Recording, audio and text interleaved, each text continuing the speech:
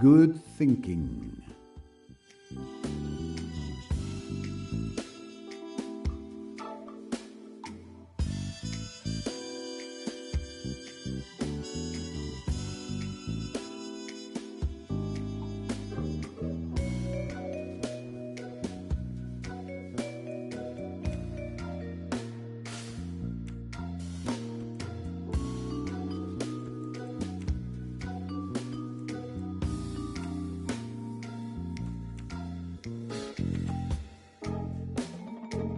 What talent!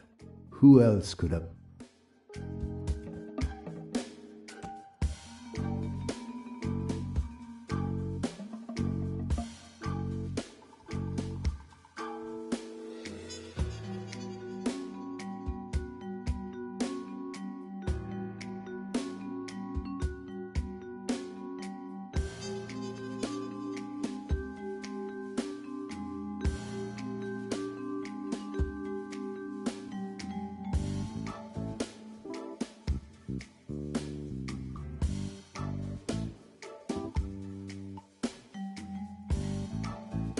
Exactly, that's it.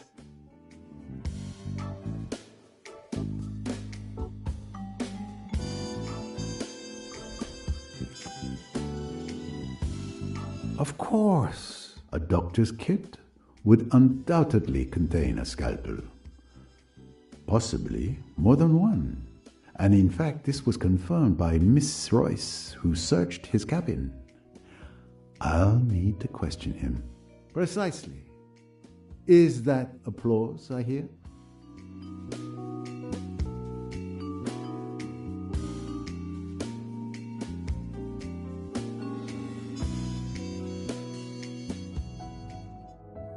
It's at times like this when I miss my good friend Hastings. Miss Royce would be a good choice, but alas, she pursues her own destiny just now. You will have to do. What? What do you mean? Your job is to listen. Follow my reasoning closely, if you can. I know that Louis Bourget wanted to blackmail Mr. Riquetti with his telegram. But I also know that you, Tarek, and Mr. Riquetti have alibis. None of you could have killed Mademoiselle Bourget. Yet, there was certainly a tidy sum paid for blackmail. Where could that money be now?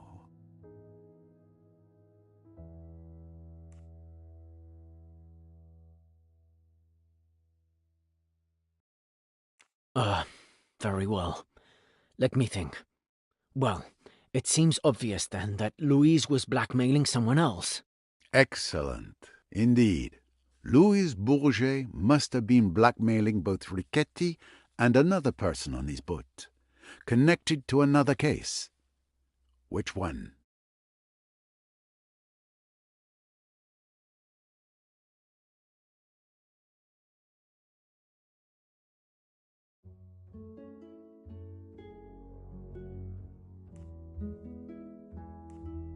The murder of Mrs. Doyle? Exactly. The victim of the blackmail could have simply paid. But if their secret were ever revealed, they'd risk the death penalty. They couldn't take that chance. But what had Louise Bourget discovered?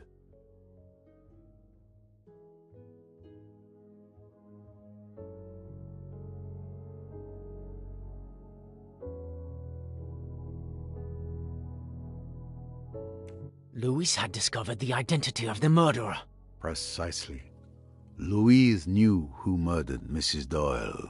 She wanted to blackmail that person instead of telling me. Instead of getting paid by the killer, she paid with her life. But what about Riquetti?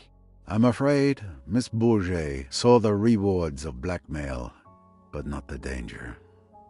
She must have planned to blackmail Riquetti as well. But she was killed before she could. Of course. You're right, Monsieur Poirot. It's brilliant. Yes, I know.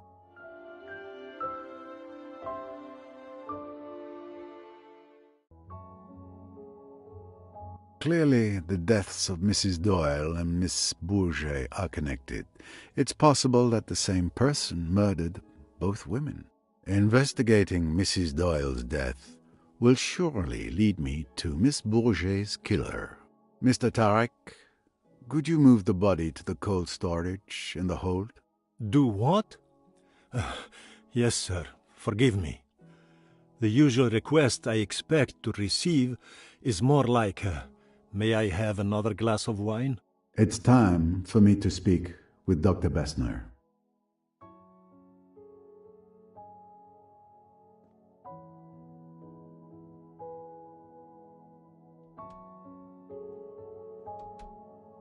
Dr. Bessner, sorry to disturb you. Mr. Doyle, how are you? My leg is in pain, but Bessner has some marvelous little pills in that bag of his that help. His condition has worsened. He has a fever.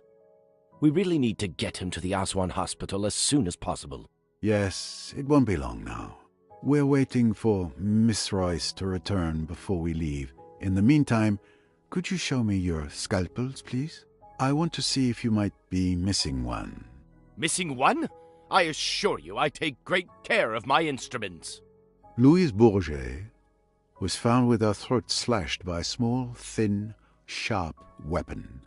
Probably a scalpel. Do you think I, Carl Bessner, who is so well known all over Austria, I, with my clinics, my highly born patients, I have killed a miserable little femme de chambre?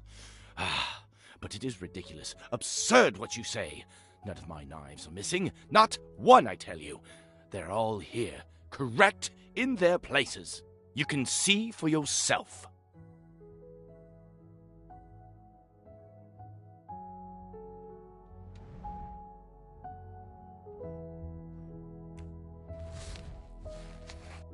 As expected, a scalpel is missing.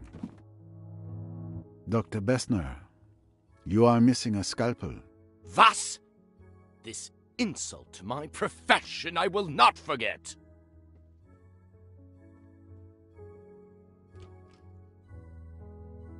Whew, you've put the old boys back up. Ah, there you are, Monsieur Poirot. It is most important. I have vital information. Mr. Doyle, I know who killed your wife. What? My theories are completely vindicated. The deep, primeval, primordial urges. It may appear impossible, fantastic, but it is the truth. Do I understand that you have evidence in your possession to show who killed Mrs. Doyle? Certainly I have. You will agree, will you not, that whoever killed Louise Bourget also killed Lynette Doyle? That the two crimes were committed by one and the same hand? You mean you have a theory as to who killed Louise Bourget? No, I have exact knowledge. I saw the person with my own eyes. For God's sake, start at the beginning. You know the person who killed Louise Bourget, you say? I will tell you exactly what occurred. I went to the rooftop bar to get, something to help me sleep. I did not wish my daughter to know of it. She tends to disapprove. As I was saying, I was on the terrace when I saw... I didn't think anything of it, of course. But when I learned that Louise had died in the saloon, I understood everything. Maybe you understood, but I can't understand anything. Calm down. Start over from the beginning. In detail. Yes, yes. As I was at the top of the terrace stairs, about to go down, I saw the murderer. It was...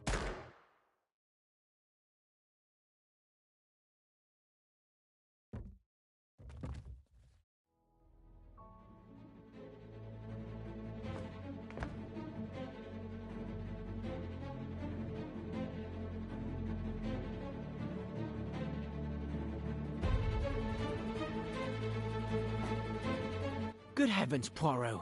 What's going on? Did you see anyone run past just now?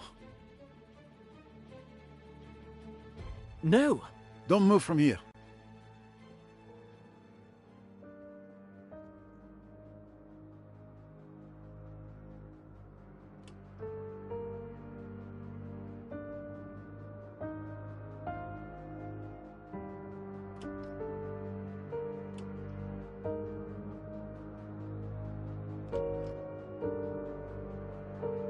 murderer has vanished. Again. Another murder? Who was it this time? I'm sorry.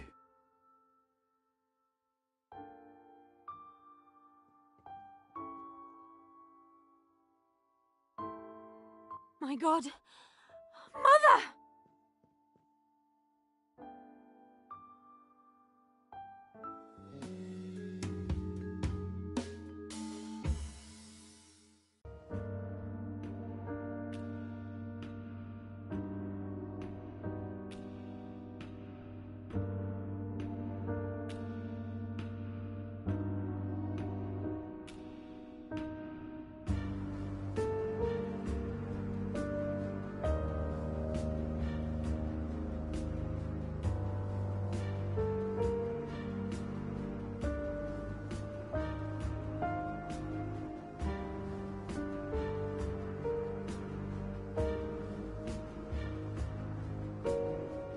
What did you see?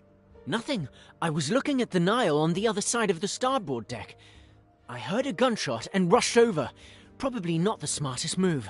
Did you run into anyone? No, no one. Why I was running towards someone firing a gun, I'll never know. If the instinct overcomes you again, I would resist it. And you, Mrs. Allett? I was reading in my cabin. I heard the noise and peeped outside. I wish I could help, but I saw no one. Thank you, madame.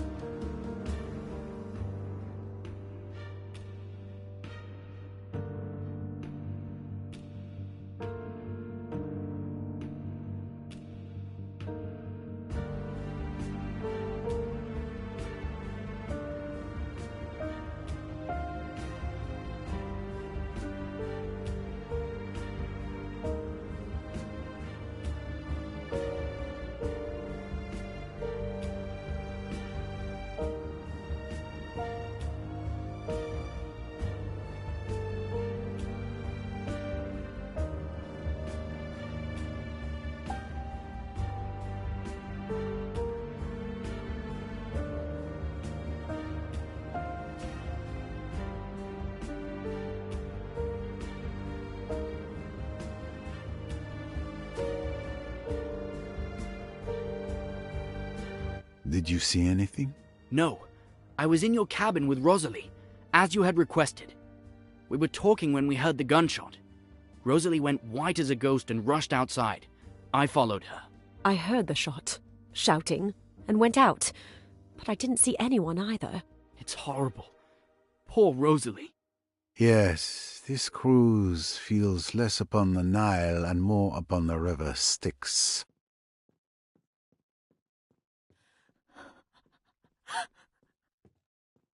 Did you witness anything that may help?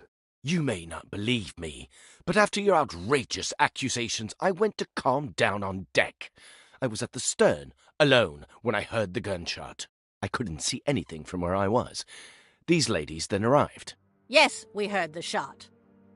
We came to see what was happening, and now there's another dead body. I have to get off this boat. Calm down, Cousin Marie, please! We were together, coming up from the lower deck. We didn't see anything at all.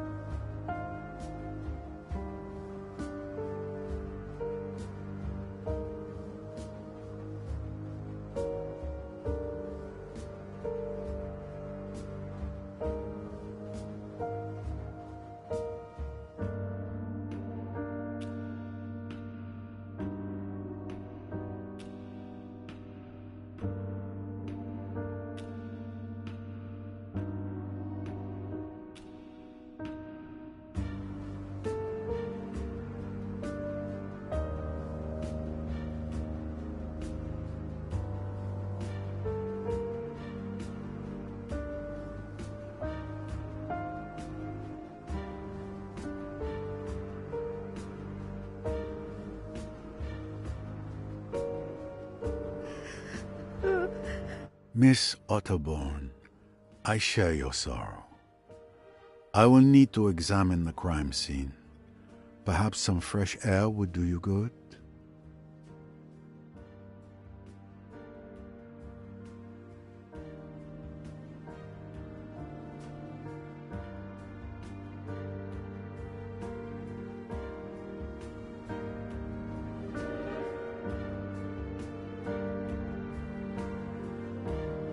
A bullet to the head.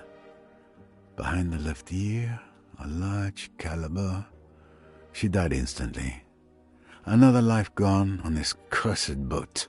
What a horror! You were close to the door, and you really didn't see anything? No, not even a shadow. Poirot, I beg you, do something! Another murder.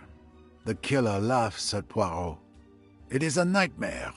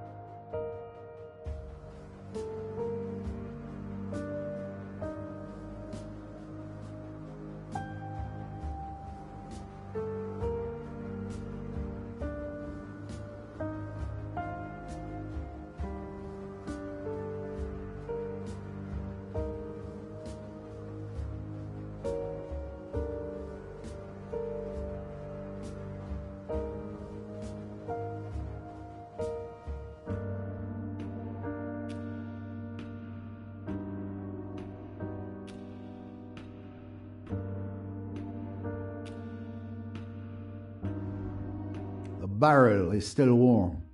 It's definitely the murder weapon. I've seen this pistol somewhere before.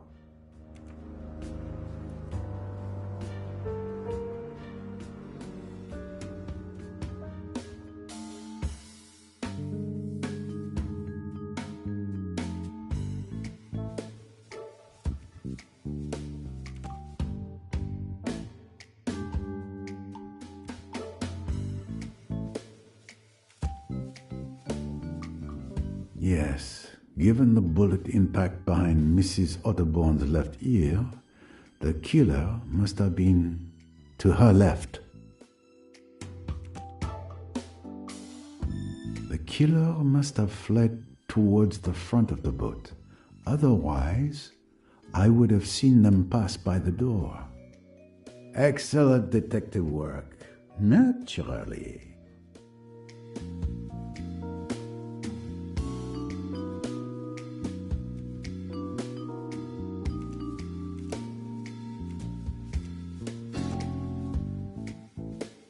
The human animal never fails to surprise me.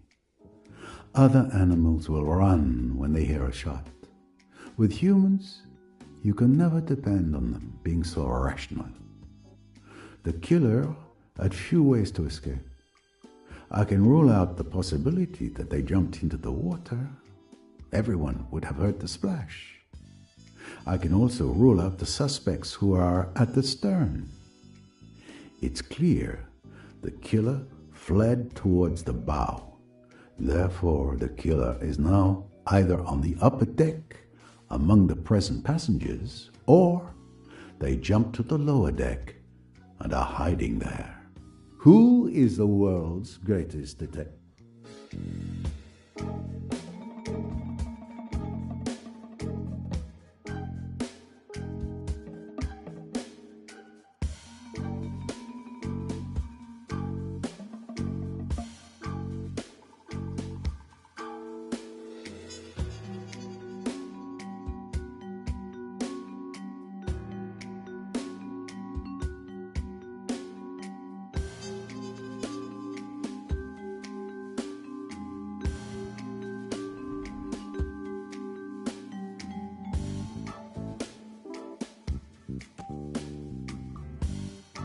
She was about to reveal who she saw enter the saloon to kill Louise.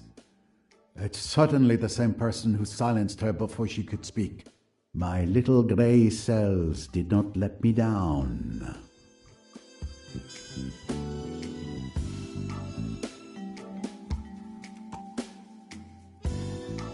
Miss Royce told me she saw this pistol in Mr. Pennington's cabin. I'll need to question him once I'm done here. He should still be in the lounge. Another victim.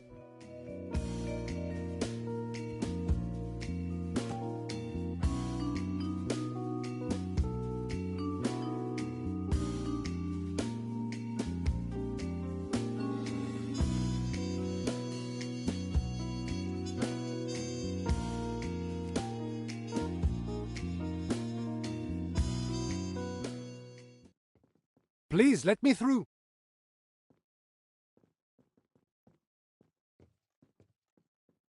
I was informed of what happened. It's terrible. My sincere condolences, miss. Thank you, Captain. This situation is completely beyond me. What can I do to help, Mr. Poirot? We need to place Mrs. Otterbourne's body in the cold storage with the others. But, most importantly, we must ensure the safety of the other passengers. I'll see to Mrs. Otterbourne immediately. Tarek, Samir, come help me.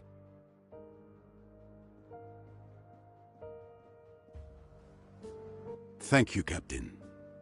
Then please stay on the alert. Don't you worry. My crew and I will be vigilant. How is Mr. Doyle? The fever has worsened, but I've just given him an antibiotic, and Miss Bowers is watching over him. There's nothing more we can do for now.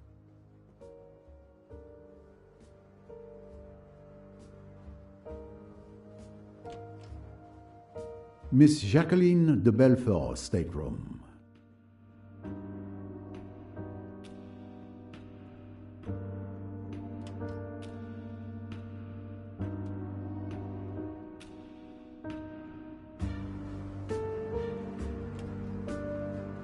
Mrs. Allerton is a very tidy woman.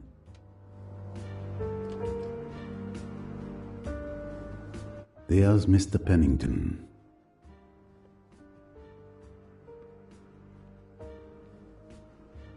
I'm so very sorry, mademoiselle. She's completely in shock. Take good care of her, young man.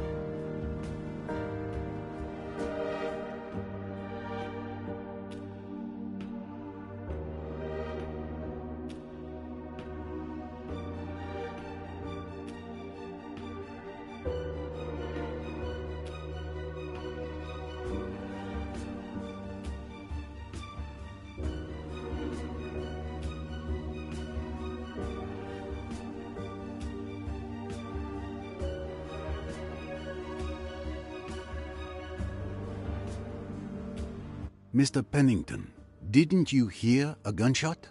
I've been thinking about it, yes. I may have. Someone was shot? Mrs. Otterborn. She's dead. Mrs. Otterborn? Who on earth would want to shoot that harmless old lady? Someone who brought a gun aboard.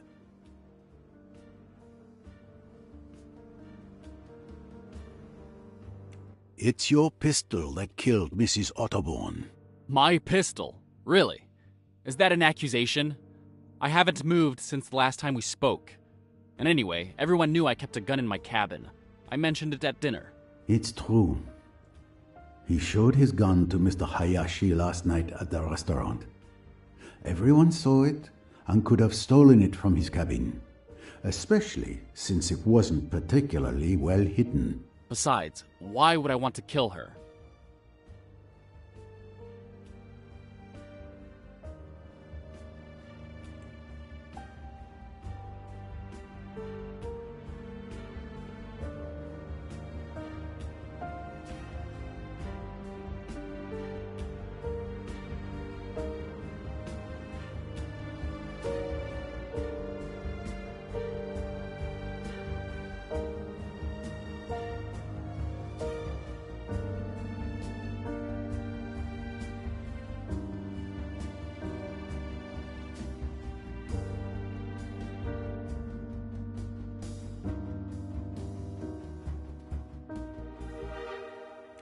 There is an obvious motive, monsieur.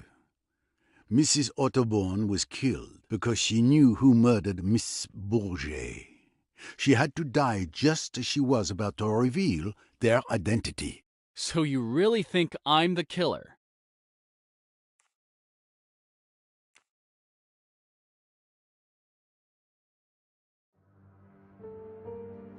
I admit, it would be a pleasure to solve this mystery by accusing you. But I know you're not the murderer.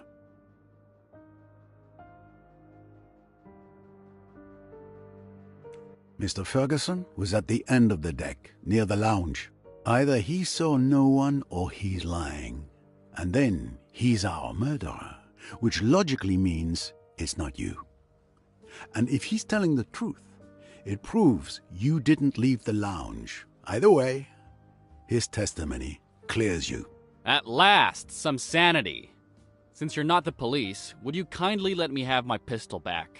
I suggest you take better care of it. And do not be so very pleased with yourself, monsieur. You and I are not done yet.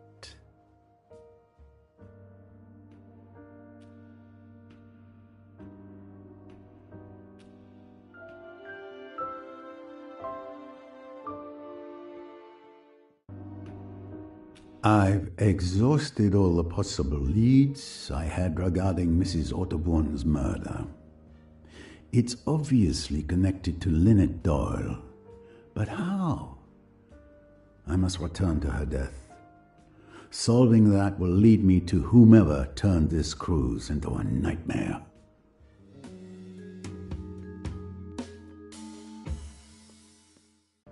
With all these tragedies, I have not had a single moment to reflect calmly. I must revisit details, and I know of a good place to start. Tim Allerton gave me a piece of information that seemed trivial to him, but awakened my little grey cells. But before I could investigate, we were interrupted by the death of Miss Bourget.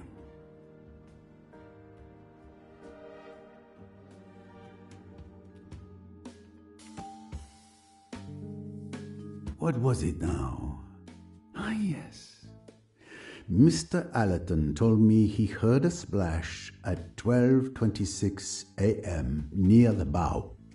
However, Miss Otterborn admitted to throwing her mother's bottles overboard at 1:10 a.m. near the stern. 2 splashes, 2 objects thrown into the water last night. I need to find out what the first one was.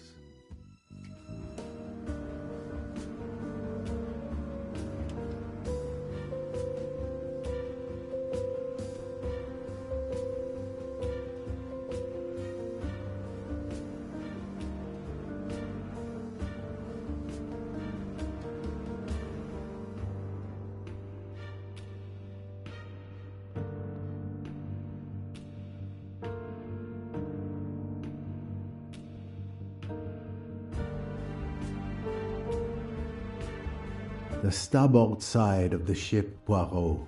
The bow. The splash was on the right-hand side, at the front.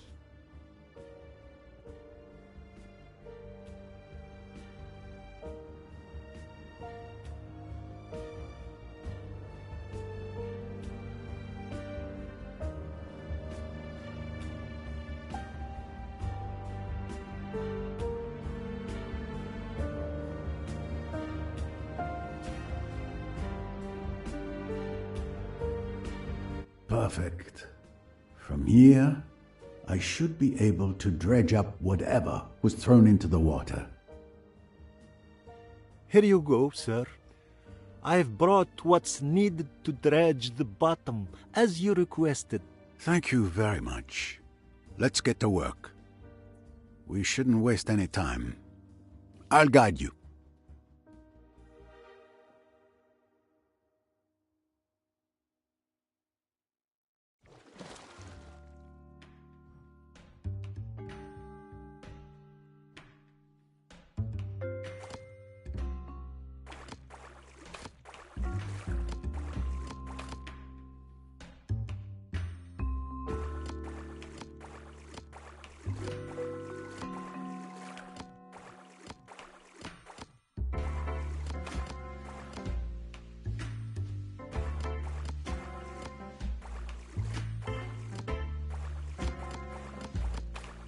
Wonderful.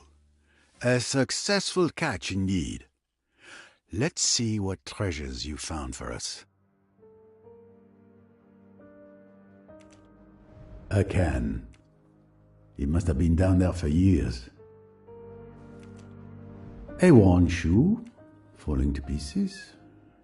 It serves some foot well. A Morse code bracelet. What an odd place to find such a thing. A plastic bottle, thoughtfully tossed overboard by a tourist, no doubt. These colors, it has a hole with burn marks on the edges. This handkerchief is quite ordinary, not expensive. It's stained red. Blood? No. After a night at the bottom of the Nile, the color should have faded. But the stain is still bright red, as if it were just made. It looks more like red ink. Ah, there you are, the infamous revolver of Mr. Belfort, and the presumed murder weapon. 3 bullets are missing. 3? I finally know what was thrown at 12:26 a.m. A torn scarf, a stained handkerchief, and Mr. Belfort's revolver with 3 missing bullets. The pieces of the puzzle are coming together. So, do you know who the killer is, Mr. Poirot? Almost, Samir. Thanks to this fruitful catch, I can now draw some new conclusions. A certain scoundrel has been laughing at Poirot, but laughter dies swiftly in a hangman's noose.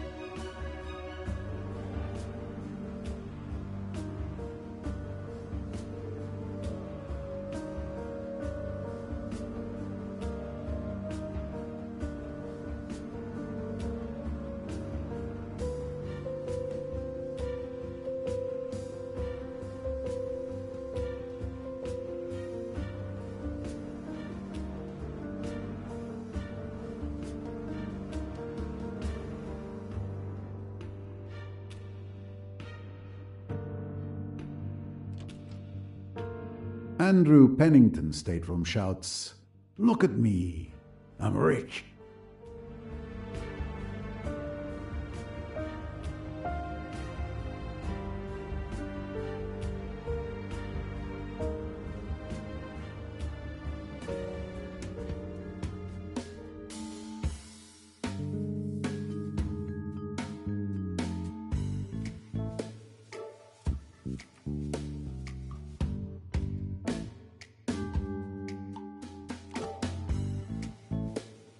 When I inspected Mrs. Doyle's cabin, I remember seeing a nail polish bottle labeled pink, yet the liquid inside was clearly red.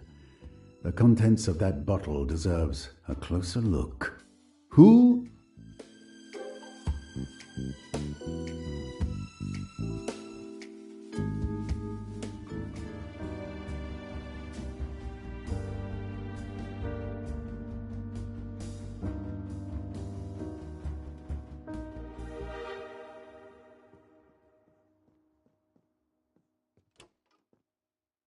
The atmosphere in Madame Doyle's stateroom is thick with tragedy.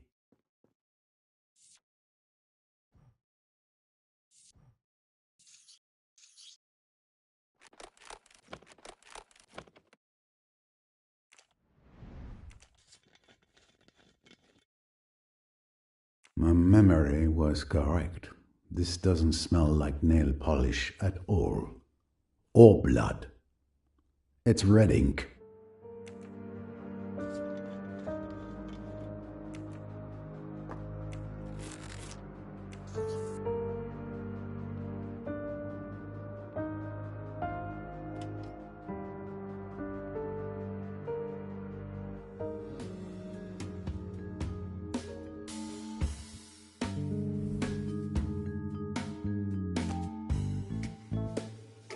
This scarf belongs to Miss Van Schuler. It disappeared from the lounge the night before Mrs. Doyle's murder.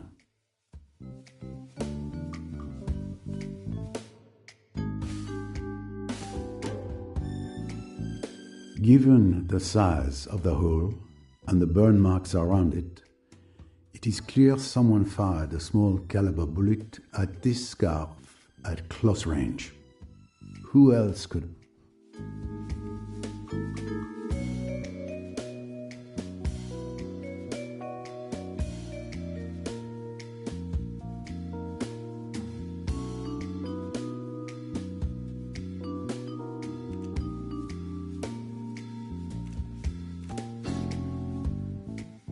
According to witness testimonies and my analysis of the crime scene, there were only 2 shots that night. The one fired by Miss de Belfort, which wounded Simon Doyle, and the one that killed Lynette Doyle. Who is the world's greatest?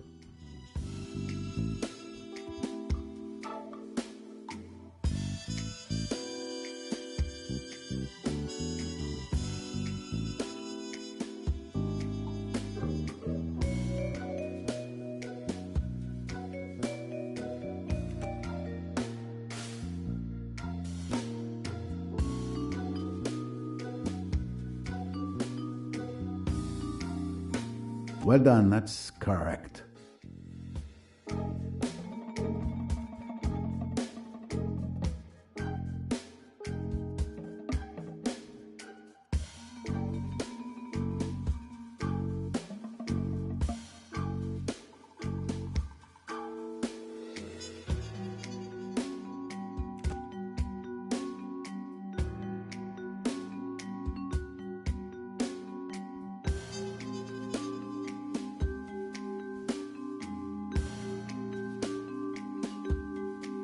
Score 1 for the forces of good. Et voilà. I now have all the facts I need to reconstruct the events of the night Lynette Doyle was murdered.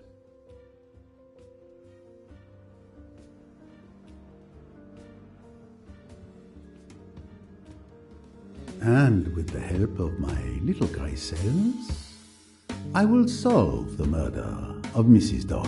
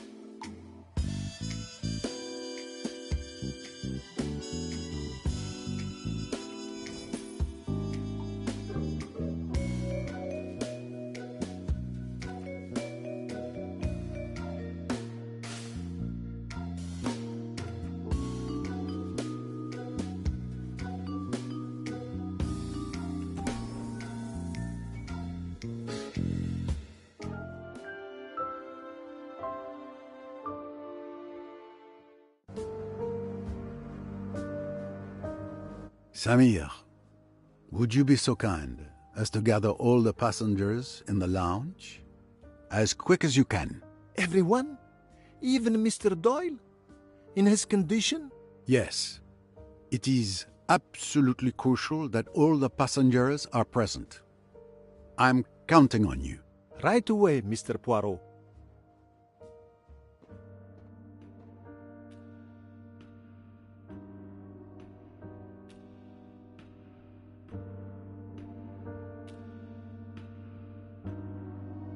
Then I arrested Riquetti at the Temple of Abu Simbel. He was injured, so I left him with the local police to get medical care. I see. Enough about me. What about you? Have you made progress on Louise's murder? Riquetti claims it wasn't him. For once, he is telling the truth. He may be a murderer, but he's not our murderer. The best proof is that there was another murder on the boat during your absence. Mrs. Otterbourne is dead. Oh no, that poor lady. Who did it? I was just about to answer that question. Everyone should be gathered in the lounge. If you wouldn't mind heading there, I'll join you shortly. All right, I'll go ahead.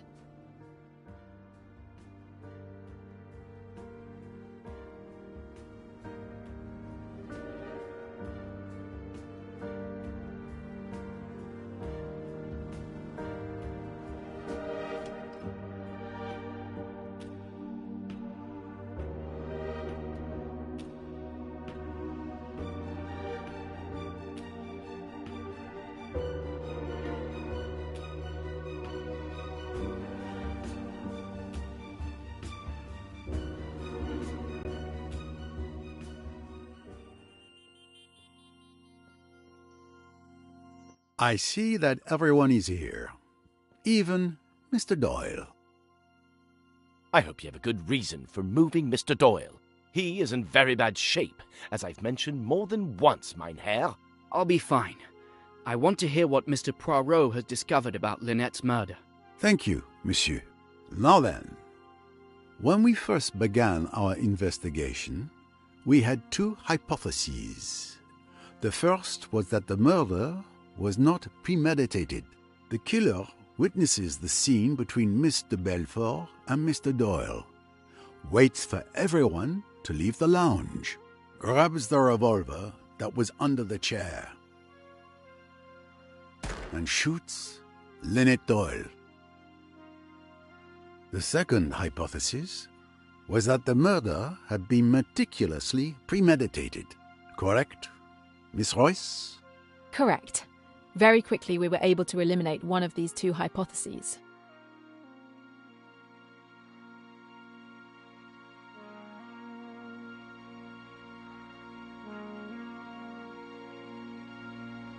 The murder was very carefully planned and accurately timed, with all the details meticulously worked out beforehand. Even to the drugging of my bottle of wine on the night in question. Let us explore the elements that support this hypothesis. Miss Robson had seen Mr. Belfort fire her revolver, had seen Simon Doyle collapse onto a chair, and had seen him clasp a handkerchief to his leg. That's exactly what I saw.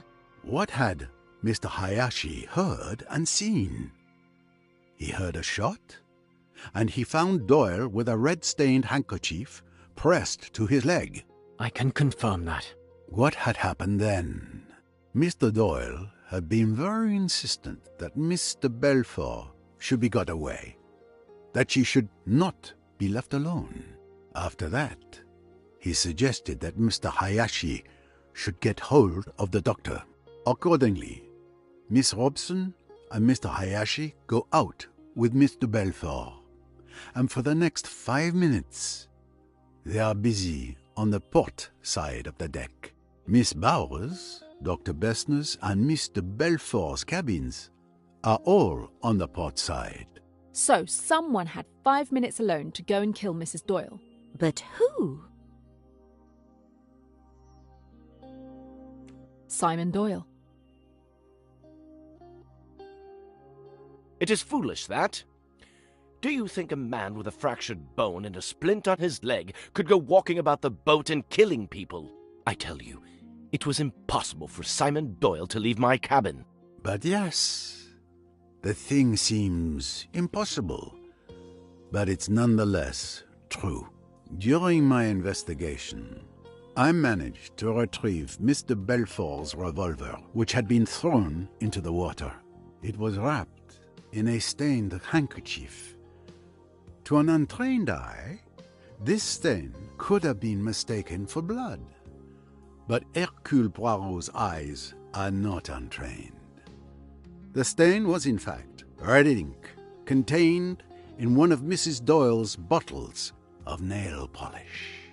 So when Miss Robson and Mr. Hayashi saw Mr. Belfort shoot Mr. Doyle, and he writhed so piteously in pain from his injury, it was all a show.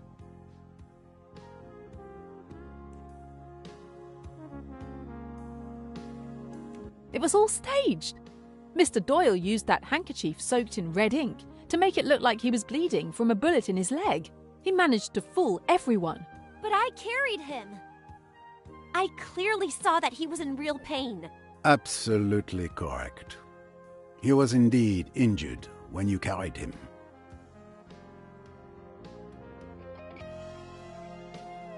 But you just said that... Patience, if you please. We're getting to the boldest part of this plan.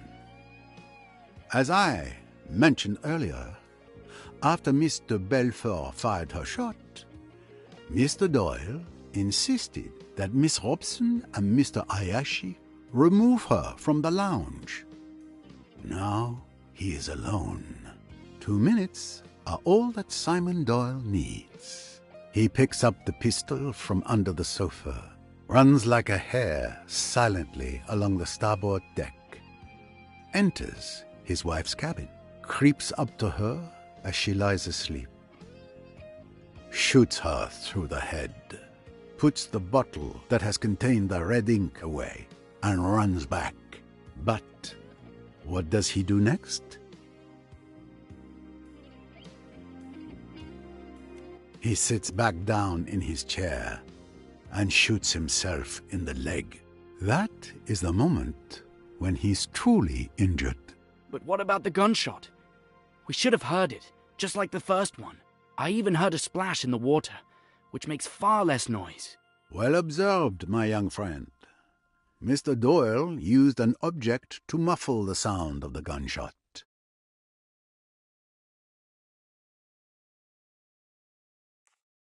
Remember, on the night of the murder, Miss Van Schuler had lost her scarf. In fact, it was Simon Doyle who stole it and hid it under a cushion, setting the stage for his crime.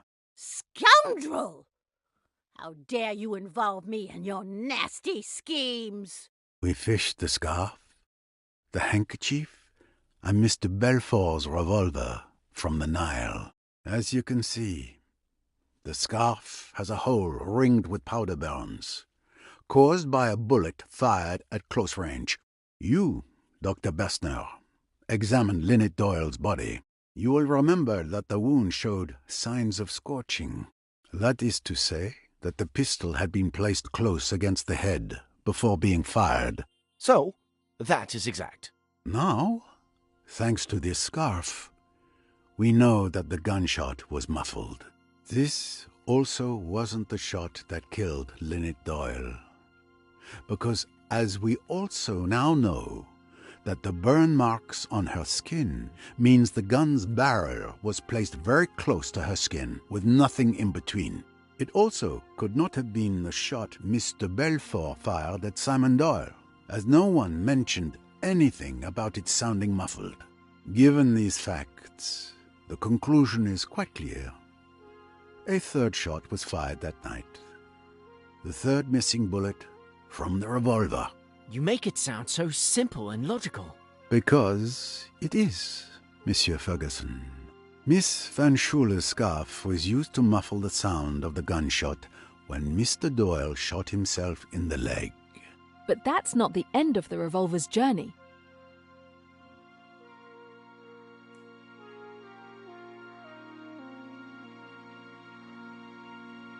Mr. Doyle wrapped the revolver in the stained handkerchief, then put everything in the scarf and tossed the bundle out the window into the Nile. And that's the splash I heard. Exactly, Mr. Allerton. It required very precise timing, but Monsieur Doyle acted coldly and swiftly, just as he did when he murdered his wife.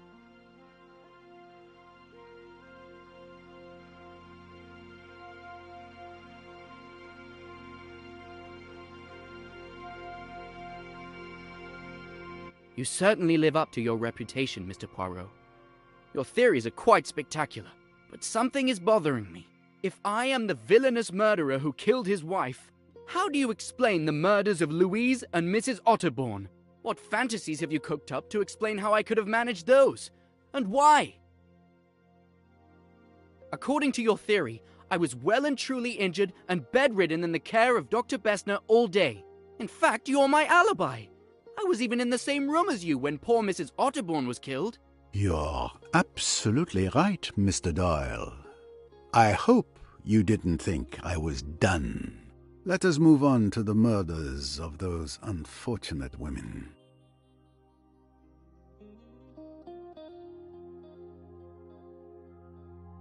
You couldn't have killed Miss Bourget and Mrs. Otterbourne, Mr. Doyle. But you're not entirely innocent of their deaths either. Remember when Louise came to testify? When I asked her if she had seen anything the previous night, she gave this curious answer. Naturally, if I had been unable to sleep, if I had mounted the stairs, then perhaps I might have seen this assassin, this monster, enter or leave Madame's cabin. Now, what exactly did that tell us?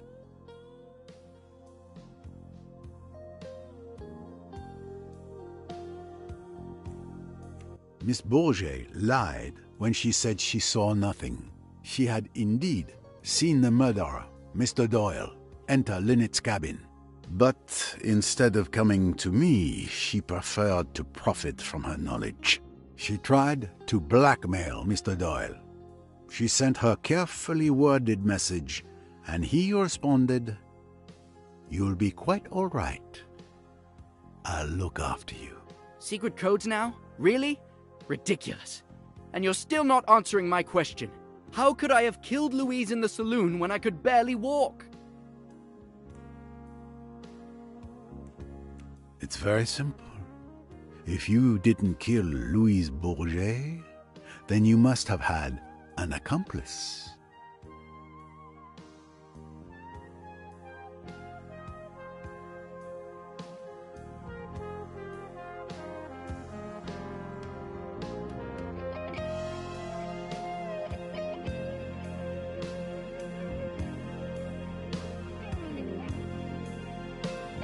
An accomplice? Are you accusing me?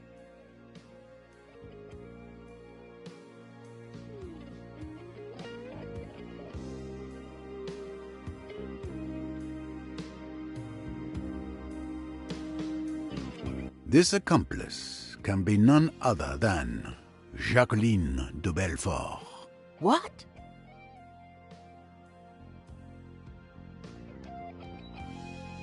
I beg your pardon. You're insane. As I say, it was a very cleverly planned and well thought out piece of work. It could not be chance that Simon Doyle had a bottle of red ink in his pocket. No, it must be design. It was not chance that he had a plain, unmarked handkerchief with him. It was not chance that Jacqueline de Belfort's foot kicked the pistol under the settee, where it would be out of sight and unremembered until later. So you truly believe that Miss de Belfort and Mr. Doyle are accomplices? Certainly, the two halves of the murderer. What gave Simon his alibi?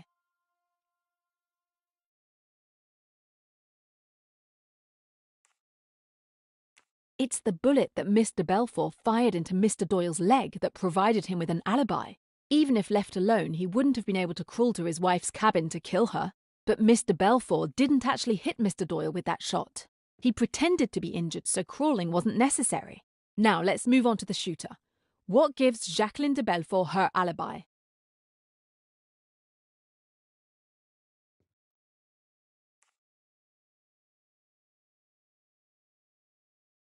Mr. Doyle was insistent that Mr. Belfort was never to be left alone from the moment of the gunshot until this morning.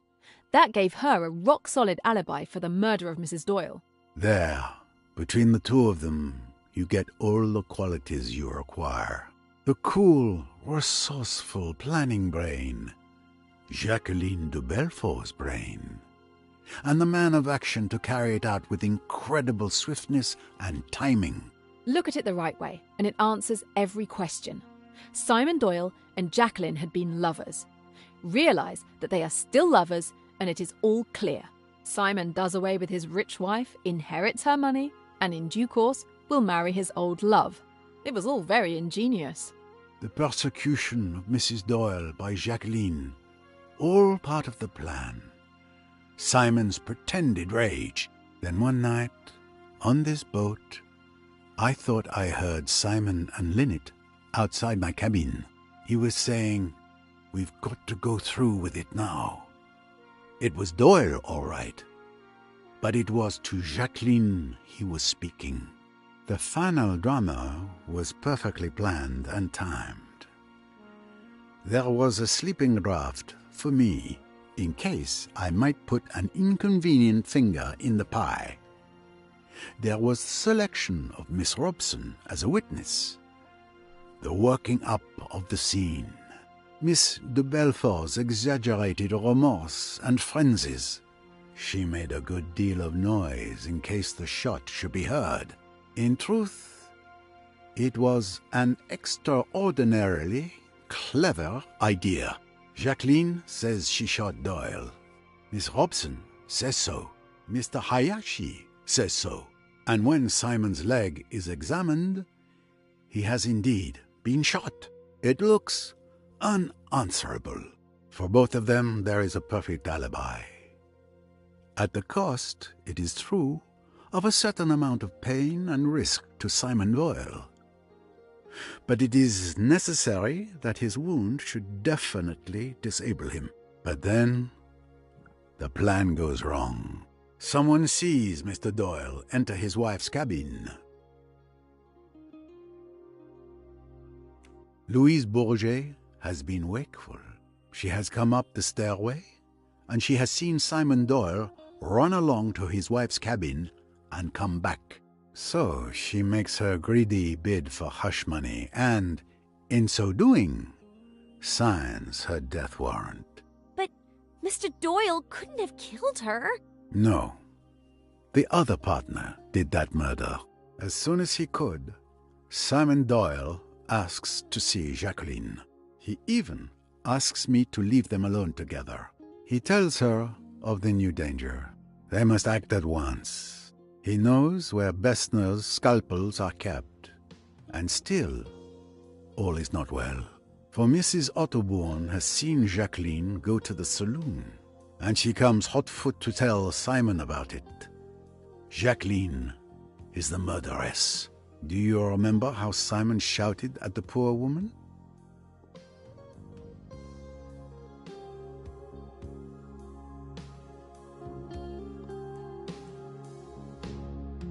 Nerves, we thought.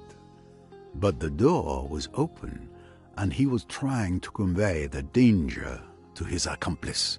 She heard, and she acted like lightning. She remembered Pennington had talked about a revolver. She got hold of it, crept up outside the door, listened, and at the critical moment, fired. She boasted once that she was a good shot, and her boast was not an idle one. I remarked, after that third crime, that there were 3 ways the murderer could have gone. I meant that he could have gone aft, in which case Ferguson was the criminal. He could have gone over the side, very improbable. Or he could have gone into a cabin. Jacqueline's cabin was just 2 away from Dr. Bessner's. She had only to throw down the revolver and bolt into the cabin. It was risky, but it was the only possible chance.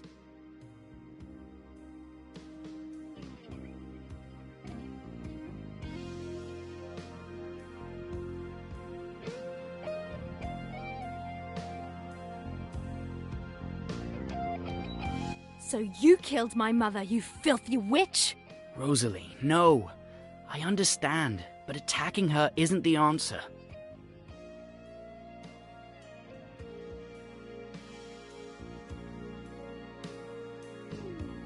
Come on. How can you listen to the ramblings of this old fool? His entire grand theory is based on the fancies he's made up out of whole cloth, without a shred of evidence. You might hope it is so, young man. You insist more proof is needed? You hope Poirot is a doddering old fool? Then by all means, let's allow someone else to dodder some. Miss Royce, if you would.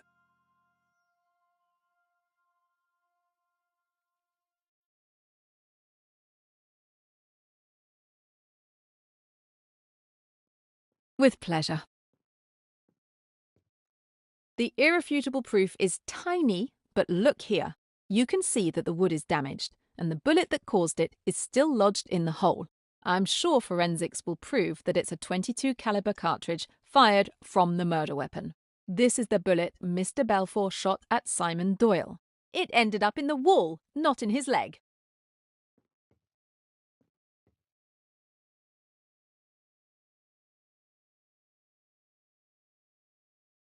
Damn you!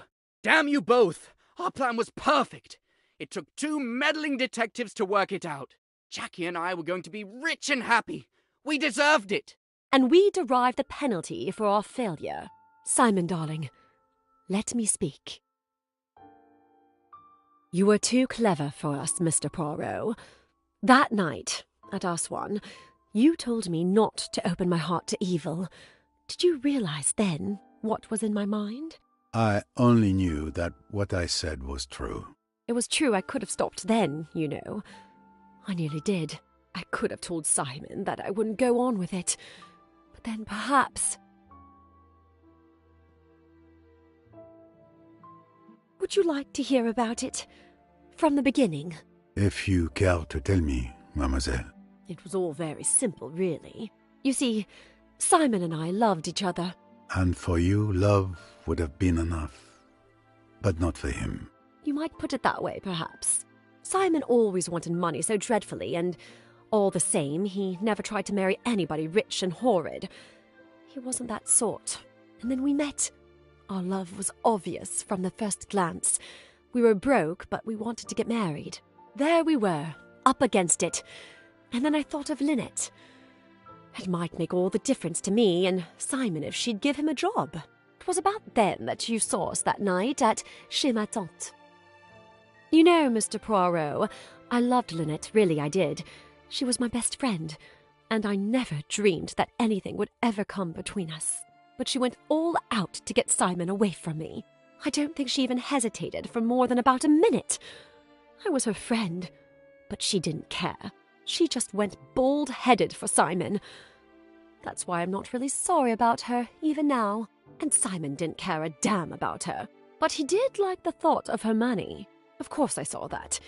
And at last I suggested to him that it might be a good thing if he got rid of me and married Lynette. But he scouted the idea.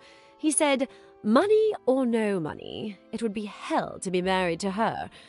He said his idea of having money was to have it himself. He talked about it a good deal one way and another, about how convenient it would be if Lynette died. I said it was an awful idea, and then he shut up about it. After a bit I saw that he'd made up his mind, and I was terrified.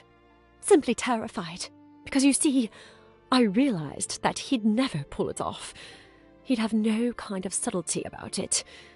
And he's got no imagination. So I had to come into it too, to look after him. I thought and I thought, trying to work out a plan. It seemed to me that the basis of the idea ought to be a kind of two-handed alibi. You know, Simon and I could somehow or other give evidence against each other, but actually that evidence would clear us of everything.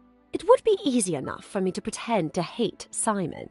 It was quite a likely thing to happen under the circumstances.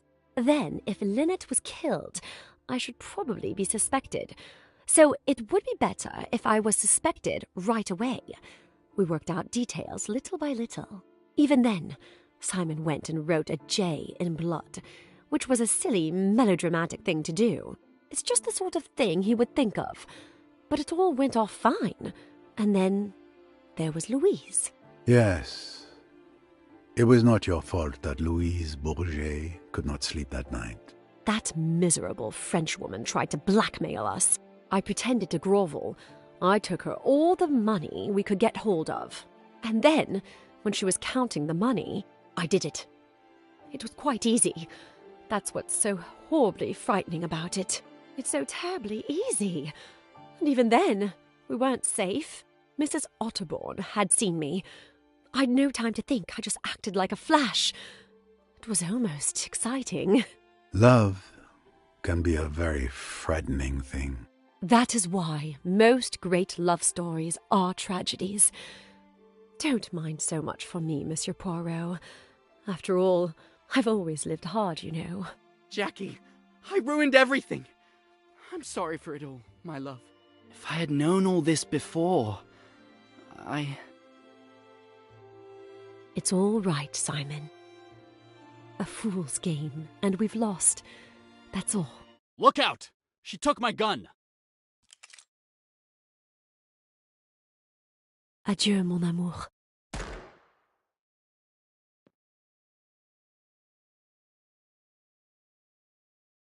No!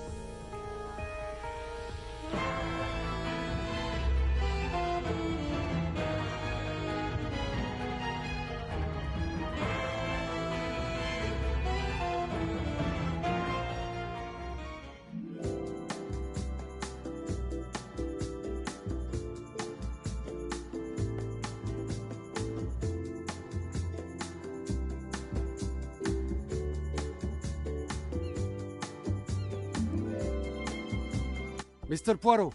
Mr. Poirot, come quickly! There is a problem!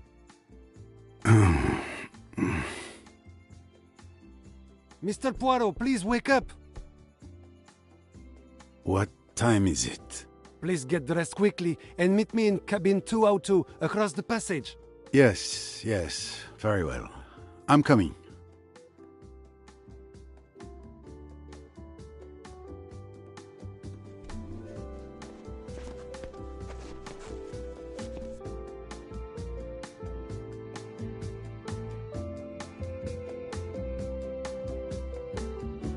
"9 o'clock? Why have I slept so late? It's not like me at all. Well, let's see what has the captain in such a state." cabin. I really don't feel well. It's more than just... Ah, finally, Mr. Poirot. Captain. Dr. Bessner.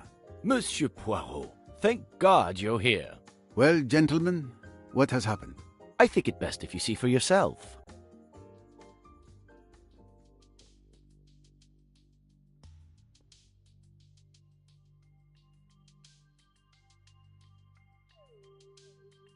Oh no.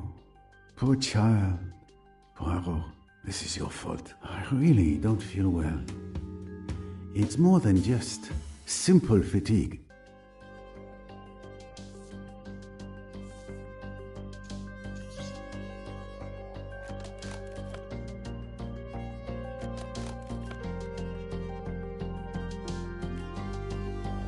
I'll never understand fashion. Why call a nail varnish pink when it's red?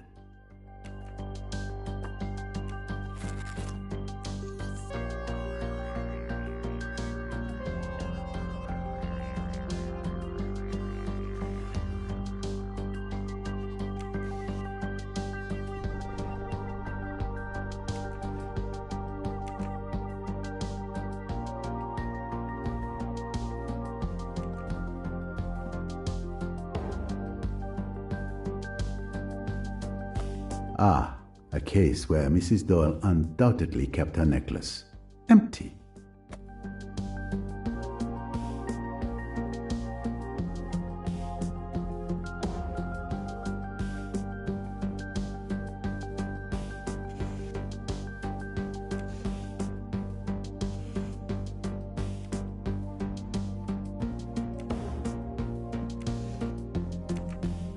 The murder weapon is not helpfully lying on the dressing table.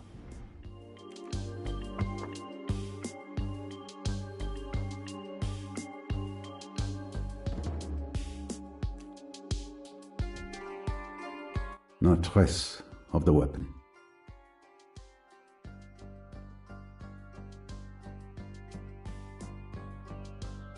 There's blood on one of her fingers. Obviously, she wasn't wearing her necklace to sleep. No signs of a struggle or bruising on the body. Small caliber bullet fired at very close range, judging by the burn marks. The letter J is drawn in blood.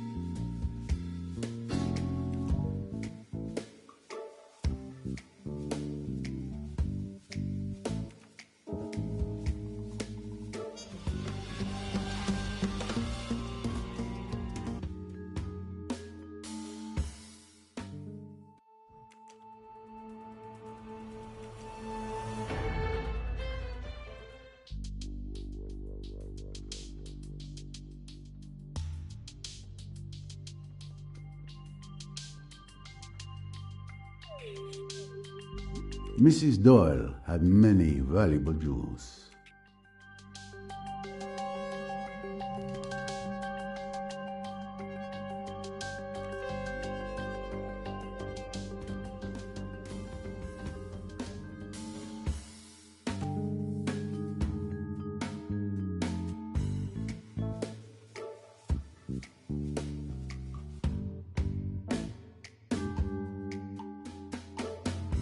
course, precisely what I thought.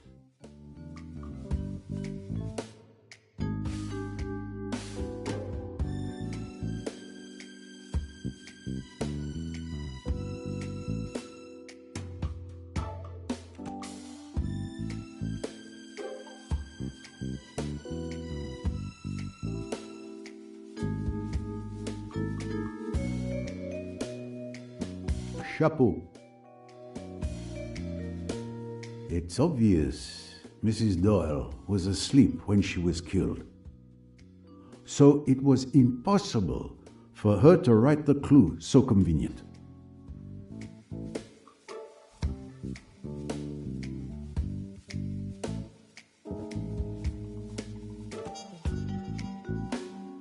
I have it. Mrs. Doyle favored an expensive pearl necklace. Who else could have succeeded?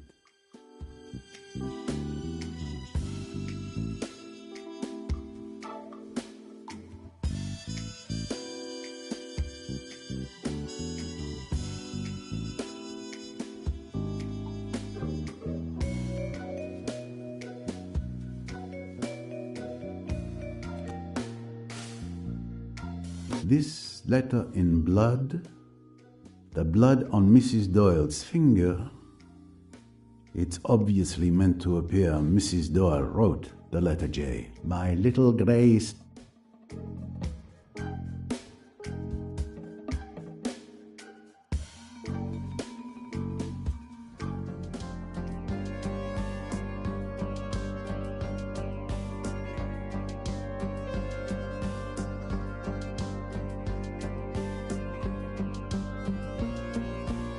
Don't be hasty, Poirot. I don't think I've discovered everything of interest here.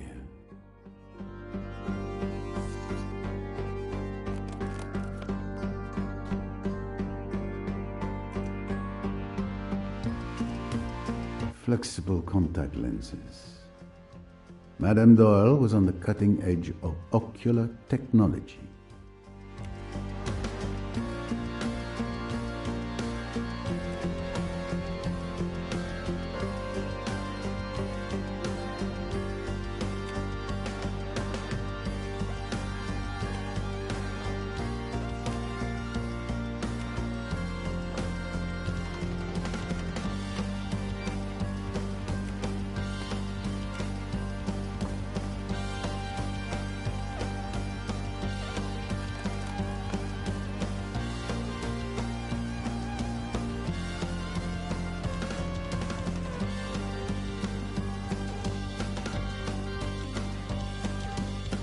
Now there's a perfume not just anyone can afford. And she doesn't have only one. Here's a second, just as expensive. Well, and a third perfume. Clues of good taste, but not motives for murder. Every time I saw Mrs. Doyle, she was wearing this nail varnish.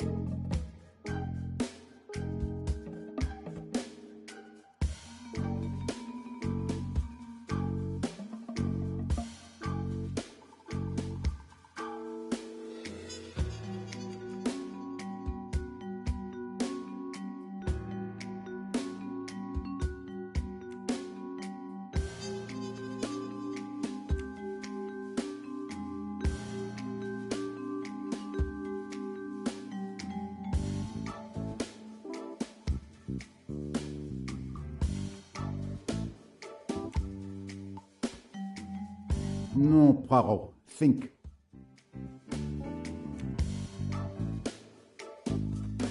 Just another pothole on the road to success.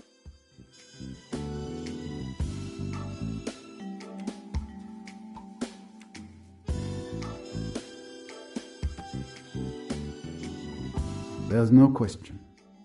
Mrs. Doyle was murdered. Who is the world's greatest detective?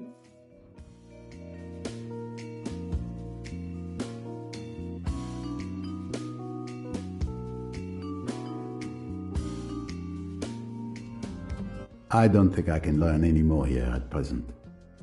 Time to compare my observations with those of Dr. Bessner.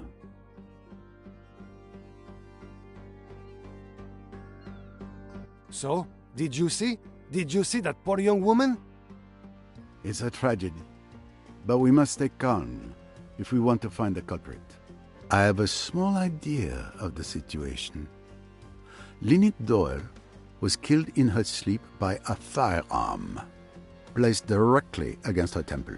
I also noticed that her pearl necklace was missing, perhaps taken by the killer, but it's too early to assert that.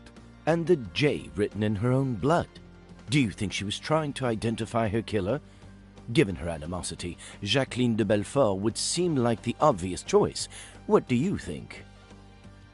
My friend, once the Earth was thought to be flat, that was the obvious choice at the time.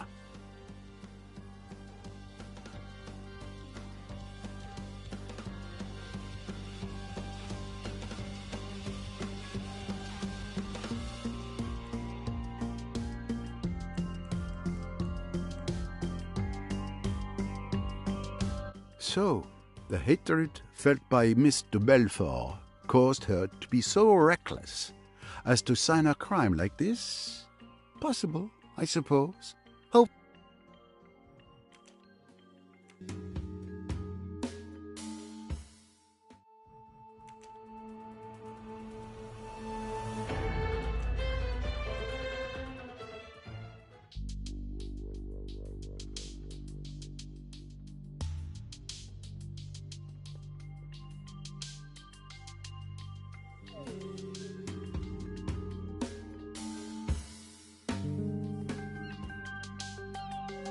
So, did you see?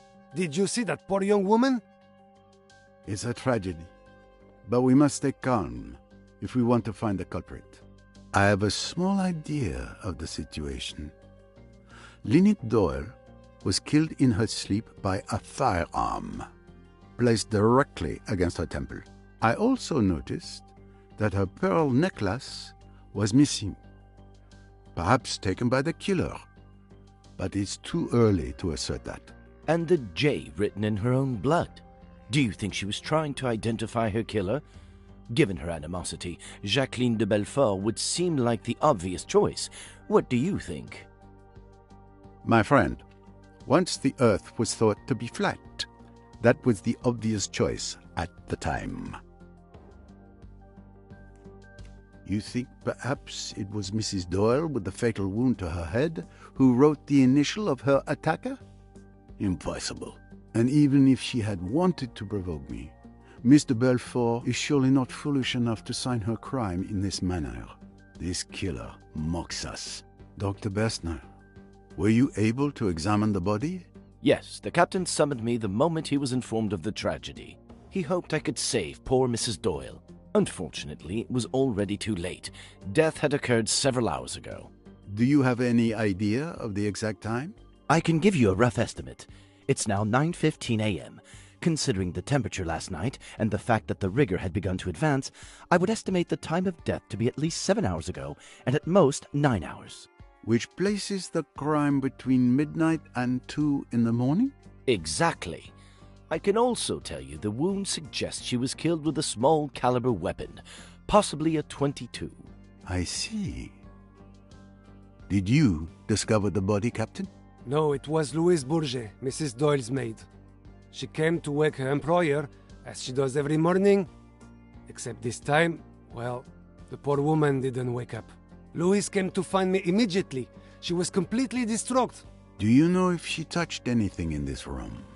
She assured me she touched nothing. Neither did I.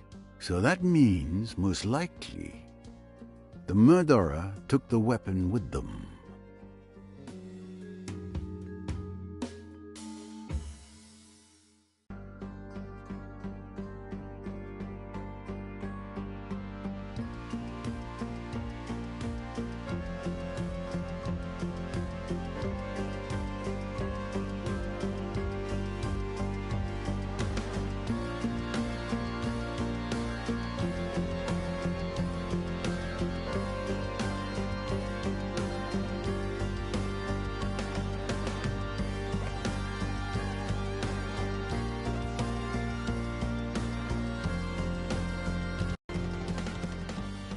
And that's how I ended up here. You have been having quite the adventure, mademoiselle. You track a murderer who may be on this boat? The coded message mentioned a killer who would be present on the Karnak from the 21st to the 23rd of February. Those are the dates of this cruise, are they not? That's correct, mademoiselle. Perfect. Then there's still time to stop them before they strike again. Perhaps you could have stopped them if you had arrived a day earlier. What? No! Someone else is dead? Yes. Lynette Doyle was killed last night. A gunshot to the head. Your quarry may be responsible for her death as well. A connection between the two eludes me at present. The prey I'm tracking is a lone wolf. This is awful. The Egyptian police have been contacted concerning Mrs. Doyle. We are turning the ship around and will meet the police in Aswan. Mr. Poirot, unless the authorities say otherwise, the case is yours. I give you full authority to lead the investigation. I've already asked Tarek to guard the gangway. No one may board or disembark until further notice. I accept, Captain Hassan. But we cannot leave until I make certain the crime scene, in fact, the entire boat, are fully inspected. Of course. Of course. We will remain here until you are satisfied with your investigation. I will inform the Aswan police. Monsieur Poirot, with all due respect, you must let me help you. I need to stop my killer. Mademoiselle, remember, I saw you in action at Chematante. I would be foolish to deprive myself of your help. But a word of caution, if I may. It is clear this investigation is very personal. Do not let that cloud your judgment. Don't worry, Mr. Poirot. Together, we can bring an entire boatload of murderers to justice. I have no doubt. Very well. Most passengers should be having breakfast by now. Captain, would you be so kind as to ask the other passengers to join us in the restaurant? Anything you wish, Monsieur Poirot. Perhaps Miss Royce could assist me? Of course.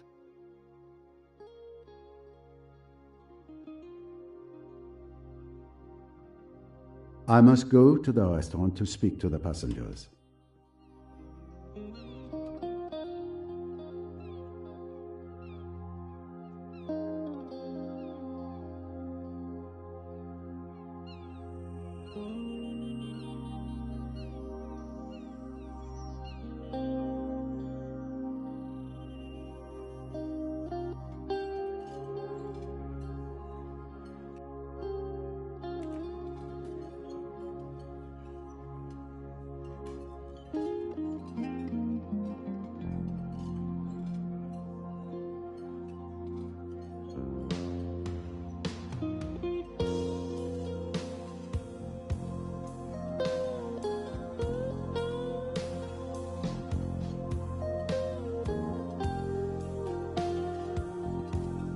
Good morning, ladies and gentlemen.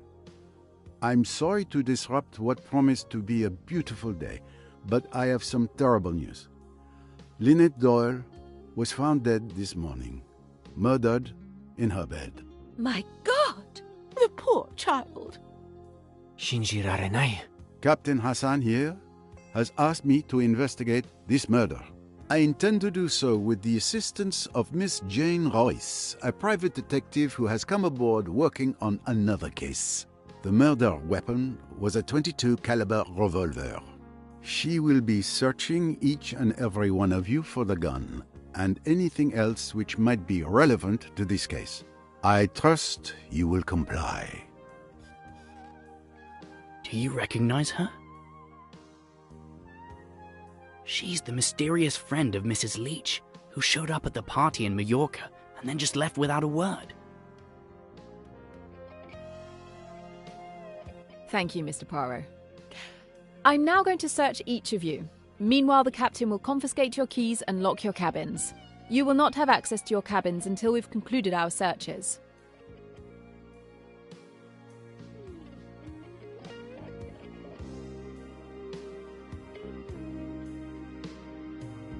A moment, please. I'm deeply distressed by Mrs. Doyle's death, but as her legal representative, I demand to know by what authority you intend to conduct this investigation. I agree. This is outrageous. The Egyptian police should be notified. I, for one, will never submit to depriving individuals of rights that I do not recognize as legitimate. Miss Robson, would you kindly join us? Can you show us your bag, please?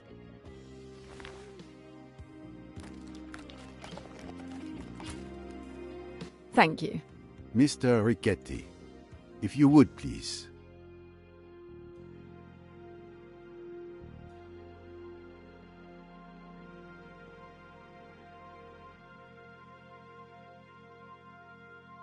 Et voilà. Thank you all for participating. You may expect me to interrogate each of you. Since nothing conclusive was found, you're free to go. But you may not return to your cabins or attempt to leave the boat.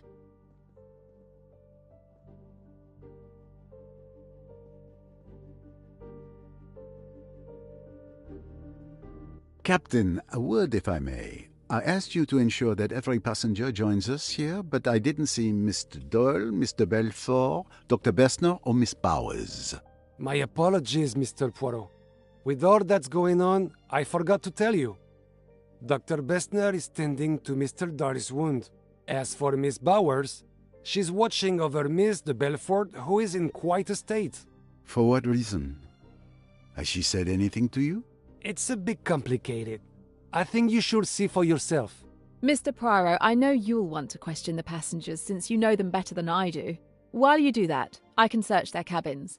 The captain gave me a master key, so I don't have to try and figure out what key goes with which cabin. Would that work? Quite right, Miss Royce. You have read my mind.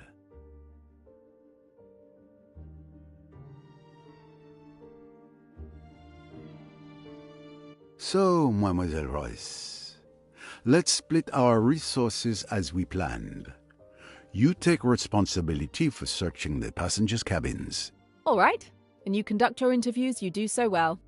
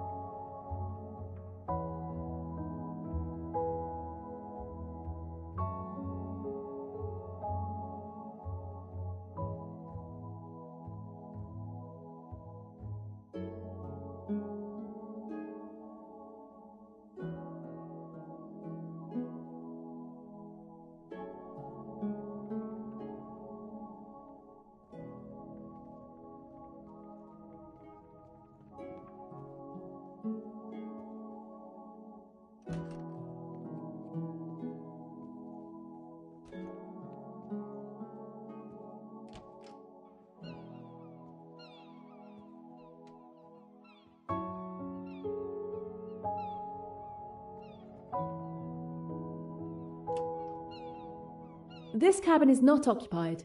There's nothing of interest here.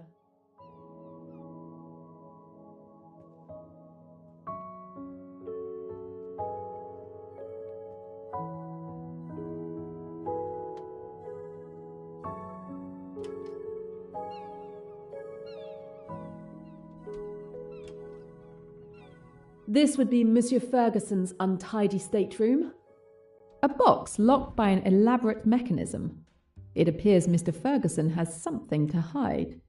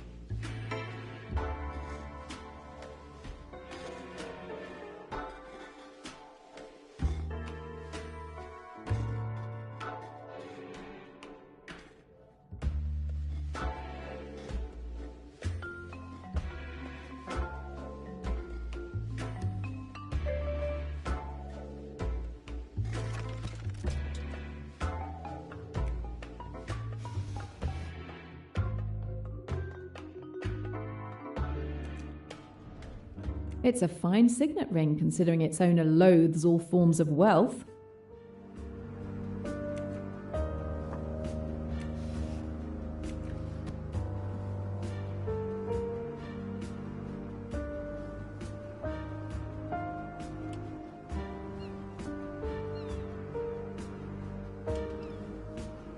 This is the cabin of Guido Richetti.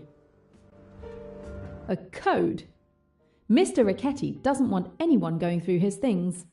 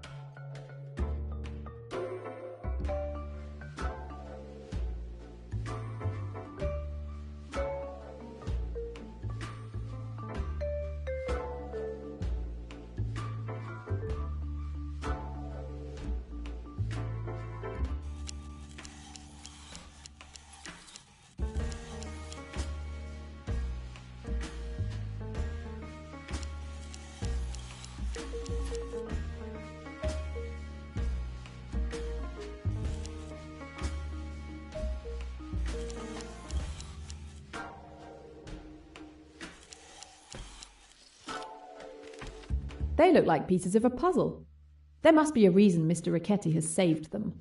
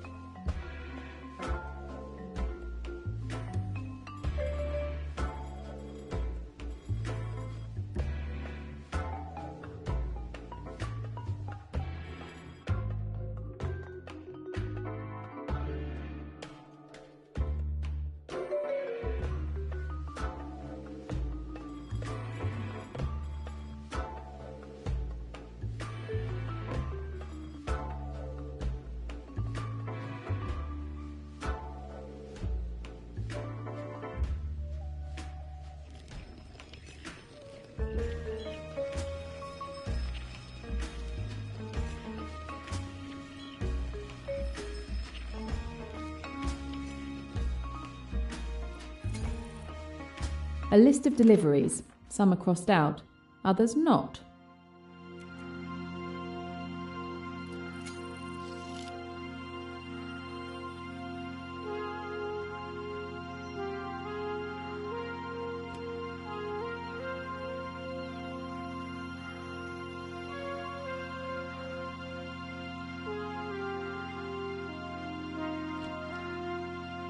This cabin is occupied by Louise Bourget.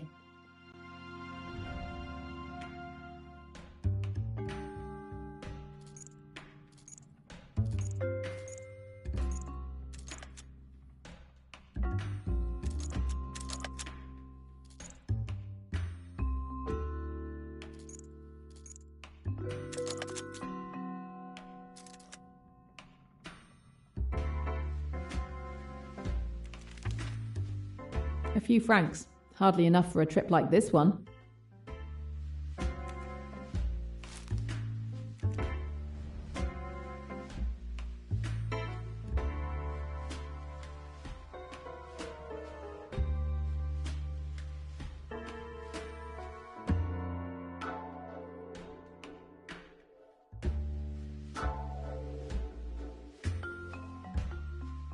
A pair of scissors. Could be handy.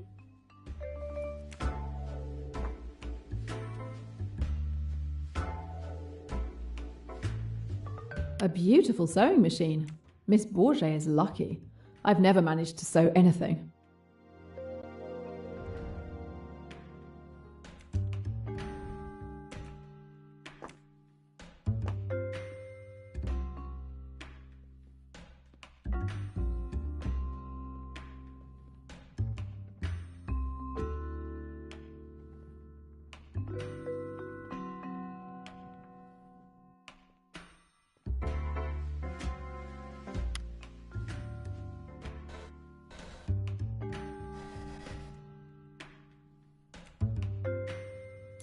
Everything's ready. I just need to switch on the sewing machine.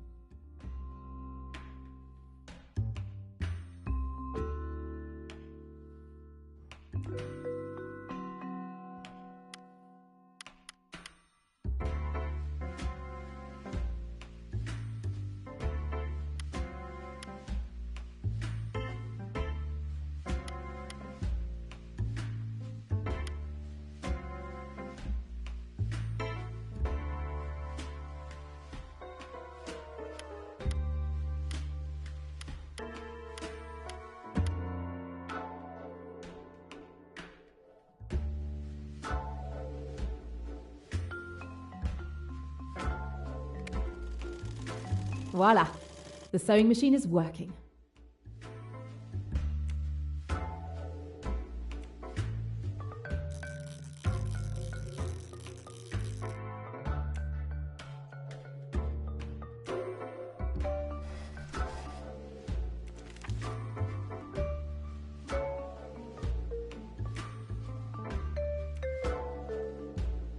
It looks like an estimate of the value of Mrs. Doyle's necklace.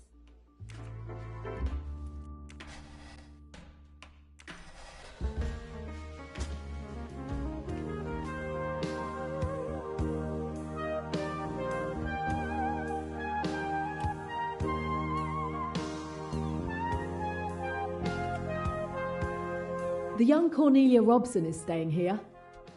Wow, that pocket watch is gorgeous. I didn't think Miss Robson owned anything that expensive.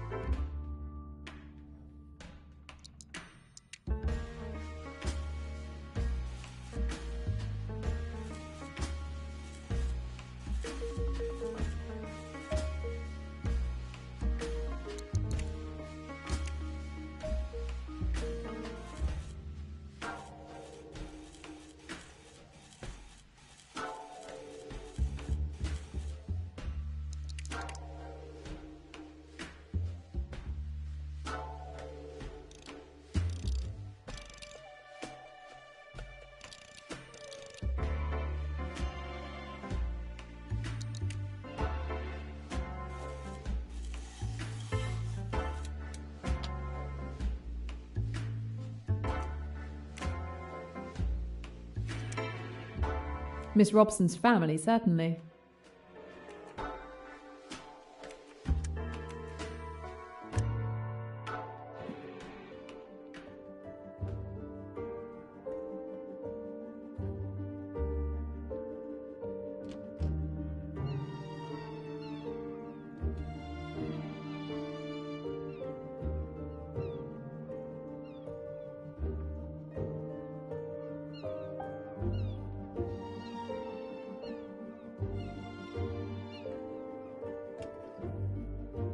This would be Mrs. Allerton's cabin. The lock is too small for my instruments. I'll have to find another way to open it.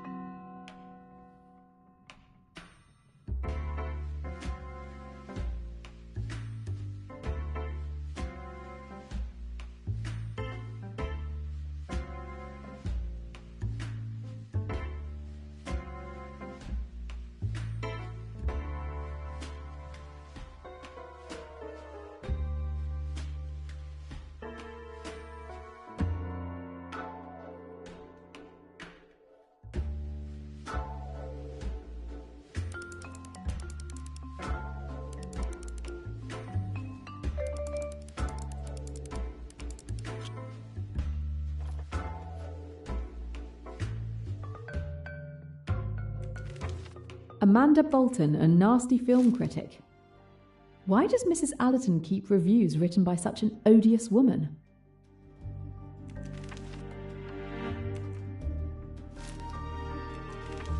All these film reviews seem to have been written by this Amanda Bolton, a very critical person, it seems.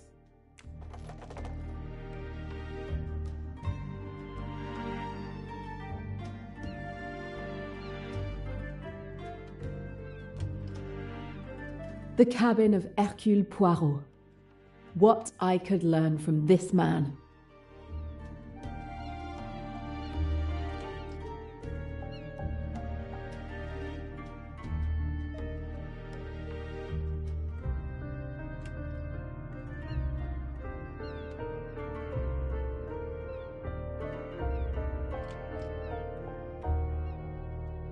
Good morning. Good morning. This is a surprise. What are you doing here? I didn't expect to see you again after our meeting in Mallorca. I wasn't entirely honest, I'm afraid. I am Jane Royce, a private detective. I was undercover investigating a theft. Really? How exciting. The captain has tasked me with helping to investigate the murder of Lynette Doyle. Can you tell me your movements of last night? As requested, I was with Miss de Belfort. She was so panicked that I had to give her a sedative. You stayed with her all night? Yes, from midnight until now. Very well, that's straightforward enough. Ladies, I must ask you to step out so that I can search you, as well as this cabin. Excuse me? All passengers and cabins must be searched. You can ask the captain. I was just leaving anyway. It will be a formality. Thank you in advance.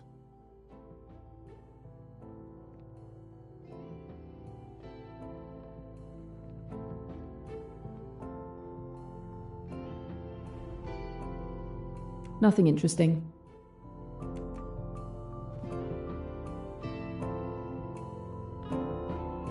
A locked photo album. But why did Mr. Belfort take it on holiday?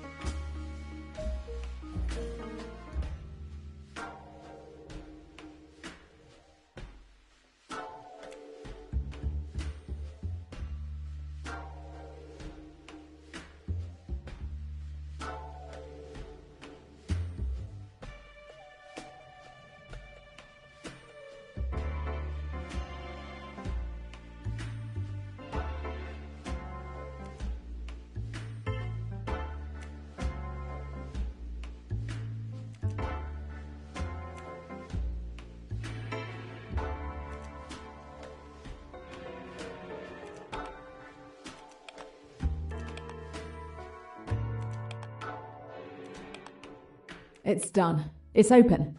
I hope she doesn't have to go through all this every time she wants to look at her photos. Simon had proposed to Jackie. Their future seemed bright. Simon had... Oh, they seemed so happy back then. But now? Is hatred all they feel?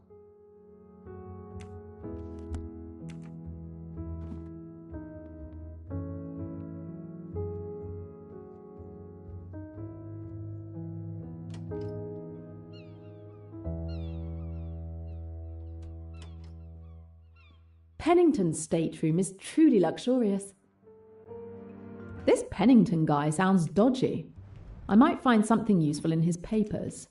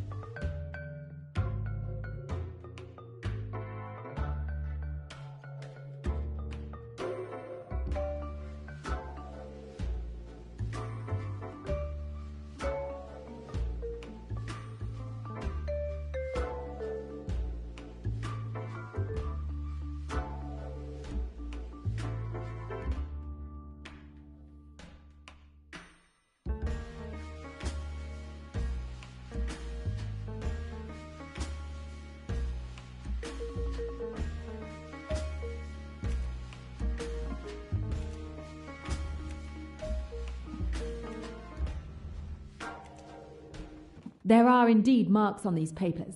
I feel like I might be able to extract some useful information, but for that, I need to find something to reveal them.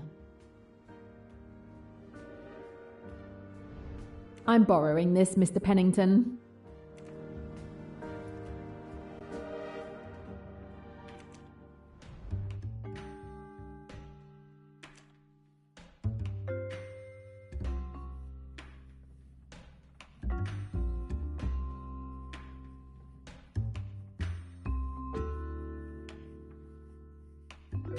Here's one.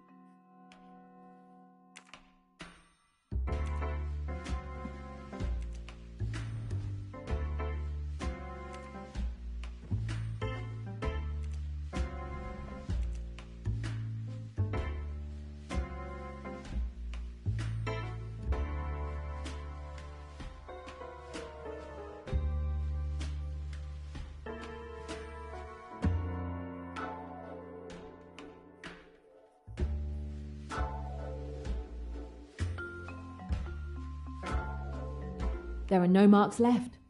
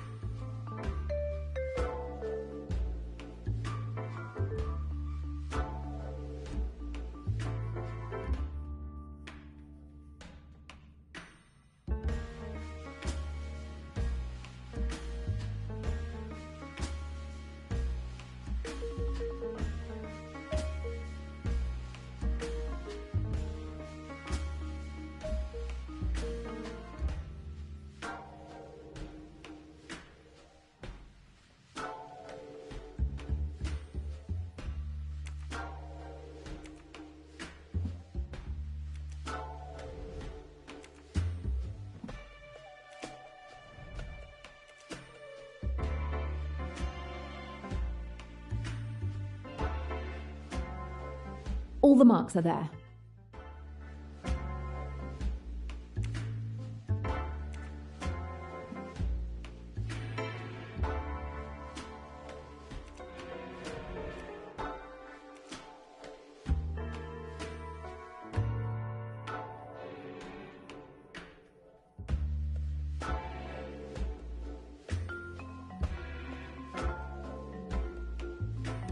I think I have the entire letter. Now I just need to put it in order.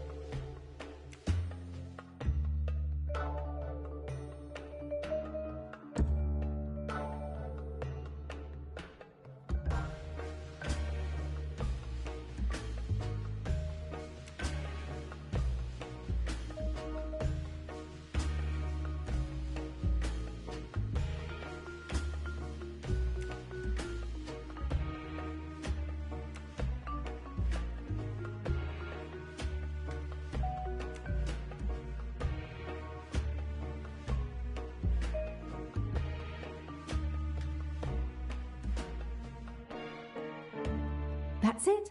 I have the entire letter. Pennington claims to have run into the Doyles on this boat by pure chance. But this letter, which he tried to make disappear, tells a completely different story. I have the strong impression that this trip to Egypt is actually a business trip for Mr. Pennington, perhaps even a matter of professional survival. He seems quite embarrassed at the thought of someone uncovering the games he's played with Lynette's money. I wonder if that's what it could be about.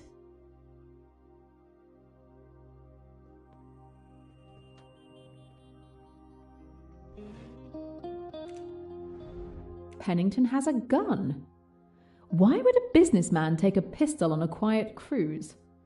Unfortunately, it can't be the murder weapon. It's a .45, a much higher caliber than the gun that killed Lynette.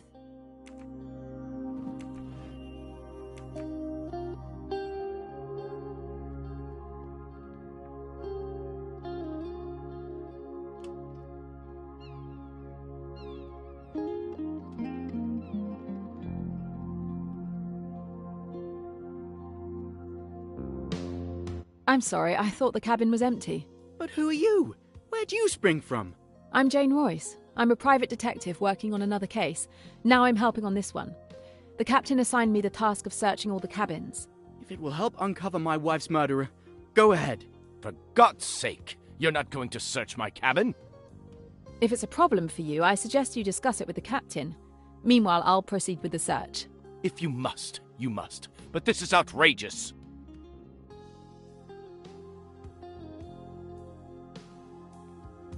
This is the bag where Dr. Bessner keeps a scalpel. Not unusual for a doctor to carry one, but in the wrong hands it could become a weapon.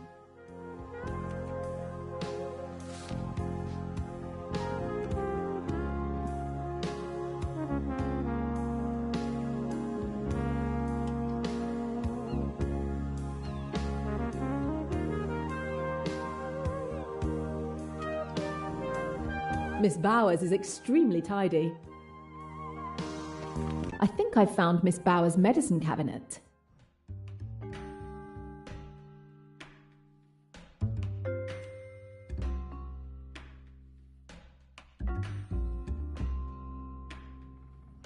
With the current from this battery, I should be able to activate the box mechanism.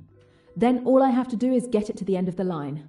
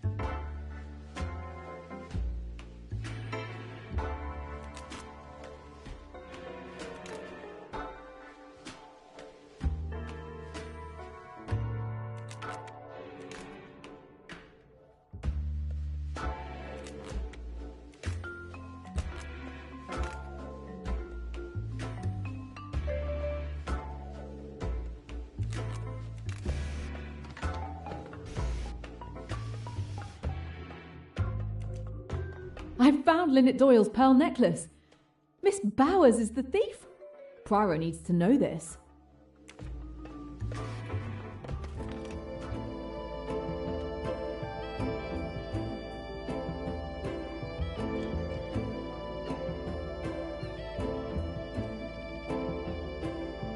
Hello, Mrs. Allerton. How nice to see you again. And unexpected. Miss Royce, is it now? I understand you're a detective. You failed to mention that. The Otterbourne family's cabin. And unexpected. Miss Royce, is it now? I understand you're a detective. You failed to mention that tidbit in Mallorca. I'm sorry, it was necessary, I'm afraid. No need to explain. It's still lovely to see you. Though not under the best circumstances, I'm afraid.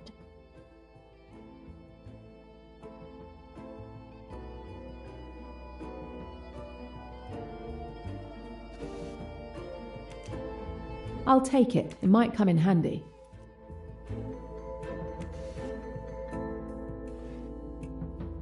There were more bottles here recently.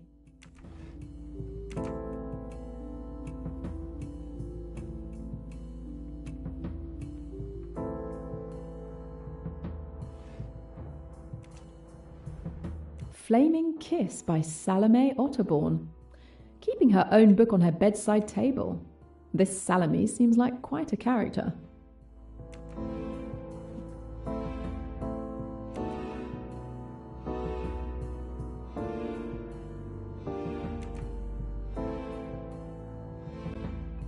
A huge old typewriter. Now I can write. There we go. Fresh ink.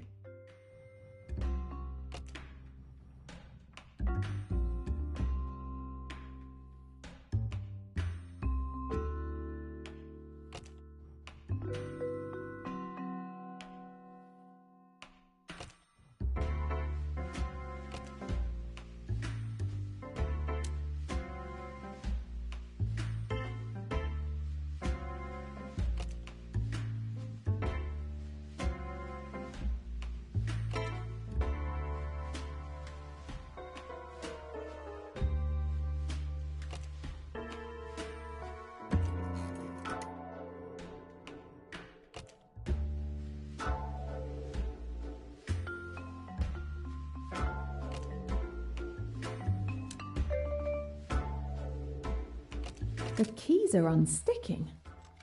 It's almost as if... What have we here? I know some writers are supposed to be heavy drinkers, but I doubt the original manufacturer included a secret stash behind the typewriter's keys.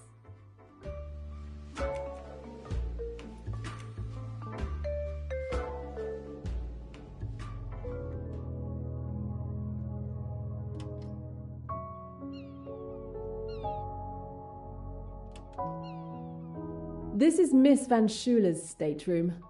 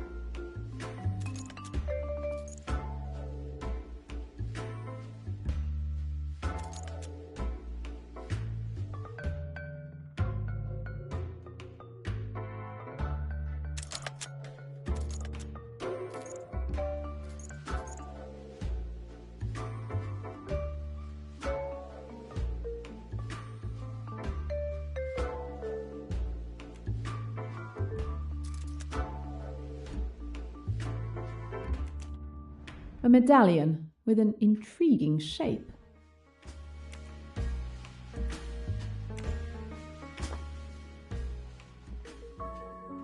A medallion here. Unusual.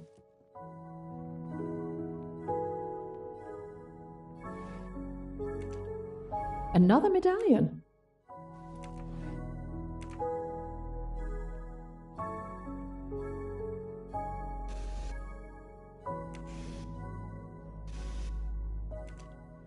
A medallion. Why hide it here?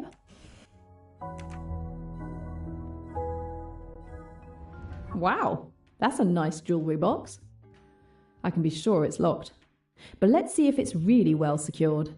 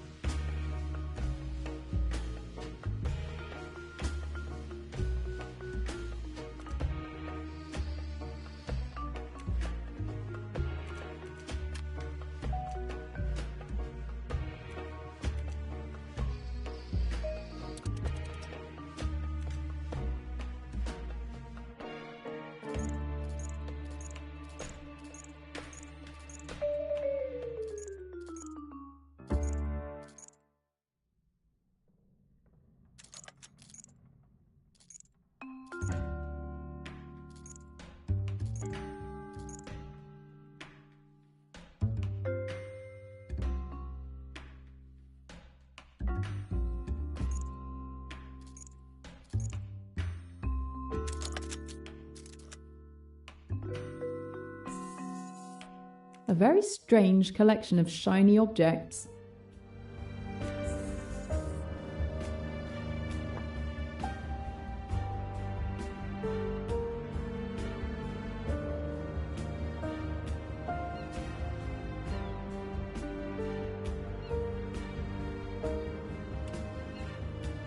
This is Simon Doyle's stateroom. Maybe there's something useful on these slides.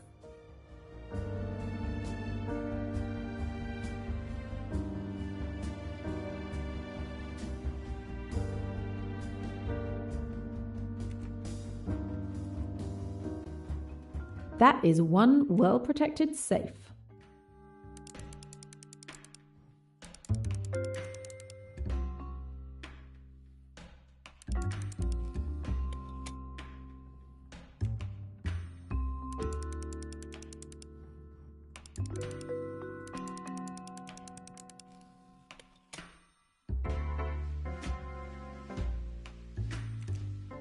Looks like Mr. Doyle is enjoying his newfound wealth. I don't know how much he spent, but it doesn't look like he won much.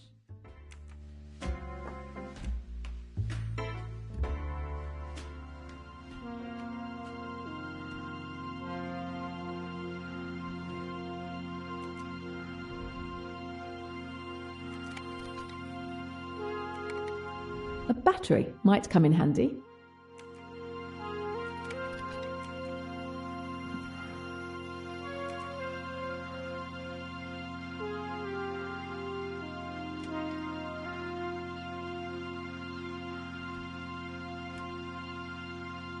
Tim Allerton. You're hiding something. I know it. A record player without a stylus. Strange. I'd have to ask Mr. Allerton.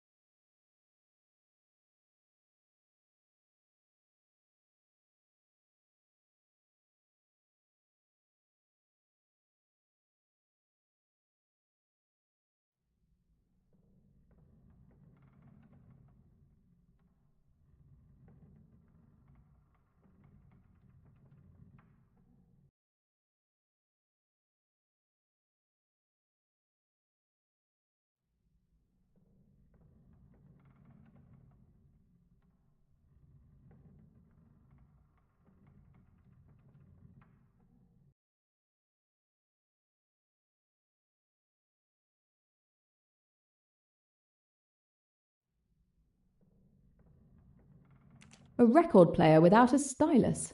Strange. I'd have to ask Mr. Allerton.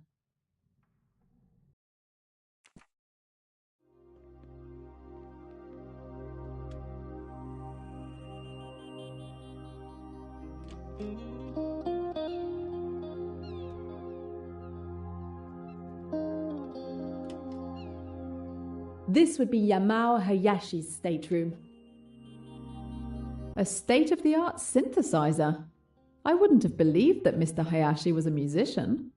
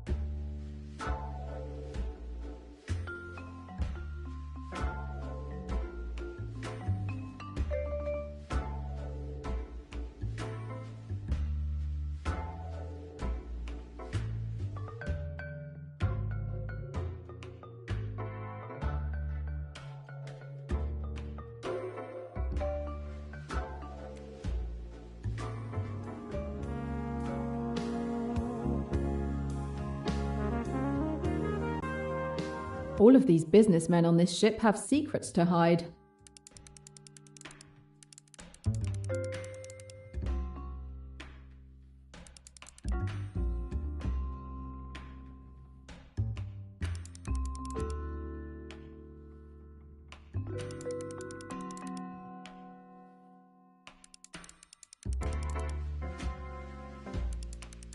That was it.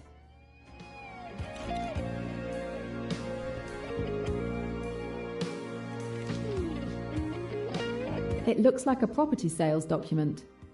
I'm no expert, but it seems straightforward enough.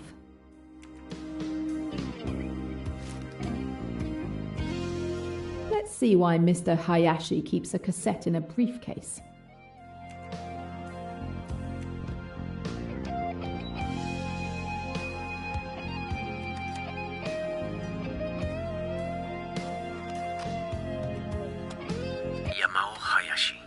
February 19th, 1975, 7:16 p.m.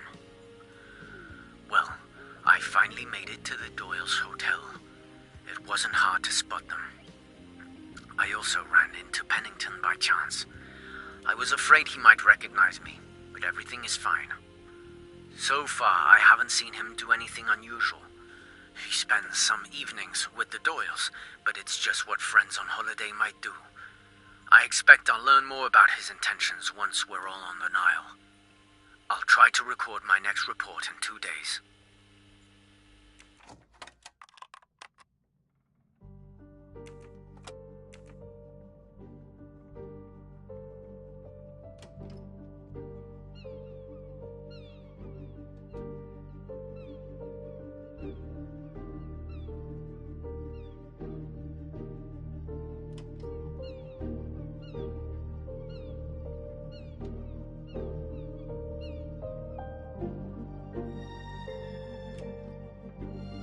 Dr. Bessner's stateroom matches its efficient owner.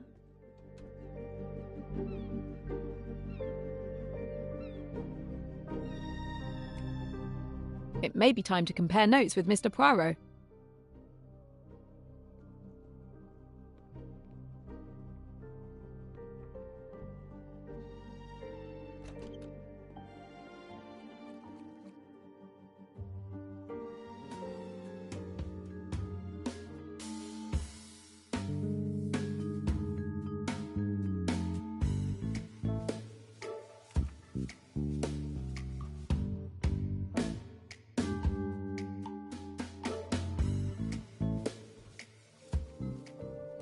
Good morning, sir.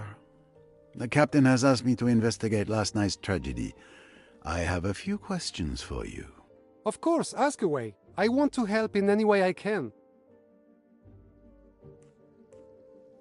What can you tell me about Mrs. Doyle's pearl necklace? Nothing, I'm afraid. I didn't notice it. I didn't even know who she was until I heard about her death. Can you tell me your movements yesterday evening? Let's see. I finished my shift and hurried to tidy up everything so I could join the captain and Samir for a role-playing game. It must have been around 10 p.m. We lost track of time and stopped playing around 3 a.m. Have you ever played our game? It's called Pyramids and Sphinx. I'm afraid not. You didn't see or hear anything unusual? In our bedroom down in the hold? No, not really. Only Samir when he fell in the river of lava. A river of lava? How unfortunate.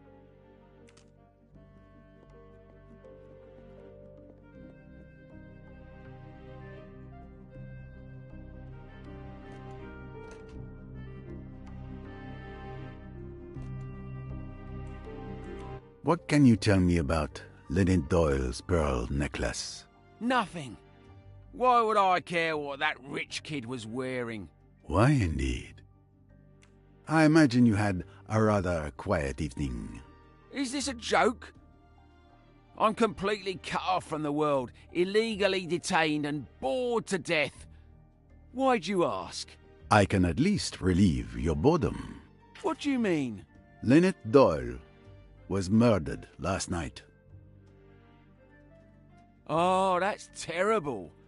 I expect with her looks and all that money, she managed to collect more than a few enemies. But murder?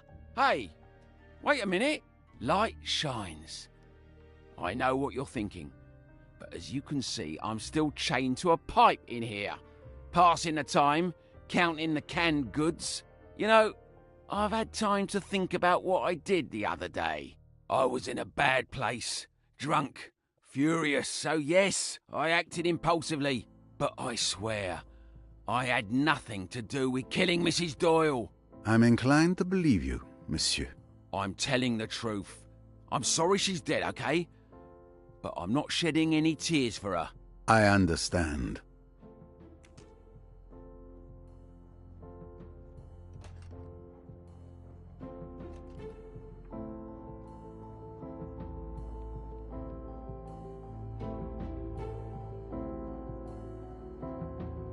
Good day, Samir. Might I disturb you for a moment? Of course, Mr. Poirot. What can I do for you? Did you happen to notice Mrs. Doyle's pearl necklace? How could I not? It is so beautiful. I think it's worth more than anything I could earn in my lifetime. May I ask what your movements were last night? Of course. I tended the bar until 11:30 p.m. After that, I joined the chef and the captain for our role-playing game session. You look at me strangely, but the scenario is getting very intense. I've been thinking about it all day. My spell book is nearly depleted. We played until around 3 a.m., I think. Goodness, I haven't stayed up that late since I was 17.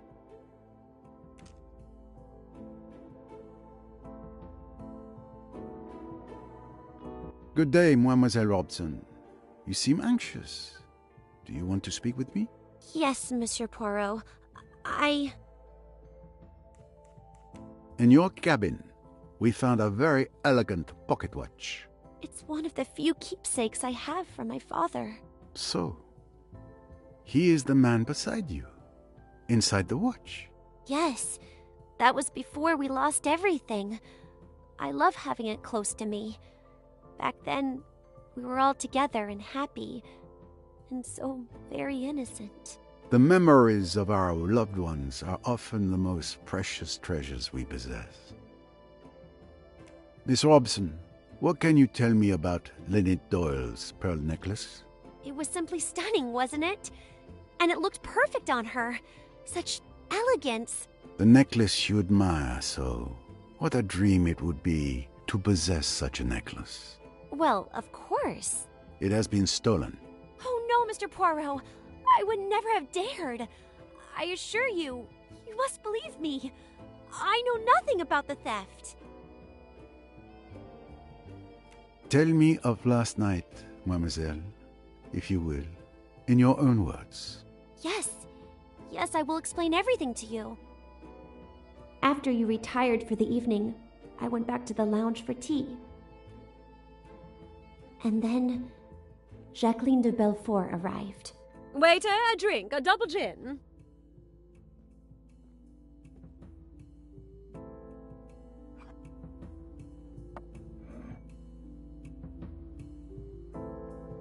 To revenge.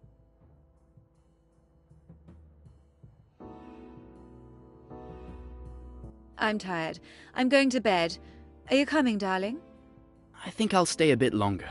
Maybe have one last quick one, read a magazine.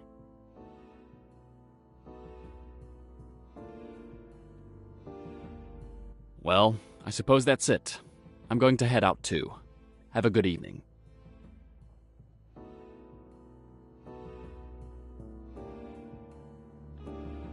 Robson.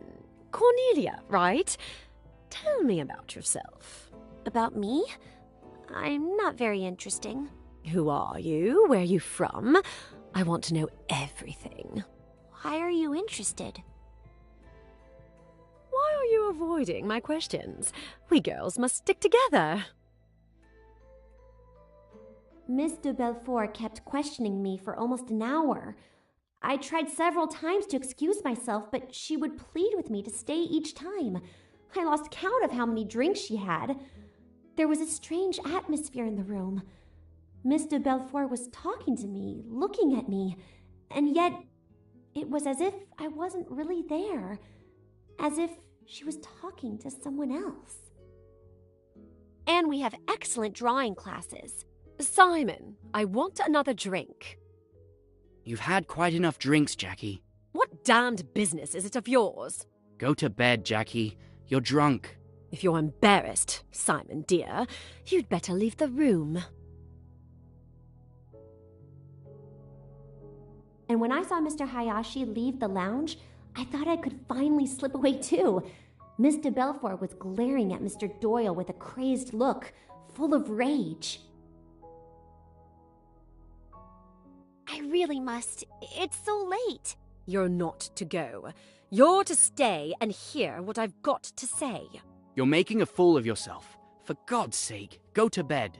You're afraid of a scene, aren't you? That's because you're so English, so reticent. You want me to behave decently, don't you? You damned fool. Do you think you could treat me as you have done and get away with it? I told you that I'd kill you sooner than see you go to another woman. You're my man, do you hear? You belong to me. I'll shoot you like a dog, like the dirty dog you are.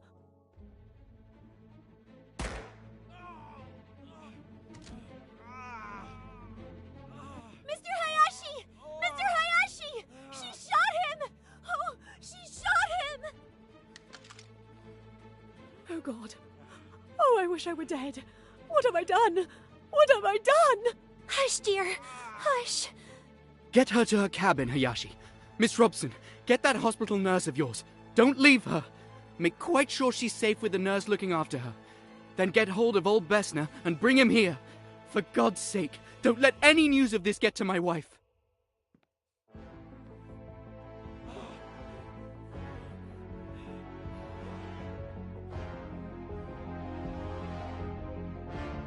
I'll drown myself. I'll drown myself. I'm not fit to live. Oh, Simon. Simon. Better get hold of Miss Bowers. I'll stay while you get her.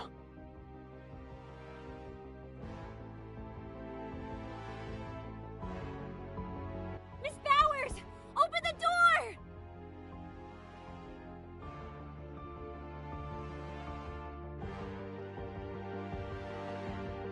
Miss Robson, what's happening? Are you all right? Oh my God! It's Miss de Belfort! She shot Mr. Doyle! She keeps saying she wants to kill herself! We need you! And Mr. Doyle, is he all right? He's in the lounge. He has a bullet wound in his leg. Mr. Hayashi will get Dr. Bessner once we've reached Miss de Belfort. If she's left alone, she might harm herself.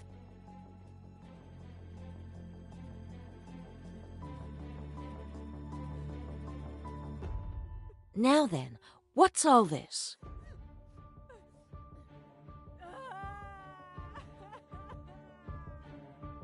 Is there anything I can do to help? Not at the moment. I'll give her a sedative and stay with her all night. Go and help the others with Mr. Doyle. I'm sure they'll need you more.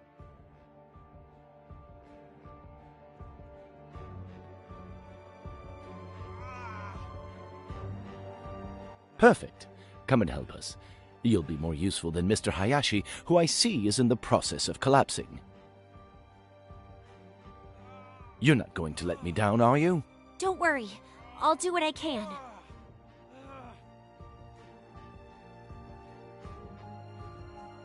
Poor Mr. Hayashi didn't seem very comfortable at the sight of Mr. Doyle's wound, so I stepped in. The doctor and I carried Mr. Doyle to the doctor's cabin. Luckily, we didn't have to carry Mr. Hayashi as well. The wound was really ghastly. The doctor busied himself cleaning and treating the wound as best he could. Well, this is the best I can do. You've been brave. I'm going to give you something to help you sleep. And your wife? What should we do about your wife? She needn't know till the morning. You mustn't blame Jackie. It's been all my fault. I treated her disgracefully. She didn't know what she was doing. Yes, I understand. My fault, Miss Robson. Someone ought to... Stay with her. She might hurt herself. It's all right, Mr. Doyle. Miss Bowers is going to stay with her all night. Mr. Hayashi, the gun. You mustn't leave it lying around. Quite right. I'll go and get hold of it now. I watched the doctor administer a sedative to Mr. Doyle. He seemed immediately more at ease. I'm bothered. I can't find that revolver. What? How is that possible? Did you look everywhere? Of course, I looked everywhere. It dropped out of the girl's hand. She kicked it away and it went under a settee. It isn't under that settee now. But who could have taken it? It's curious, that. But I don't see what we can do about it. Both of you go to bed. I'll watch over him tonight. And thank you. Your help has been invaluable. I did my best. Good luck. Thank you, Doctor. Mr. Hayashi left for his cabin and I continued to mine. I sat on my bed for several minutes, realizing what had just happened, trying to compose myself before going to bed and finally falling asleep. So now you know everything. That's it. I see. Jacqueline de Belfort's revolver. I am reminded when she showed it to me.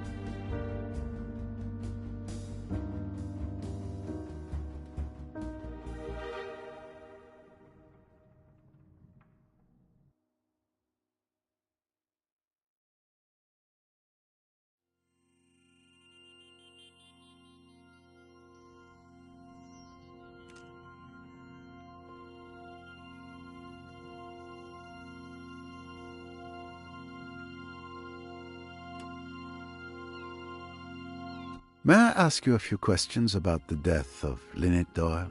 You're making a big fuss over nothing. It's not worth it. The world is full of useless rich people. A murder has been committed, and it will not go unpunished. We found a signet ring with a peculiar coat of arms in your cabin. I'm sure I've seen it somewhere before, but I can't quite place it. Perhaps you could enlighten me? I have no idea, because it's just a keepsake. Just a trinket I brought back from a trip. Nothing significant. Yet, it was well hidden. In any case, this ring likely holds no importance for my investigation. What can you tell me about Lynette Doyle's pearl necklace? It symbolizes the decadence of Western materialistic society, which Lynette Doyle epitomized to perfection. Like her, our society is of course destined to crumble. That's a certainty.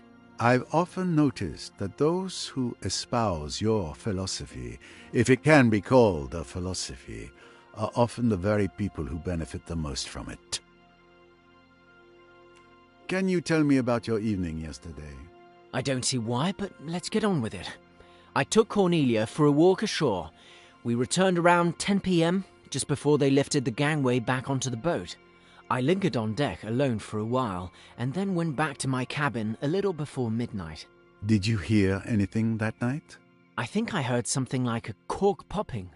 I can't remember when, but there were still people around because I heard a commotion, people running on the upper deck.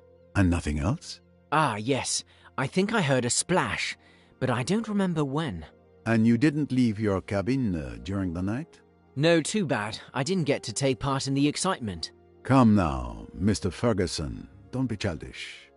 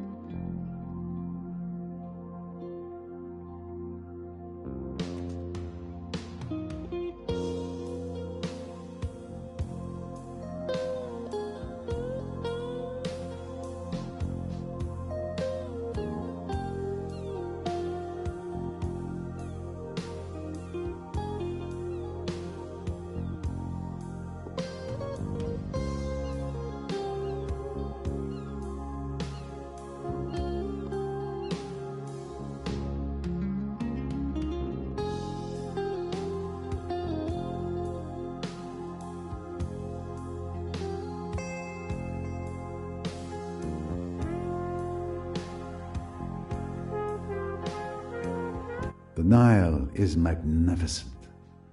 A bit of serenity before plunging back into murder.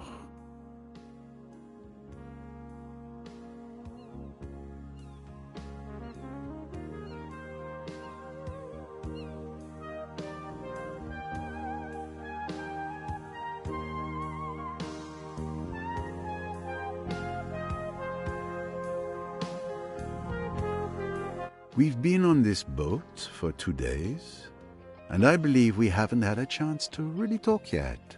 Indeed. It's too bad it's under such terrible circumstances. I would have much preferred to talk to you about my archaeological discovery yesterday. I'm sure it would have fascinated you. We found a hidden delivery list in a cryptex in your cabin. Ah. Well, you know, conducting archaeological research isn't the most lucrative job. So, to make ends meet, I sometimes facilitate the transfer of certain works of small value from one hand to another. You're a fence. I wouldn't put it that crudely. Call it what you will. I'm not proud of it, but without it, I couldn't fund my research, which I like to think is a benefit to my colleagues. I see. Well, enjoy the view. I must concentrate on finding a murderer. Lynette Doyle's pearl necklace has gone missing. Do you know anything about it? I am not an expert, but I can tell you that pearls of that size are extremely rare. The necklace must be worth a small fortune. I wouldn't be surprised if it was stolen, and possibly the motive for the murder. It is certainly a possibility.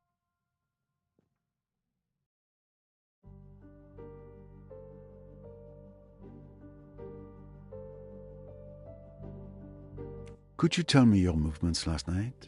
Of course. Time for the interrogation. let's see. After dinner, I read on the deck. I went to bed around 10 p.m. and woke up around 8 a.m. this morning. Nothing out of the ordinary, I'm afraid. And you didn't see or hear anything? Now that you mention it, I was awakened in the middle of the night by a loud splash, as if someone had thrown a stone into the water. Do you remember what time it was? Did you go to investigate? It was after midnight, I think. And no, I stayed in bed.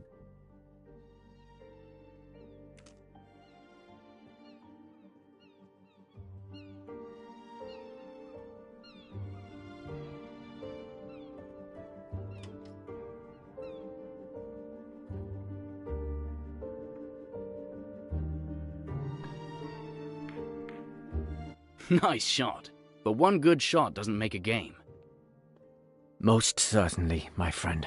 And the next shot promises to be even more difficult. Excuse me, gentlemen, for interrupting. But would you have a moment to answer a few questions? Of course. Anything I can do to help. Right now? Can't we at least finish our game? I could insist, monsieur.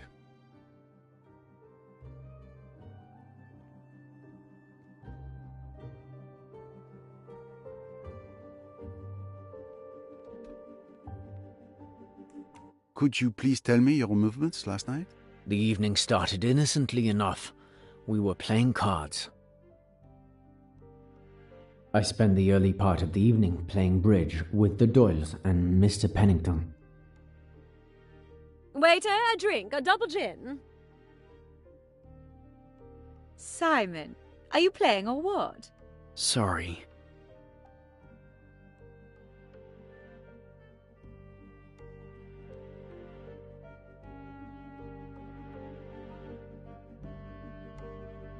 To revenge.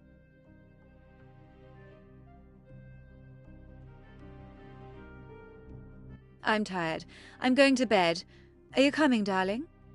I think I'll stay a bit longer. Maybe have one last quick... Mr. Doyle stayed on his sofa, and Mr. Belfort started talking to Miss Robson. Steward Samir remained behind the counter until 11:30 p.m. Poor child. She had to put up with the woman's incessant questions. She was clearly drunk, but the little... I'll drown myself.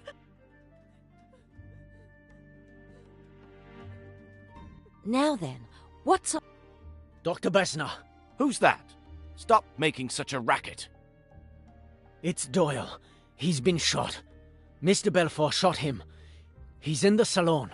Can you come? Let's see. It's not pretty, but it could be much worse. The bone is fractured, and there's considerable blood loss. Mr. Hayashi, help me carry him to my cabin.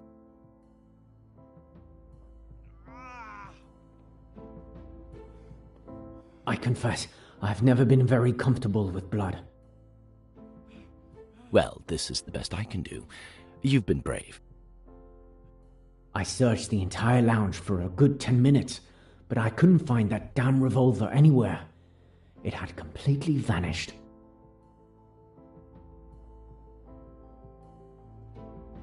I'm bothered. I can't find that.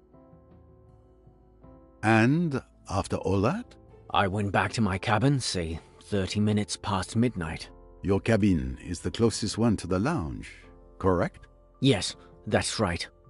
Did you notice or hear anything unusual after you returned to your cabin?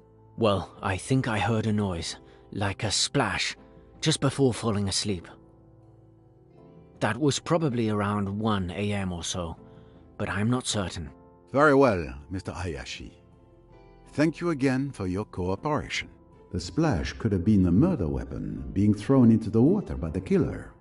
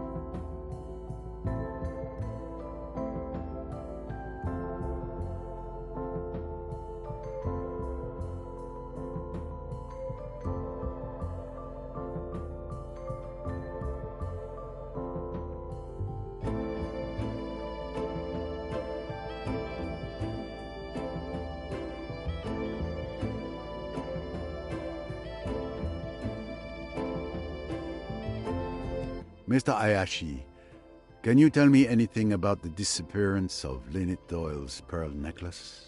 Monsieur Poirot, I swear to you, I knew nothing of it until you informed me of its disappearance.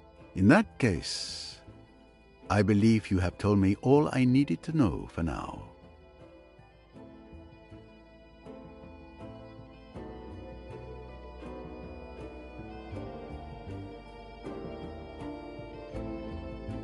Mr. Hayashi, we discovered something very interesting while searching your cabin. Oh, do tell. You're not on this ship just for a holiday. You are actually here to spy on Mr. Pennington. I had my suspicions when you advised Mrs. Doyle not to rush into signing the papers. But with what we found in your cabin, my suspicions are now confirmed. Well, I suppose the game is up, as you detectives say. You are correct. I am one of many employees of the Ridgeway Empire. And Mrs. Doyle invited a simple employee on holiday with her? I'm hardly a simple employee, as you suggest. I was secretly sent by my uncle, Mrs. Doyle's solicitor, to keep an eye on Mr. Pennington. Neither he nor Mrs. Doyle knew who I am.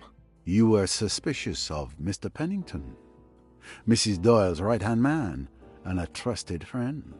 I don't know all the details, but my uncle discovered some unreported financial movement in Mrs. Doyle's accounts over several months. We suspected Mr. Pennington of misconduct. When we learned he was in Egypt, it raised a red flag for us. So your mission was to protect Mrs. Doyle from Mr. Pennington? If necessary. The Ridgeway dynasty's fortune attracts the interest of many unscrupulous characters. And now, with Mrs. Doyle's tragic death, it seems our fears may have been justified. I see. I thank you for your frankness, monsieur.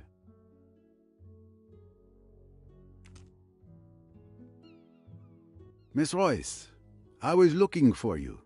I was looking for you too, Mr. Poirot. Time to share information? The murder weapon is not at the scene of the crime or in Mr. Belfort's cabin. Why would the murderer get rid of the weapon? It would make more sense to use it to incriminate her.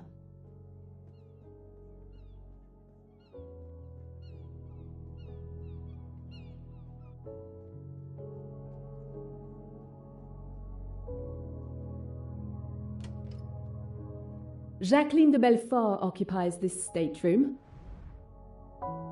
Nothing interesting.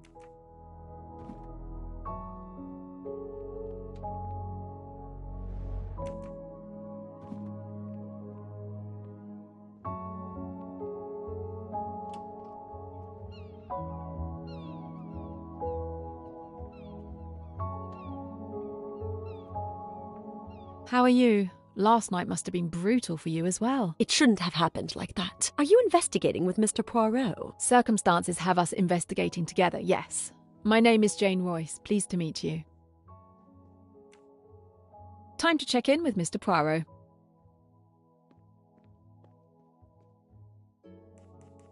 We noticed that the stylus of your record player is missing from your cabin. Yes. I lost it somewhere while we were shifting our luggage in Aswan.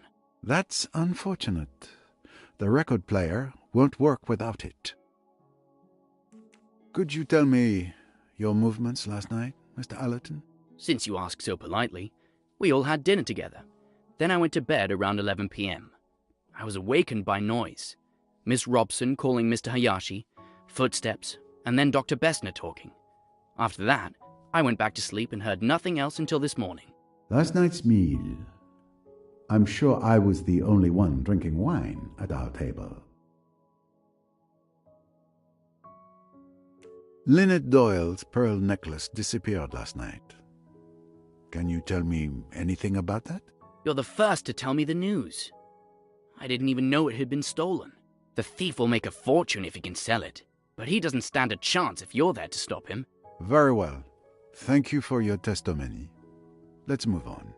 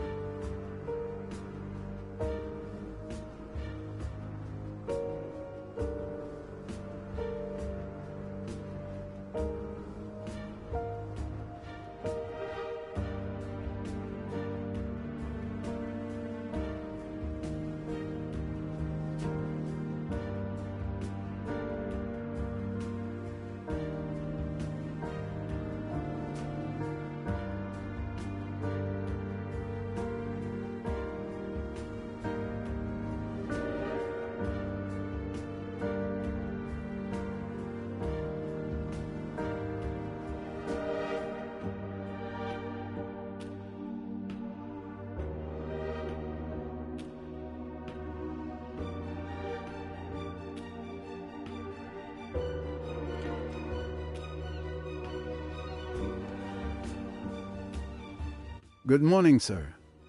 The captain has asked me to investigate last night's tragedy. I'd like to ask you a few questions. Of course. Anything I can do. Can you tell me what you did last night? Like every night, I get off the boat for the curfew watch. The captain raises the gangway, and I stay on the dock all night to ensure that no one boards or disembarks during the curfew. And no one could have boarded or left the boat during the night? No, no one, not even me. And this morning, when the gangway was lowered, the captain asked me to stay here and continue to keep watch. Since then, only Miss Royce has asked to come on board. Do you have any information about Mrs. Doyle's pearl necklace? No, apart from the fact that it is very beautiful.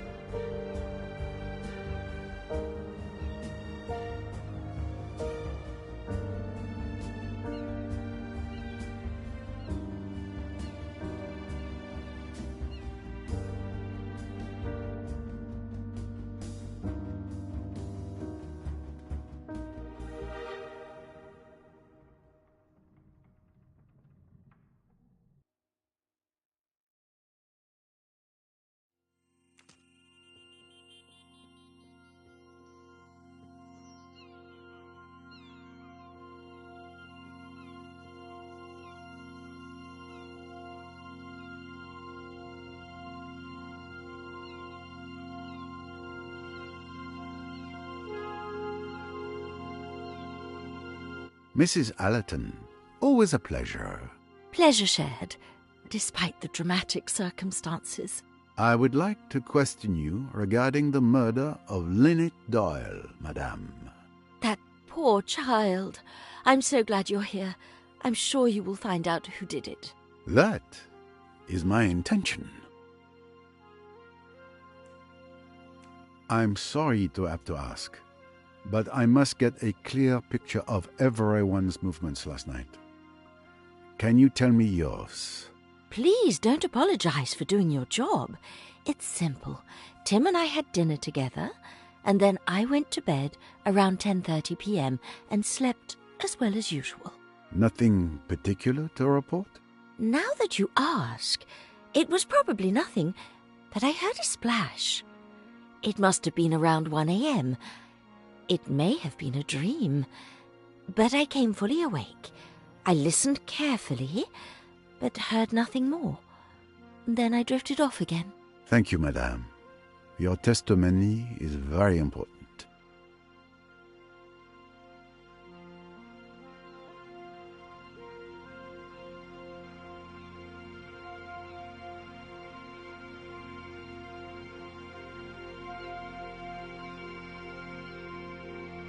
What can you tell me about Lynette Doyle's pearl necklace? It's really very beautiful, isn't it? It was stolen last night. Oh, poor child. To be robbed and murdered on the same night. What kind of world are we living in? A very dangerous one, it would seem. Thank you, madame.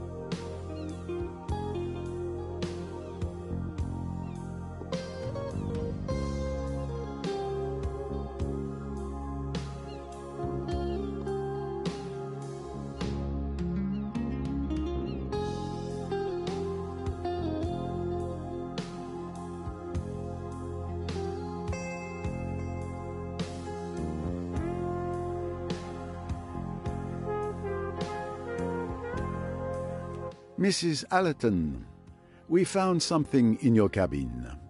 Newspaper clippings written by someone named Amanda Bolton, a film critic known for being one of the most outspoken in the industry. Can you tell me why you saved these particular clippings? Cinema and I have a long history, Monsieur Poirot. From a very young age, I was captivated by this fantastic art form. I've seen it grow, evolve from its beginnings to today. It's remarkable how it's changed over the years. This passion made me very demanding, and I simply wanted to express my opinion, so I wrote about it. It was a hobby, but it turns out people enjoy it. Are you saying that? Yes, I don't publicize the fact, but I am Amanda Bolton. Well, well, I have read some of your reviews. I respect your passion. And the pseudonym? A pseudonym is helpful. This way I don't need to censor myself in my reviews, and I can avoid debates with temperamental directors. You understand, some of them are friends. Ah, I understand, madame. A wise practice for the freedom it gives you. I myself resort to such little deceptions in my investigations. I look forward to Amanda Bolton's next review. Thank you, Monsieur Poirot.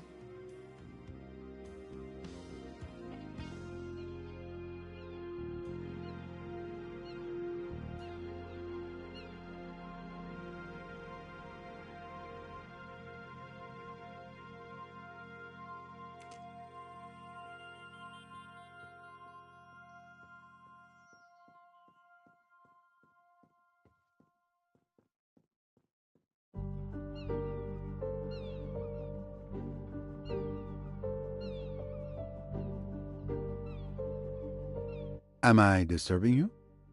Just a moment. I just had an inspiration. All right, I'm listening. Mrs. Otterborn, can you tell me what you did last night? An interrogation. How exciting. As you know, we all had dinner together. It was quite pleasant. Afterward, I took a stroll on the lower deck. It's quieter there. My daughter came to get me, and we went back up to our cabin around 11 p.m. I slept like a log. Must be the Nile air. Lynette Doyle's pearl necklace has gone missing. A theft and a murder? The plot thickens. A crime of passion. Murder? A primitive instinct. That Jacqueline, with her passionate temperament, obeying the deepest urges of her being, sneaking through the shadows. I see the crime has touched you deeply.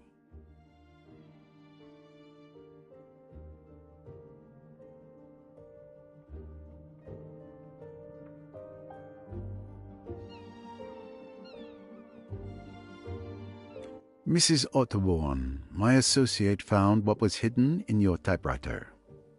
Your little secret. Oh, I don't know what you're talking about. And besides, find me a person on this boat who doesn't have a little secret to hide.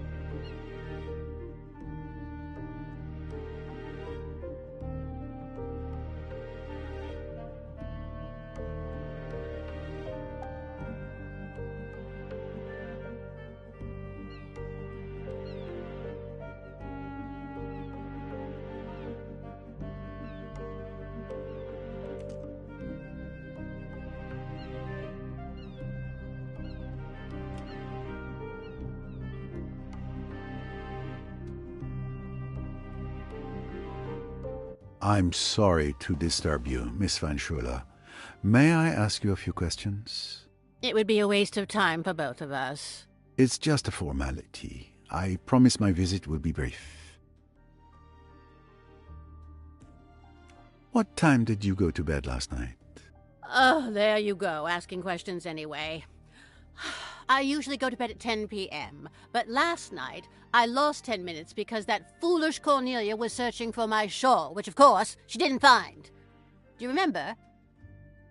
Yes, of course. Did you hear anything unusual? I'm a light sleeper.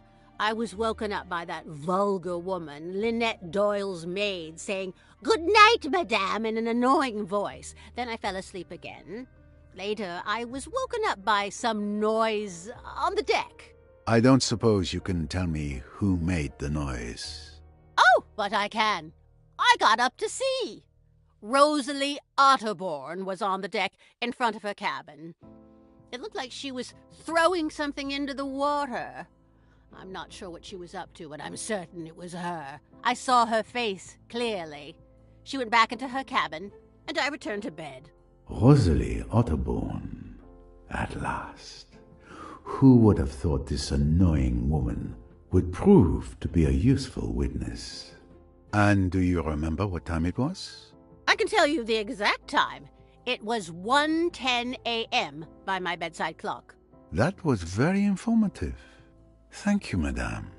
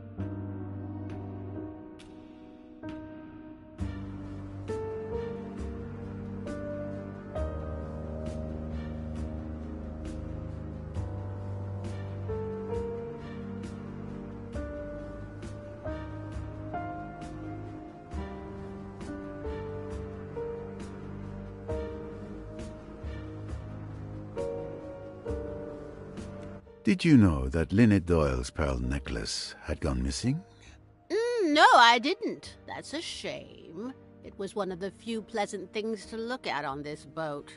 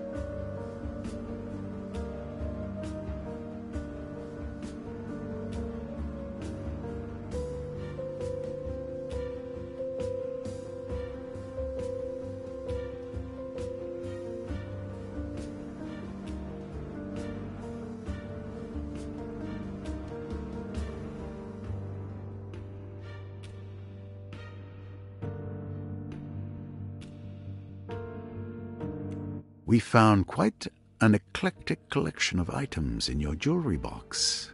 You pawed through my jewelry box? How dare you? No lead can be left unexamined, madame. This is outrageous! Who do you think you are, you insignificant little French upstart? I am a Belgian upstart, madame. Come now, calm yourself. This extreme situation calls for extreme measures. I apologize for any inconvenience caused.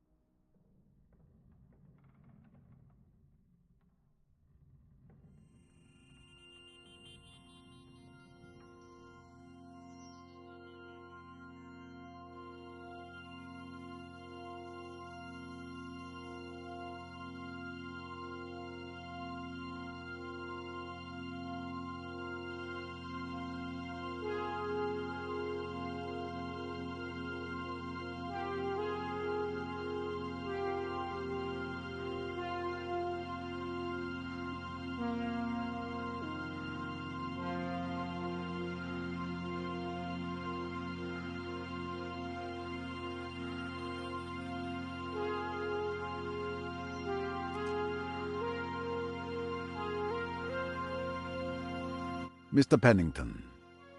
Ah, Mr. Poirot. There you are at last. I was wondering when you would come to see me.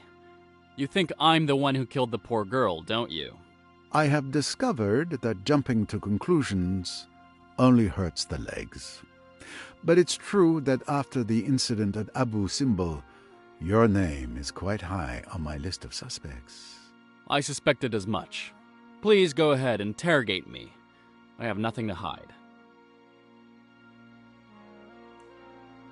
Can you tell me your movements last night?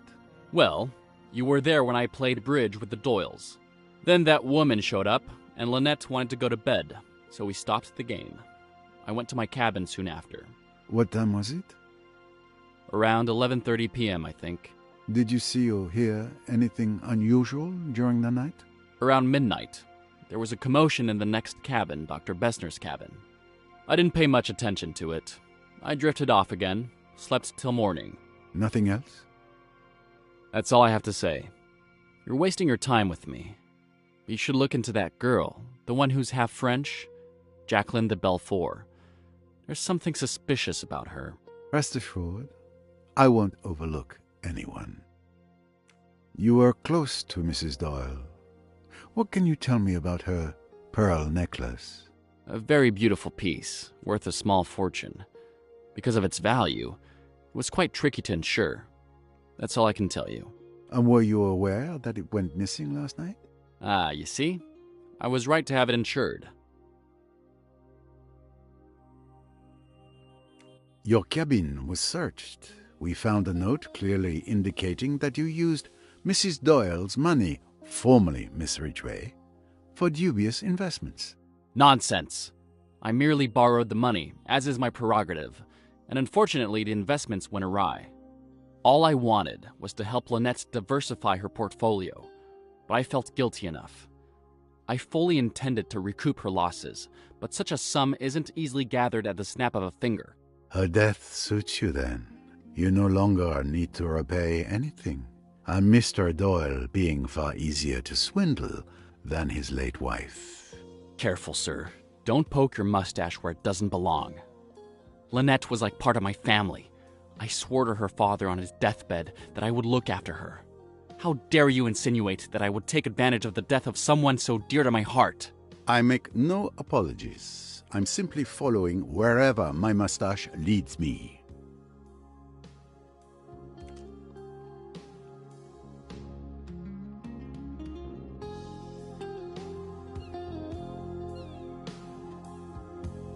Good morning, Mr. Belfort. You're finally out of your cabin. Good to see you, Monsieur Poirot. Yes, your colleague came by a while ago and told Miss Bowers and me that all the cabins must be searched. So, I'm enjoying the Egyptian sun. What did you do last night? It's a bit hazy. I admit I had a bit to drink. After our encounter last night, I went to the lounge. Yes, all I wanted was to keep turning Simon and Lynette's honeymoon into a nightmare. I admit I drank a lot of alcohol. Well, I decided what to do to cause a nice little scene.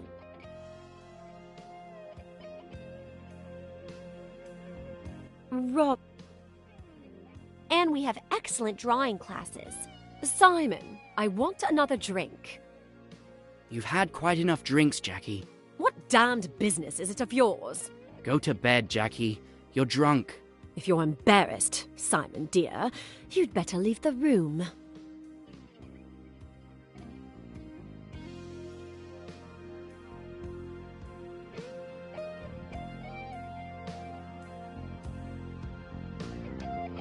I really must. It's so late. You're not to go. You're to stay and hear what I've got to say. You're making a fool of yourself. For God's sake, go to bed. You're afraid of a scene, aren't you? That's because you're so English, so reticent. You want me to behave decently, don't you? You damned fool. Do you think you could treat me as you have done and get away with it? I told you that I'd kill you sooner than see you go. I'll drown myself.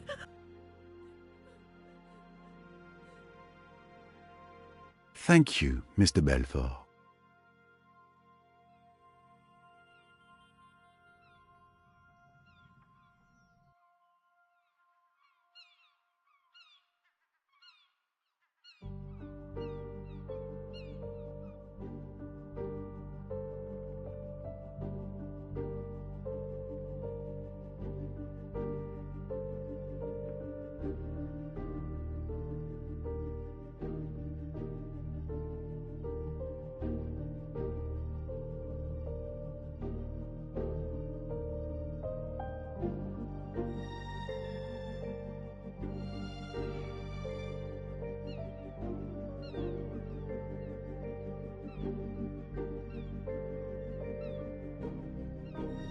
Mrs. Doyle's pearl necklace went missing last night. Do you know anything about it? A theft? Could someone have killed her for a piece of jewellery? Did you know that a J was also found traced on the wall, using the victim's blood? You really think that... I didn't do it. I didn't do it. Oh, please believe me. Everyone will think I did it, but I didn't. I didn't. It's awful. I wish it hadn't happened. I might have killed Simon last night. I was mad, I think. But I didn't do the other. Calm yourself, Mr. Belfort. Don't worry. I will soon have the answer to this whole matter. We found some photos of you and Mr. Doyle in your cabin. Yes, I admit I still hope that he will come back to me. I don't want to lose those beautiful memories with him. I understand. But be careful with the ghosts of the past. As comforting as they might be, they may only prevent us from moving forward. Thank you, Mr. Poirot. But I can manage my life on my own.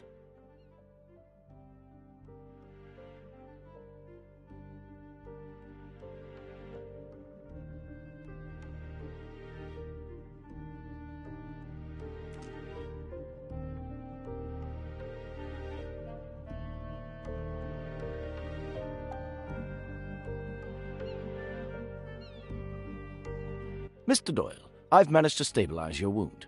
The tibia fracture isn't clean and the bullet is still lodged in your leg. Unfortunately, I can't remove it here. That needs to be done at a hospital. For now, you're prohibited from using your leg. This sounds serious. I hope you're not in too much pain, Mr. Doyle. Ah, Monsieur Poirot, you're here. The painkillers I administered to Mr. Doyle should provide relief for a few hours. Thank you very much, Doctor. My leg pain is insignificant compared to my grief. My Lynette. Dead. Murdered. My deepest condolences once again. Mr. Doyle, I know this isn't the ideal time, but may I ask you a few questions? Please do. I'll leave you to it. If you need me, I'll be outside.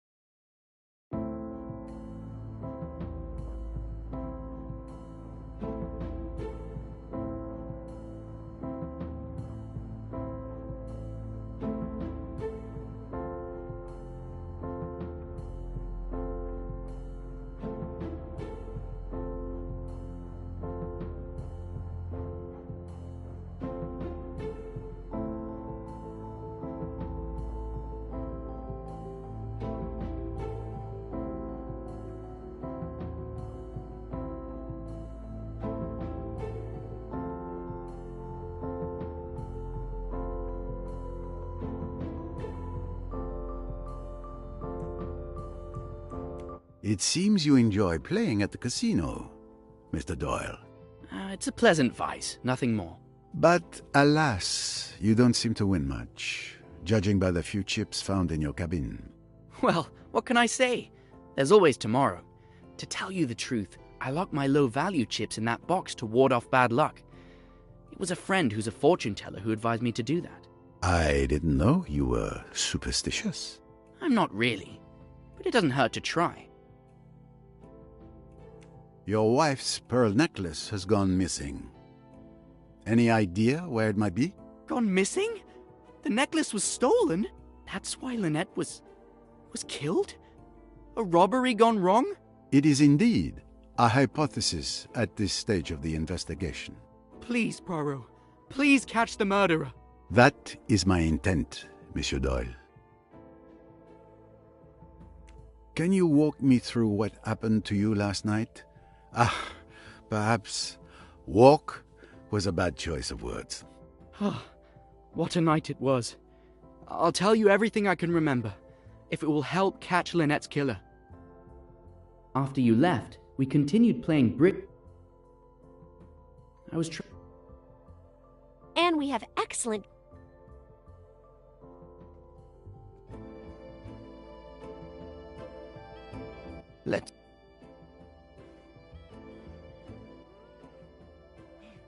Well, this is the... I'm bothered. I can't find that... Now you know everything. It is clear to me how you ended up in this state. Thank you. Oh, excuse me. I thought Monsieur Doyle would be alone. I'll come back later. Wait a moment, please. Your presence is actually timely. May I ask you a few questions? Oh, very well. I'm listening. Your movements last night, what were they? I helped Madame Doyle to bed around 11:30 p.m. Then I went to bed in my cabin around 11:45 p.m. Did you see or hear anything that could be useful to us? No. Naturally, if I had been unable to sleep, if I had mounted the stairs, then perhaps I might have seen this assassin, this monster, enter or leave Madame's cabin. But as it is... Monsieur, I implore you. You see how it is. What can I say? Don't be a fool. Nobody thinks you saw or heard anything. You'll be quite all right. I'll look after you. Nobody's accusing you of anything. Monsieur is very good. Do you know anything about your Madame's pearl necklace? Madame Doyle was wearing it last night. And I also saw Madame put the necklace back in its case last night before going to bed. Is that the last time you saw the necklace? Yes, monsieur. And what about this morning? My God, I didn't even look. When I entered her cabin, I saw Madame. I screamed and ran out. It was indeed missing this morning. We are done for the moment, mademoiselle. I am truly sorry for you, Monsieur Doyle. I know how you must feel. I hope everything will be all right for you. Monsieur Poirot, I'll be in the saloon if you need to question me.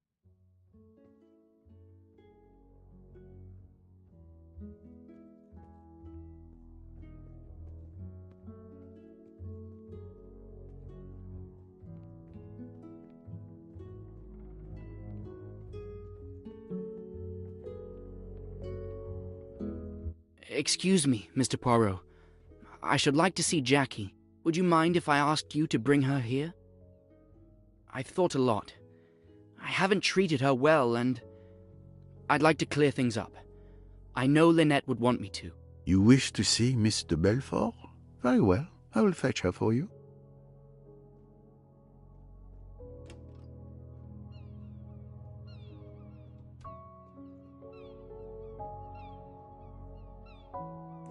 Would you like to come with me, miss? Mr. Doyle would like to see you. Simon? He wants to see... me? Yes, of course.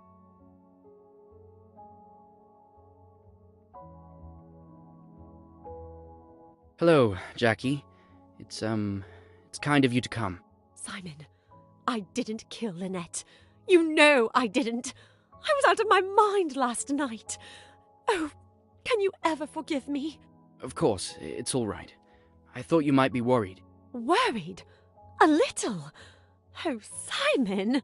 You were a bit upset last night. A bit drunk. But I could have killed you.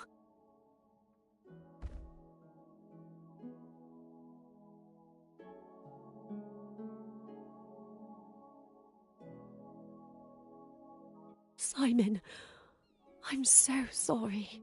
Let's give these young people some privacy. They've been through enough. Thank you, Mr. Poirot. Thanks to you, we've been able to explain ourselves with some privacy. You're welcome.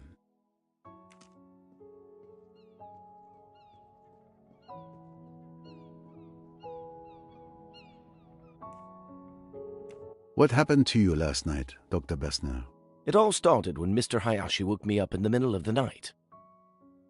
I was asleep when I heard someone knocking on my door. I got up quickly.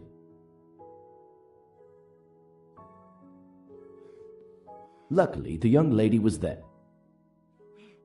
Well, this is the best I'm bothered. There. That's how I remember it. Thank you, Dr. Bessner. Now that I have gathered both the testimonies of Dr. Bessner and Mr. Doyle, I am convinced that Dr. Bessner did indeed look after Simon Doyle all night. I am of the opinion that Lynette Doyle's pearl necklace was stolen. What do you think, Doctor? All I can tell you is that I didn't see it in the cabin. Also, during the preliminary analysis of the body, I didn't observe any marks around Mrs. Doyle's neck to indicate the necklace was ripped from her neck. It's likely that she removed it before going to bed. What happened to it then, I have no idea. Thank you for your observations.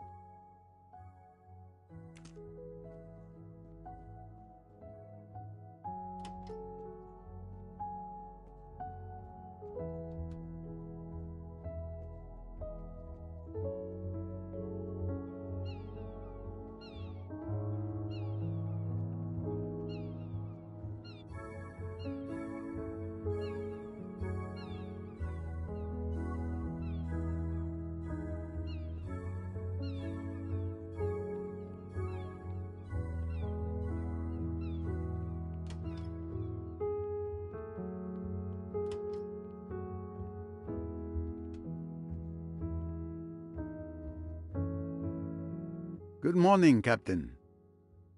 Ah, Mr. Poirot, my turn to be interrogated for your investigation? Nothing to worry about. It is the detective's routine to ask questions.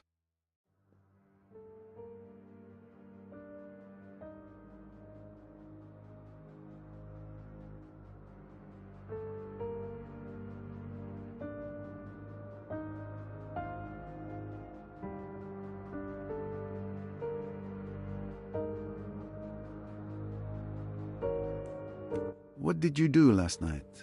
Well, I have a new hobby recently. Role-playing games. It was an American tourist who taught me a few months ago. And I got completely hooked. The game we play is called Pyramids and Sphinx. I converted the chef and Samir, and we play almost every evening. I'm the game master. I adjust the scenario as we go along. They never know what diabolical plan I have in store for them. It's always a mystery. Have you ever played it? I've had a similar experience from time to time. When did you start playing? We started at 10 p.m. as usual, and Samir joined us around 11:30 p.m. It lasted until about 3 a.m., I think. And did anyone leave during the game? Not even to go to the bathroom. We were also involved in it. Imagine that.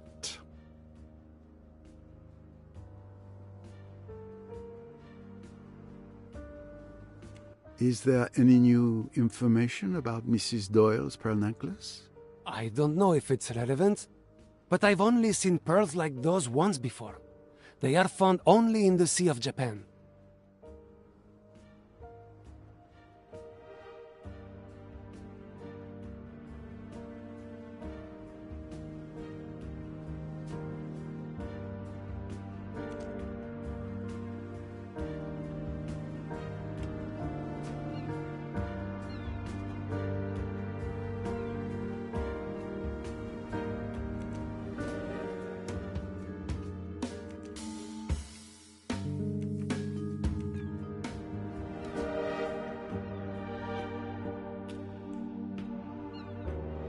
What did you do last night?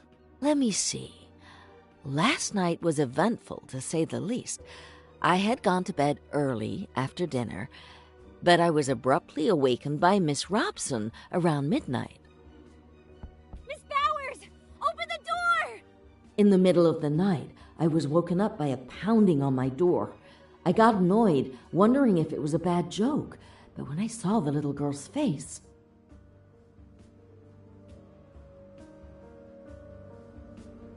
Miss Robson. As I mentioned, I stayed up the rest of the night watching over Miss de Belfort. I'm afraid that's all. No need for apologies. Your testimony is extremely valuable.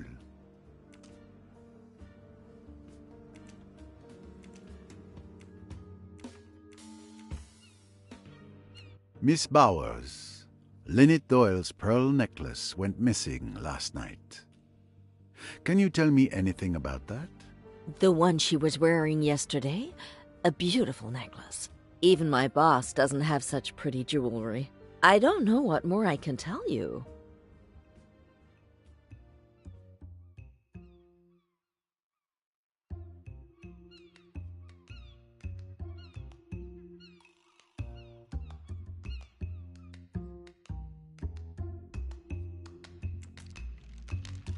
Are you sure you can't tell me anything more?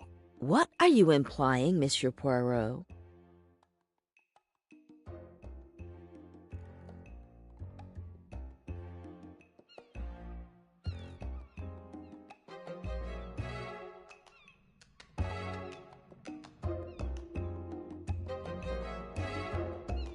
Perhaps you forgot to mention that you have Lynette Doyle's necklace in your cabin? Oh, I see. So you found it. But it's really not what you think. Will you kindly explain, Miss Bowers? Miss Van Schuler, she can't help it, you know. But she does take things. Especially jewelry. That's really why I'm always with her. It's not her health at all. It's this little idiosyncrasy. I keep on the alert, and fortunately there's never been any trouble since I've been with her. And she always hides the things she takes in the same place. So that makes it very simple. How did you discover they had been taken? I look each morning. They were in her jewelry box this morning. I went along to put them back, hoping that Mrs. Doyle wasn't up yet and hadn't discovered her loss. But there was the captain standing there, and he told me about the murder and that no one could go in. So then, you see, I was in a regular quandary. But I still hoped to slip them back in the cabin later, before their absence had been noticed. You see, the Van Schuler family is so particular. They would naturally be averse to scandal of any kind. It would never do if this got into the newspapers. But that won't be necessary, will it? You can count on my discretion. I have one more question. Miss Van Schuler is a kleptomaniac. Has she also a tendency to homicidal mania? Oh, dear me, no. Nothing of the kind. You can take my word for it, absolutely. The old lady wouldn't hurt a fly. And at last, we have the entire story.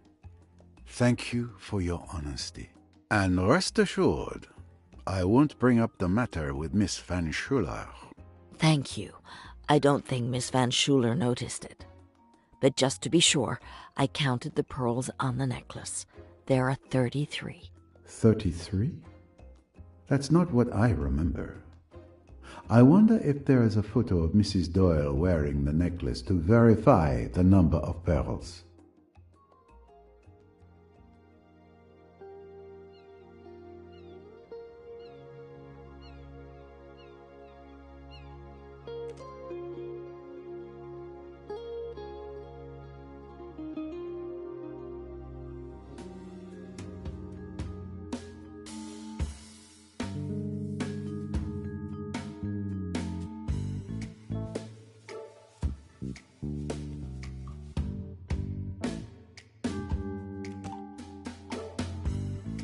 Now that is a good answer.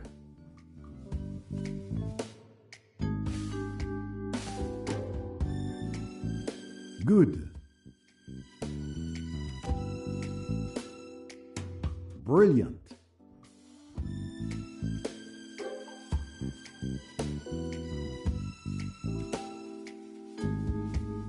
Yes.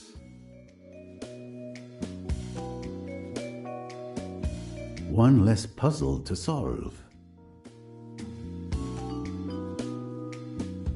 Exactly. I'm right.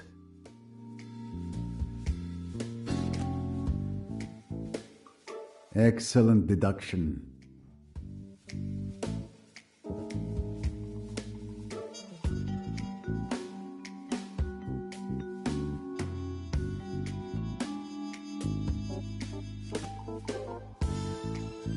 The little grey cells, they do not desert me.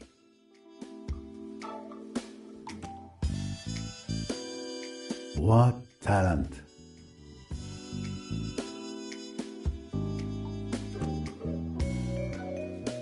Good, despite an unhealthy interest in role-playing games. None of the crew aroused my suspicions, and each of them has a decent alibi. Excellent.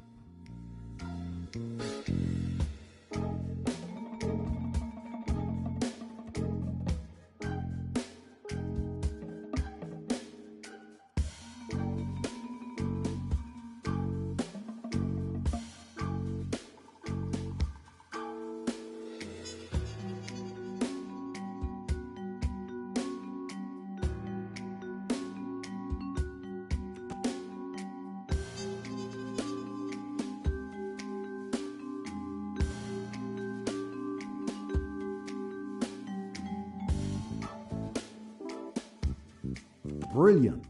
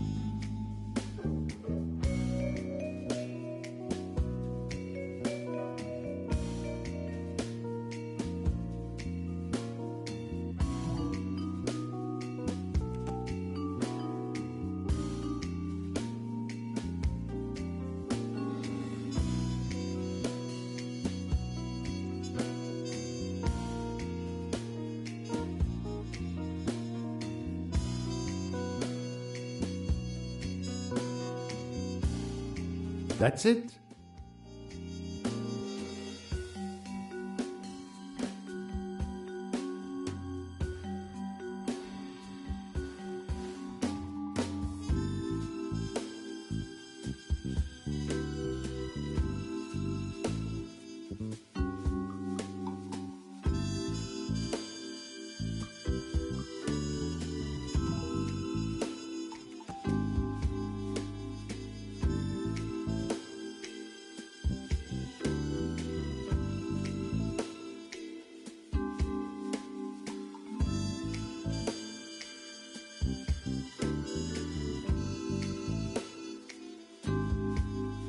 Every question must have its answer.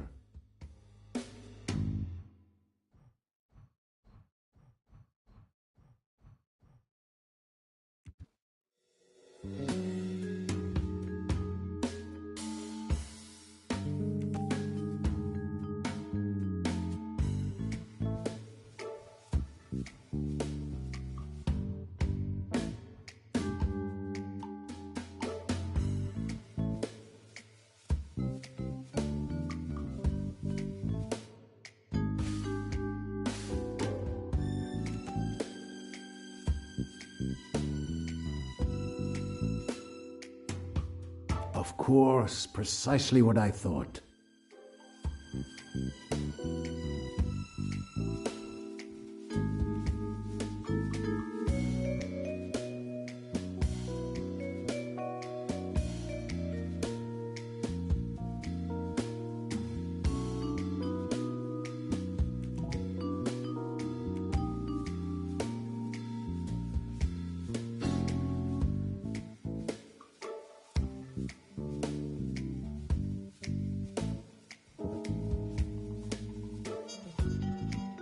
A good answer, of course.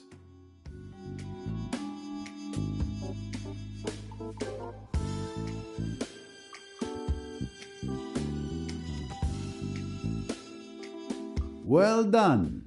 I found it. If someone wanted to drug me, the task is not impossible. Observing that I only pour from my own bottle, uncorked at the table, the perpetrator could easily target me and no one else. I must go and check on this. Another victim.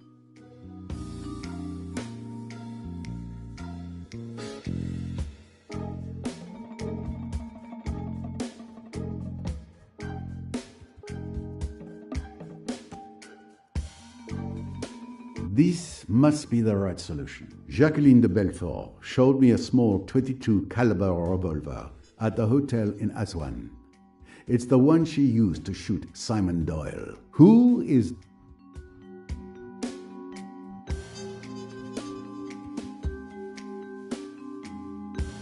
I need to arrange my thoughts in order. Exactly, that's it. The necklace Miss Van Schuler stole, and that was recovered by Miss Bowers, is a fake. I must find out who could have swapped the real necklace for this one. My little grey cells.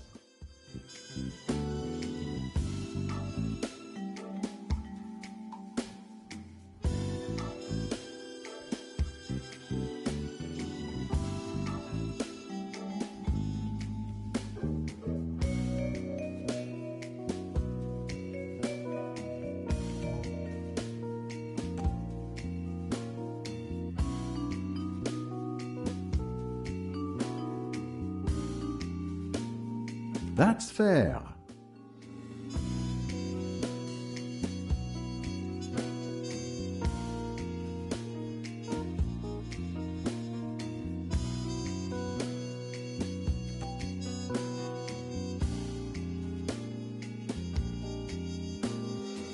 Unfortunately, this can't be right.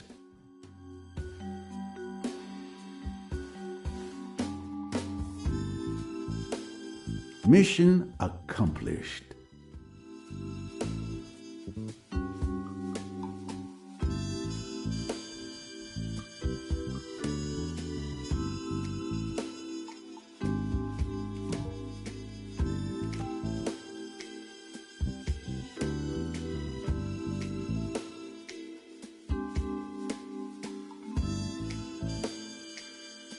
Now that is a good answer.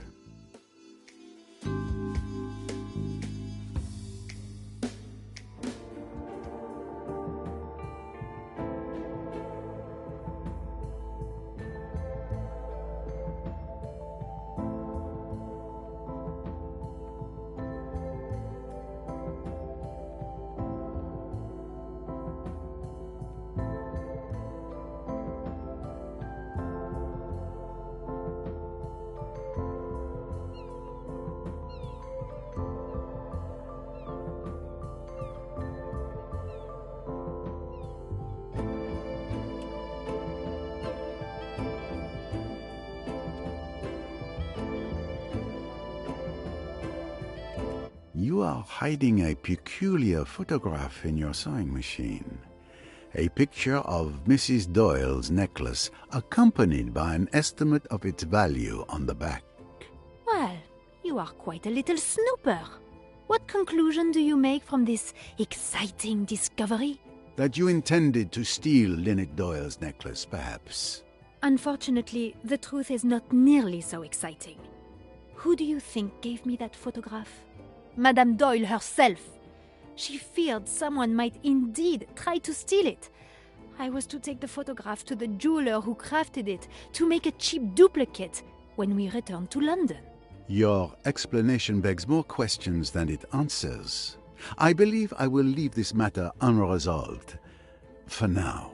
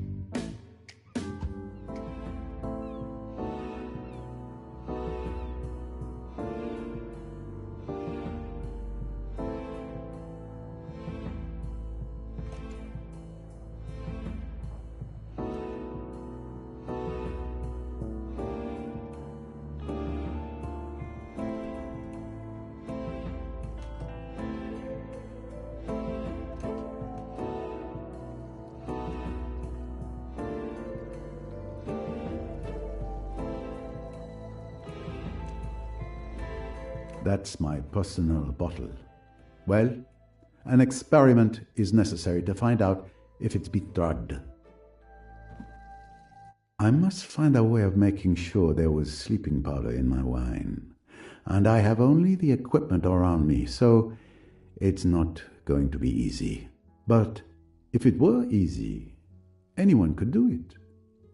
Let's give it a go. Yes, that might work. I'm going to try to separate the elements that make up the wine with absorbent paper. But first, I need to reduce the pigments in the wine, which would get in the way.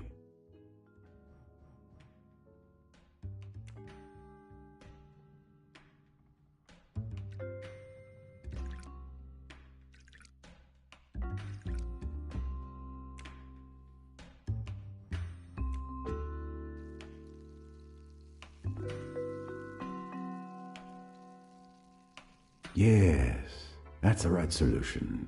The wine is transparent enough to see the result without masking it. And there is indeed an intruder. I count 4 spots instead of 3. As I expected, my wine does contain a chemical compound that shouldn't be there. Something has been added to it. Given the strong reaction of the strip, it wasn't a small amount, and therefore it wasn't an accident. Someone has deliberately drugged me. Exact. Someone did drug me last night. But why?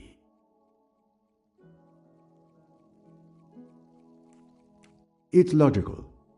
Any meticulous criminal would want to avoid having Hercule Poirot present and alert during his misdeed. So he would have drugged me to remove me as a threat. Which means...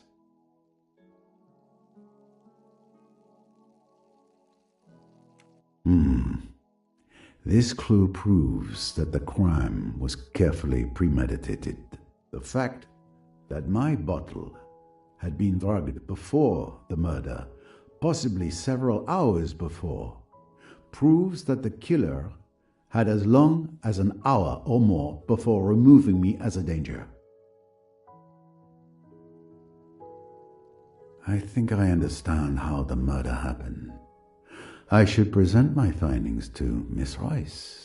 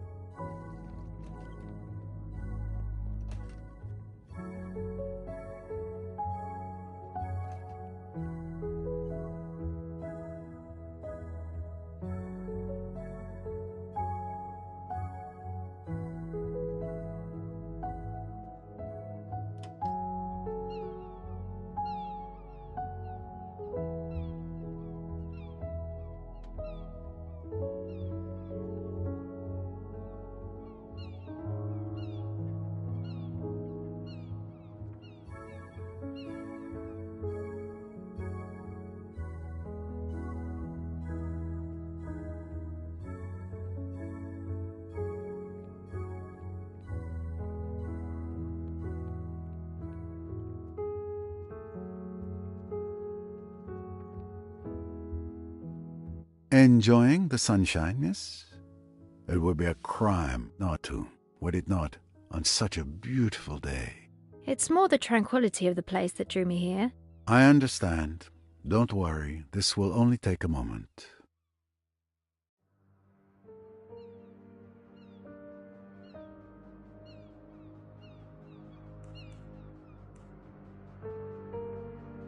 What can you tell me about last night? My mother and I went to bed around 11 o'clock. Rats! There I am again, securely tied to her apron. I didn't hear anything except some commotion near Dr. Bessner's cabin. It was stifling in our cabin. I couldn't sleep. Around 1 a.m., I went out on deck for some fresh air. I didn't stay long. I went back to sleep afterwards. I had no idea what had happened until this morning.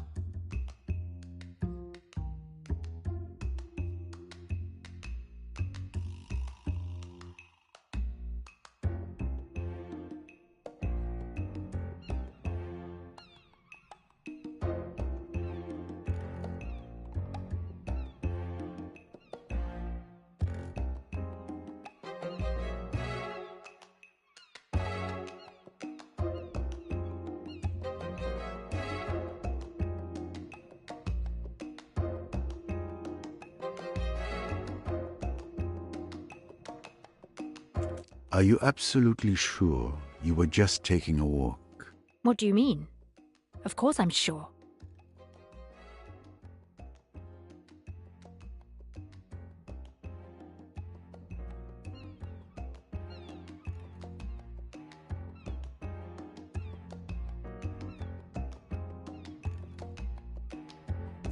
Did you happen to go out on the starboard deck to throw something overboard? But who claims to have seen me? Miss Van Schuler and other passengers have confirmed hearing a splash at that time. Miss Van Schuler, that old busybody? Maybe she heard a splash. I didn't. She still refuses to admit anything. I need to know what was thrown overboard. There's only one thing left to do. Recover that sunken treasure. The steward, Tarek, might be able to help us. What can you tell me about Mrs. Doyle's pearl necklace? Her necklace? Nothing at all. I admit being pleased with myself. When I saw it, I wasn't jealous.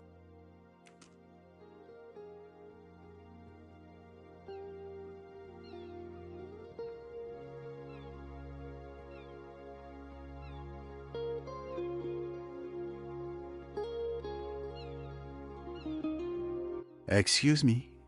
I need to fish something from the bottom of the river. Do you have a tool you could lend me? I am not sure what would work the best. There's a clam rake in the ship's storeroom. It's a kind of rake with a net for collecting shellfish. Ah, a clam rake. But of course. Thank you.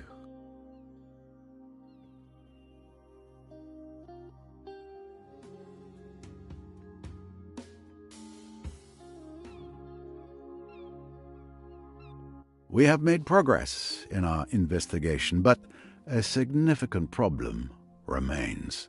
I think I know what you're referring to. Let's recap. I've discovered that the murderer intentionally drugged me at dinner, sometime before Lynette's murder. We can already draw a first conclusion from this.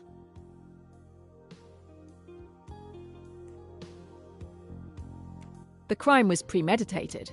It couldn't have been improvised. Exactly. The revolver that was used to kill Lynette Doyle is a key piece of evidence. Agreed.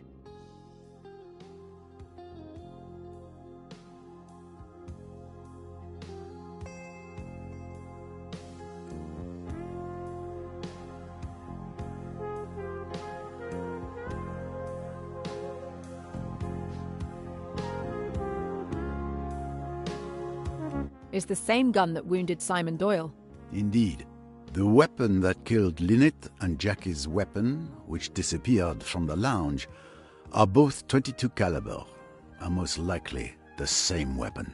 Therefore, the murderer must have retrieved it from the lounge to kill Lynette Doyle, taking advantage of the commotion caused by Mr. Belfort.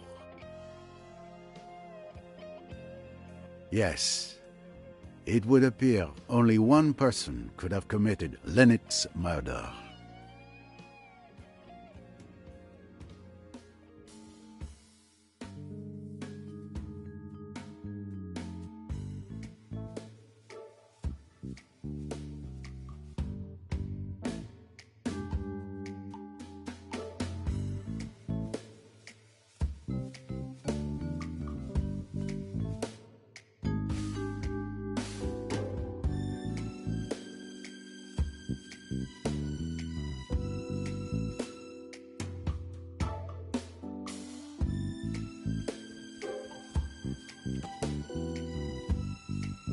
Superbe. And it would seem that only Mr. Belfort could anticipate that the revolver would be there last night, available to kill Mrs. Doyle since she threw it down there, knowing that thanks to the excitement, a convenient weapon would end up by chance in the lounge, ready to be used again. So if I follow your reasoning, Mr. Belfort should be the murderer. So it would seem. What do you think? Do you believe she killed Mrs. Doyle? Everything we've just said certainly accuses her. But there's a problem. That's exactly right. We have other evidence that exonerates Jackie.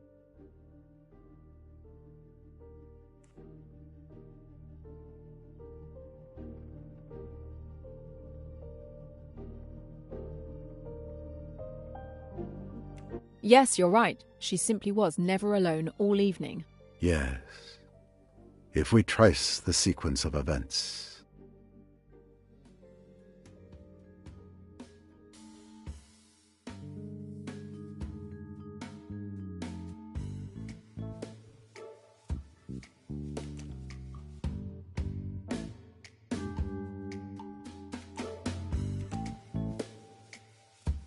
Correct.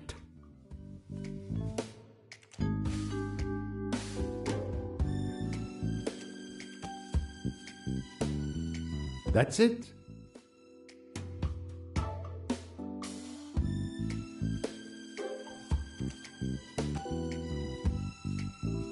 Now that is a good answer.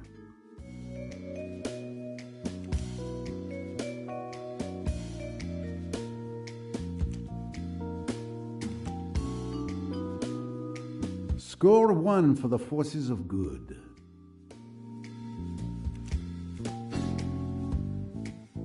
Exactly. I'm right. Several testimonies overlap to confirm that Mr. Belfort was never alone from the moment she entered the lounge until this morning. Gun or no gun, there was no moment when she could have slipped away to kill Mrs. Doyle. So Mr. Belfort is the only one who could have done it, but she couldn't have done it.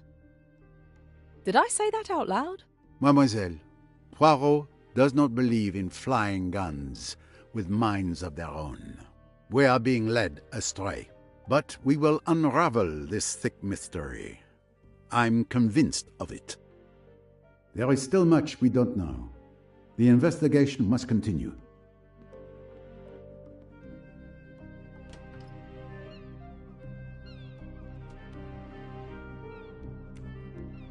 Time for me to check in with Miss Royce.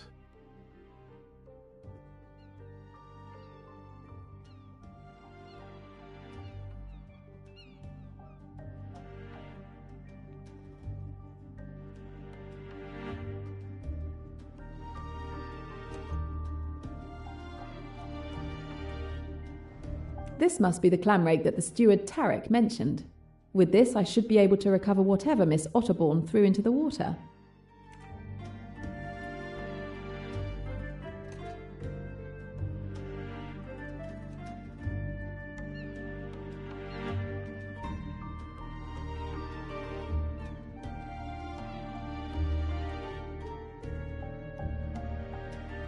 Let's go fishing for clues.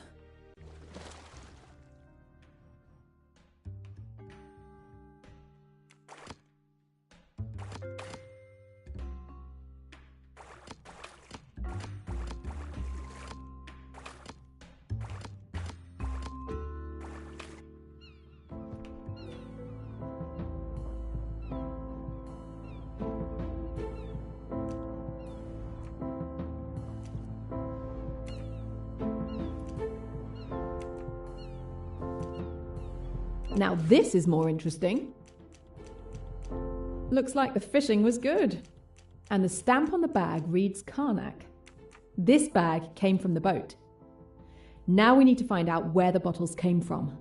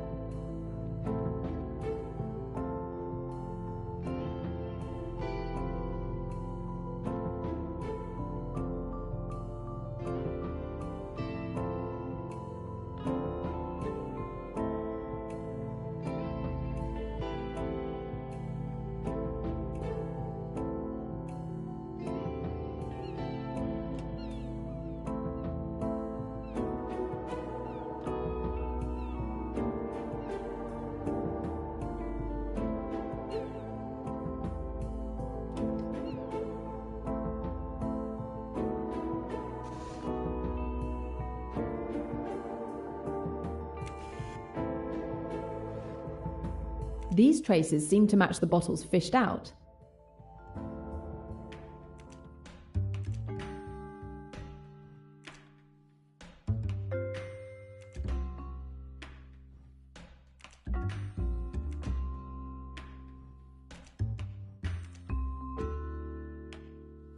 The bottles match the traces perfectly.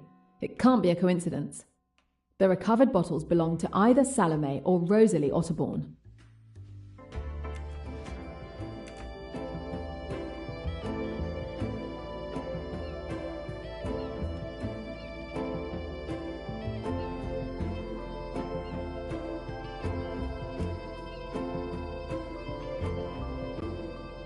Tim Allerton's book. Hard to be read when it's hollowed out.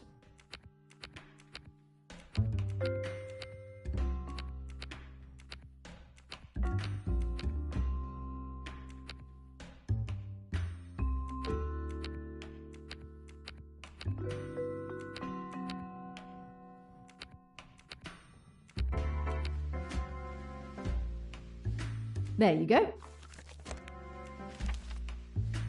An enigmatic message signed by an enigmatic J in an equally enigmatic hollow book.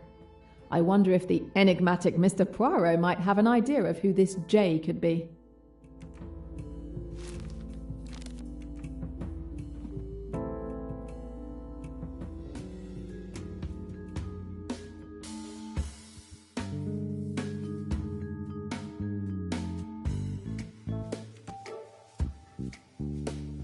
Nice one. Mr. Poirot told me that Joanna Southwood, the jewel thief from Chez Ma Tante, is Tim Allerton's cousin. It's a reasonable bet that this J refers to Joanna. Yes!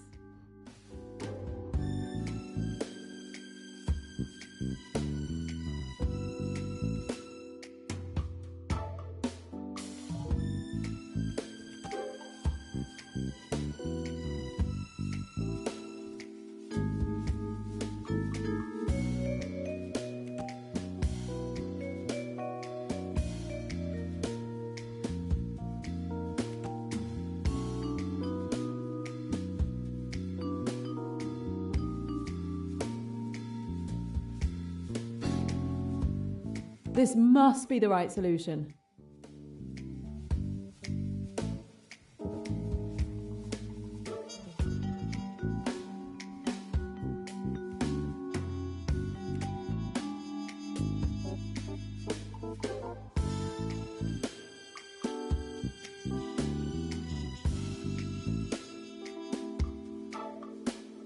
Wonderful!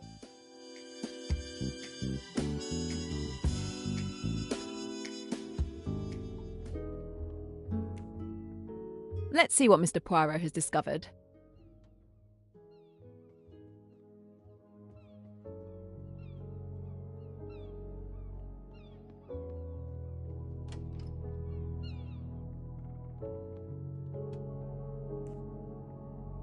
Lynette Doyle's pearl necklace disappeared last night. Can you tell me anything about that? You're the first to tell me the news. I didn't even know it had been stolen. The thief will make a fortune if he can sell it, but he doesn't stand a chance if you're there to stop him.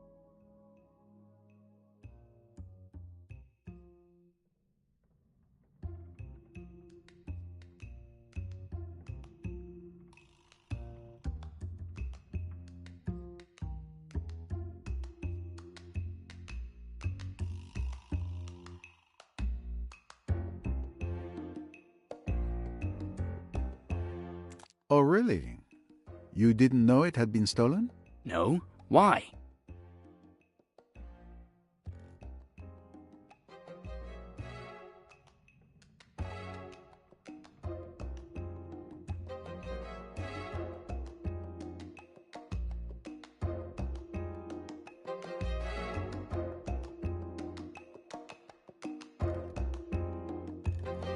Impossible to know he's lying without proof.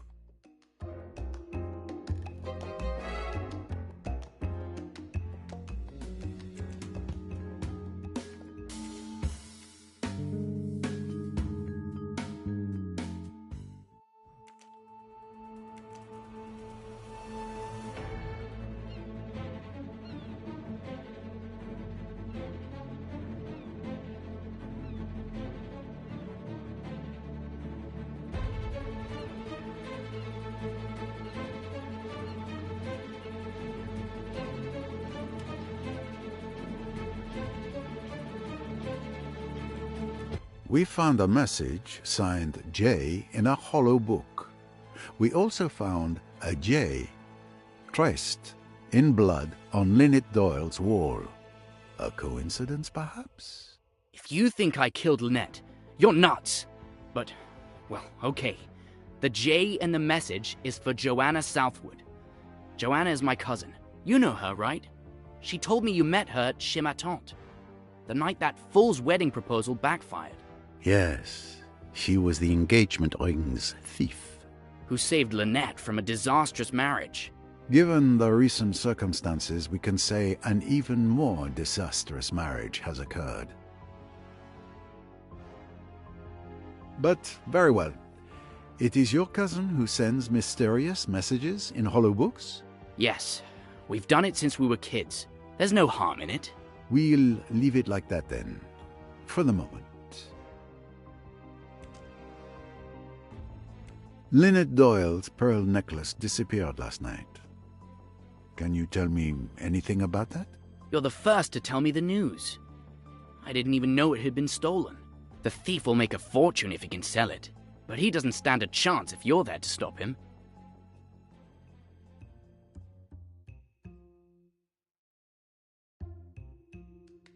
Oh, really? You didn't know it had been stolen? No. Why?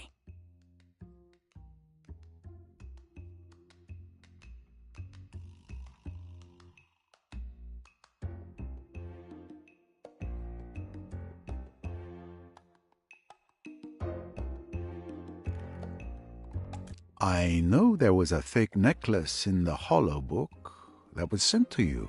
You know, do you? Where's the proof? The message that talks about a defective shipment, which matches the fake necklace with a flawed copy. Not to mention, you were one of the 3 suspects in the theft of Mrs. Leach's bracelet in Mallorca. Shall I go on? Where is the real necklace if you think I'm the thief? Enough lies. Give me the missing piece of your record player. Tell me where you've hidden it, or I will advise Miss Royce to destroy your record player to open it. All right, no need to destroy everything. Here it is. But I fail to see how this helps you. We had missed this during the search. Thank you, young man. There is no need for you to understand.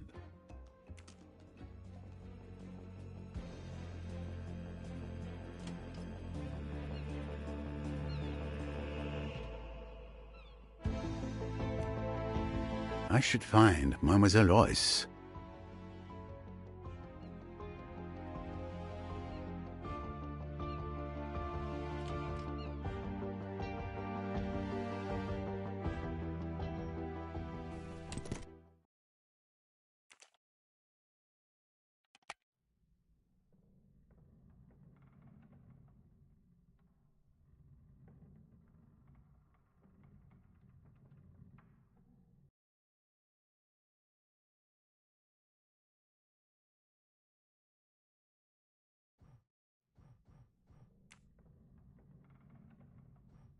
It's strange that these buttons don't do anything.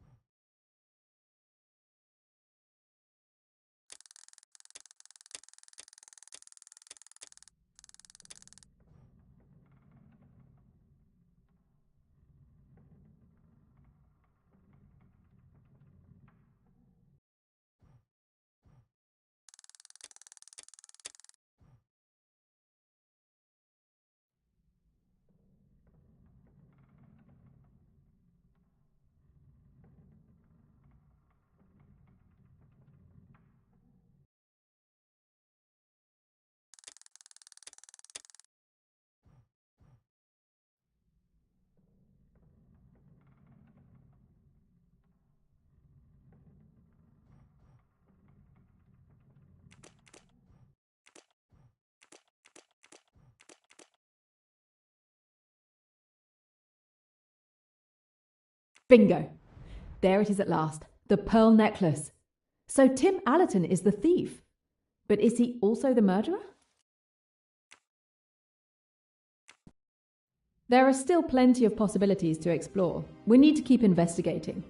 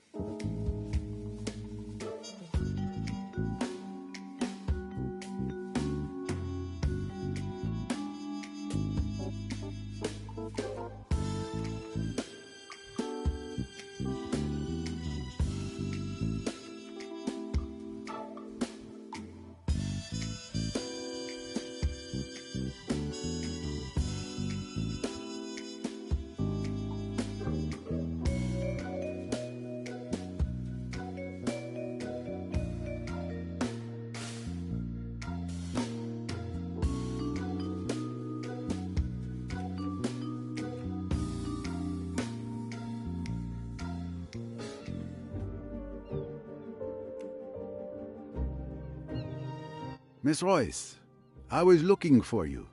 I was looking for you too, Mr. Poirot. Time to share information?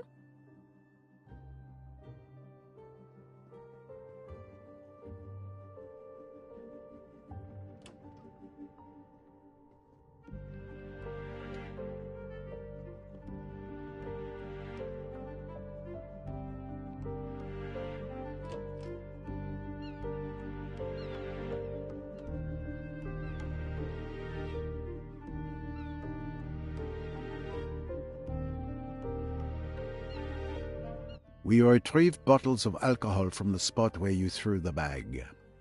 Are you still sure you don't want to amend your statement? Oh, really? And if it had been a tire, would that have been mine too? I'm not responsible for everything people throw into the Nile. What can you tell me about last night? My mother and I went to bed around 11 o'clock. Rats! There I am again, securely tied to her apron. I didn't hear anything except some commotion near Dr. Bessner's cabin. It was stifling in our cabin. I couldn't sleep. Around 1 a.m., I went out on deck for some fresh air. I didn't stay long. I went back to sleep afterwards. I had no idea what had happened until this morning.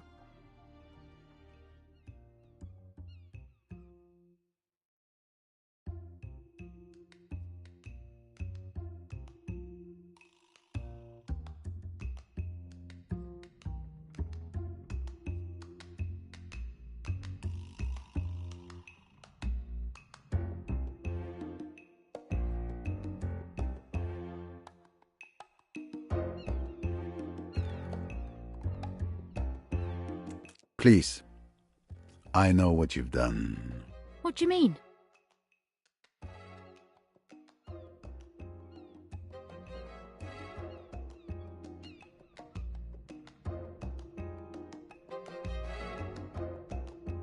That's enough now. I know you threw your mother's liquor bottles into the water. Am I right? Yes. You're quite right. I was a fool not to say so, I suppose. But I didn't want everyone to know.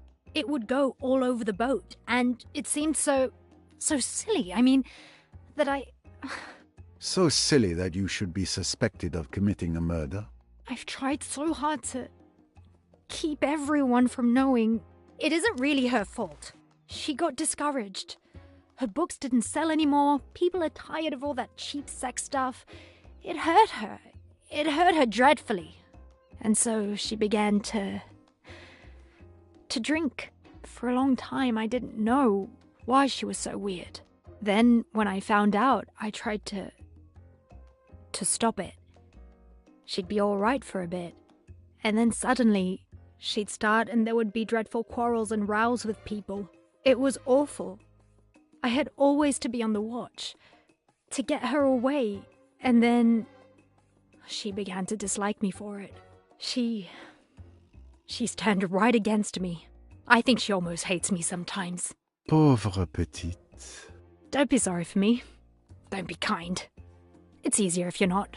I'm so tired. I'm so deadly tired. I know. People think I'm awful. Stuck up and cross and bad-tempered. I can't help it. I've forgotten how to be nice. You have carried your burden by yourself too long. It's a relief to talk about it. You've always been kind to me, Mr. Poirot. I'm afraid I've been rude to you often. Are you going to tell everyone? No, it is not necessary. Just tell me what I want to know. Now tell me, mademoiselle, Miss Van Schuler saw you. Did you see her? She says that she looked out of the door of her cabin. I don't think I should have seen her. I just looked along the deck and then out to the river. Did you see anyone at all when you looked down the deck? No. I saw nobody. I thought the splash heard by several witnesses was the murderer disposing of the revolver. But it was only Rosalie Otterborn throwing away evidence of her mother's alcoholism. It explains one mystery, but it is doubtful it helps identify the murderer.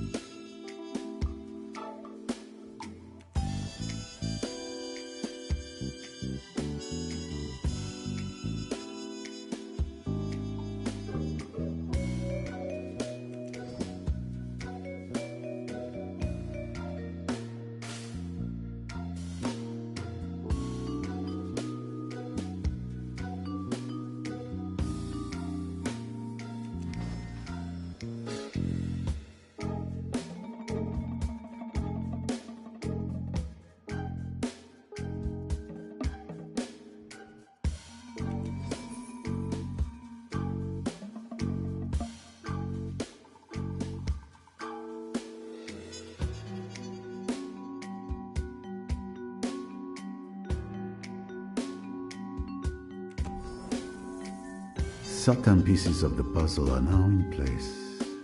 It's clear that Rosalie must have seen Tim when he came in or out of Lynette's cabin with the necklace.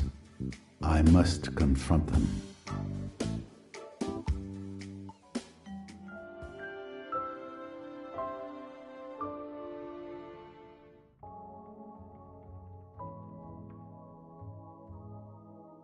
Thank you all for coming.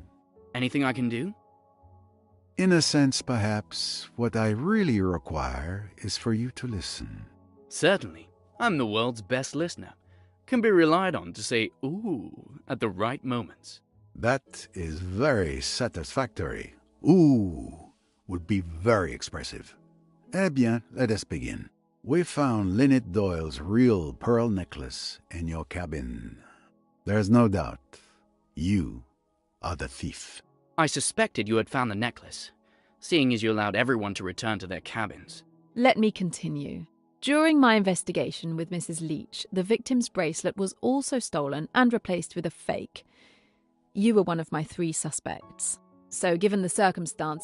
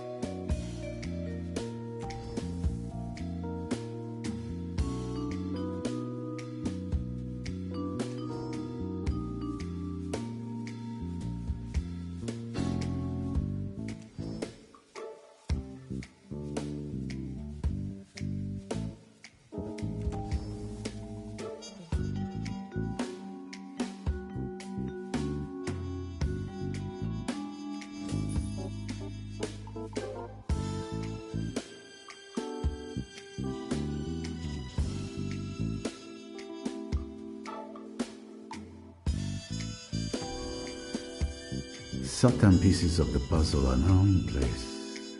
It's clear that Rosalie must have seen Tim when he came in or out of Lynette's cabin with the necklace. I must confront him.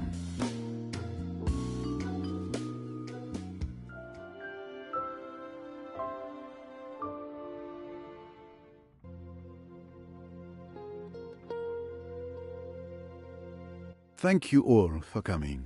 Anything I can do? In a sense, perhaps, what I really require is for you to listen. Certainly. I'm the world's best listener. Can be relied on to say ooh at the right moments. That is very satisfactory. Ooh would be very expressive. Eh bien, let us begin. We found Lynette Doyle's real pearl necklace in your cabin. There's no doubt. You are the thief. I suspected you had found the necklace, seeing as you allowed everyone to return to their cabins. let me continue. During my investigation with Mrs. Leach, the victim's bracelet was also stolen and replaced with a fake. You were one of my 3 suspects. So given the circumstances and the identical MO, it had to be you who stole Mrs. Leach's bracelet. But that's not all. You have an accomplice, your cousin, Joanna Southwood.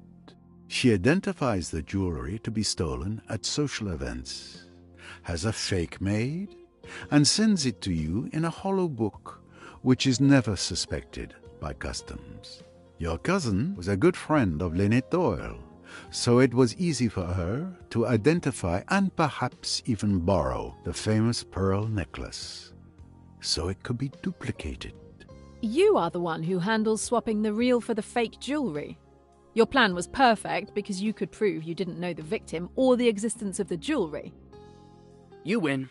It's been a good game, but it's over at last. There's nothing for it now, I suppose, but to take my medicine. Do you realize that you were seen last night? Seen? Yes. On the night that Lynette Doyle died, Miss Rosalie Otterborn saw you leaving Mrs. Doyle's cabin just after 1 in the morning. Rosalie, you saw me? But she didn't say anything. It was my little grey cells that deduced it. Why wouldn't you say you had seen me last night? I thought they might suspect you. I couldn't believe that you'd kill anyone. No, I'm not the strong stuff murderers are made of. I'm only a miserable sneak thief. Don't say that. But why did you do it? You, who has everything. Oh, I don't know. Boredom, laziness, the fun of the thing. A much more exciting way of earning a living than just sitting at a miserable desk all day translating texts. Rosalie, would you... You know what I mean? Would you always despise me and throw it in my teeth? Well, there are things you could throw in my teeth, too. Rosalie, darling. That's very sweet. But there is a very good case against you, Mr. Allerton. I wanted you to realize that. It wasn't I who killed her, I swear! I've been in the most awful stew. To have chosen that night of all others. God, it's been awful. If there's something that could help your case, now's the time to say it. It might be insignificant, but when you asked if I heard anything, I lied. I did hear a splash. Yes, we already know. Rosalie was responsible for that noise at 1:10 a.m. No, it was much earlier. At 12:26 a.m. I was waiting in my cabin for the right moment to move, and I checked the time, and it was toward the bow, no doubt. What? But that changes everything. Not now. Sir, come quickly. There's been another death. This saloon. But no. It cannot be. Jane, come with me. You two stay here. I still have questions.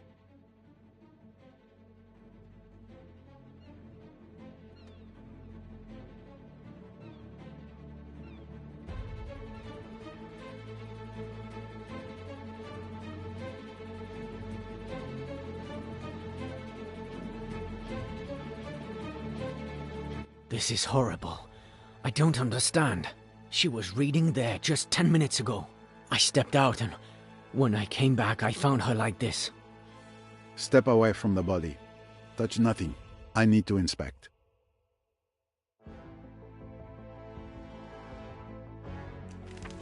A torn piece of a $100 note in her hand. A ribbon for bundling stacks of notes.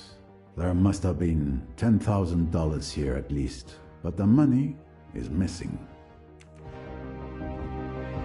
A thin weapon, very sharp, has slit the throat, possibly a scalpel.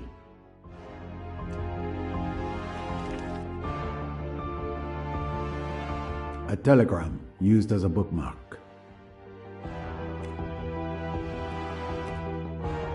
I can already say that Louise Bourget had her throat cut with a sharp object. The $100 notes are nowhere to be seen. And this telegram with a coded message: potato, dress, cradle, 32, beetroot. Potato? Dress? But I know this code. It's the same as the one I found in Mallorca and Cairo. Show it to me.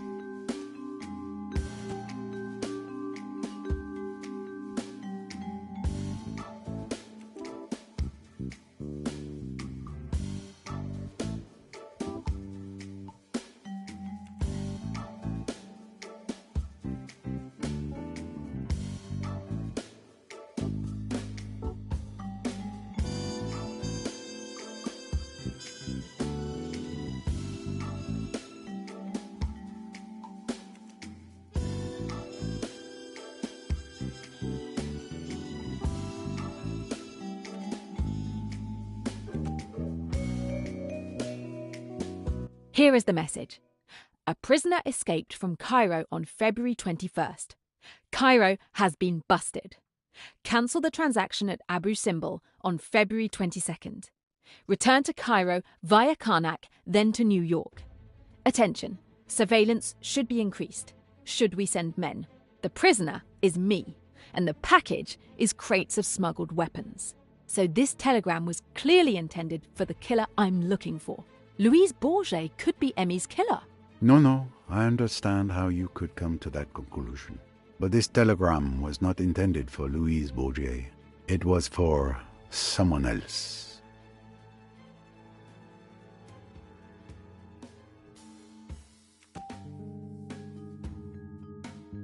Yesterday, Lynette Doyle mistakenly received this telegram that was meant for Riquetti.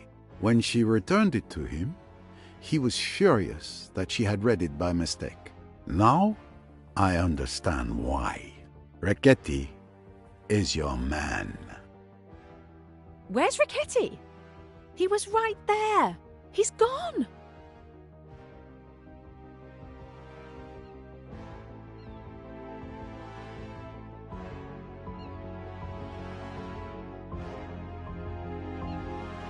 I'm sorry, Mr. Poirot.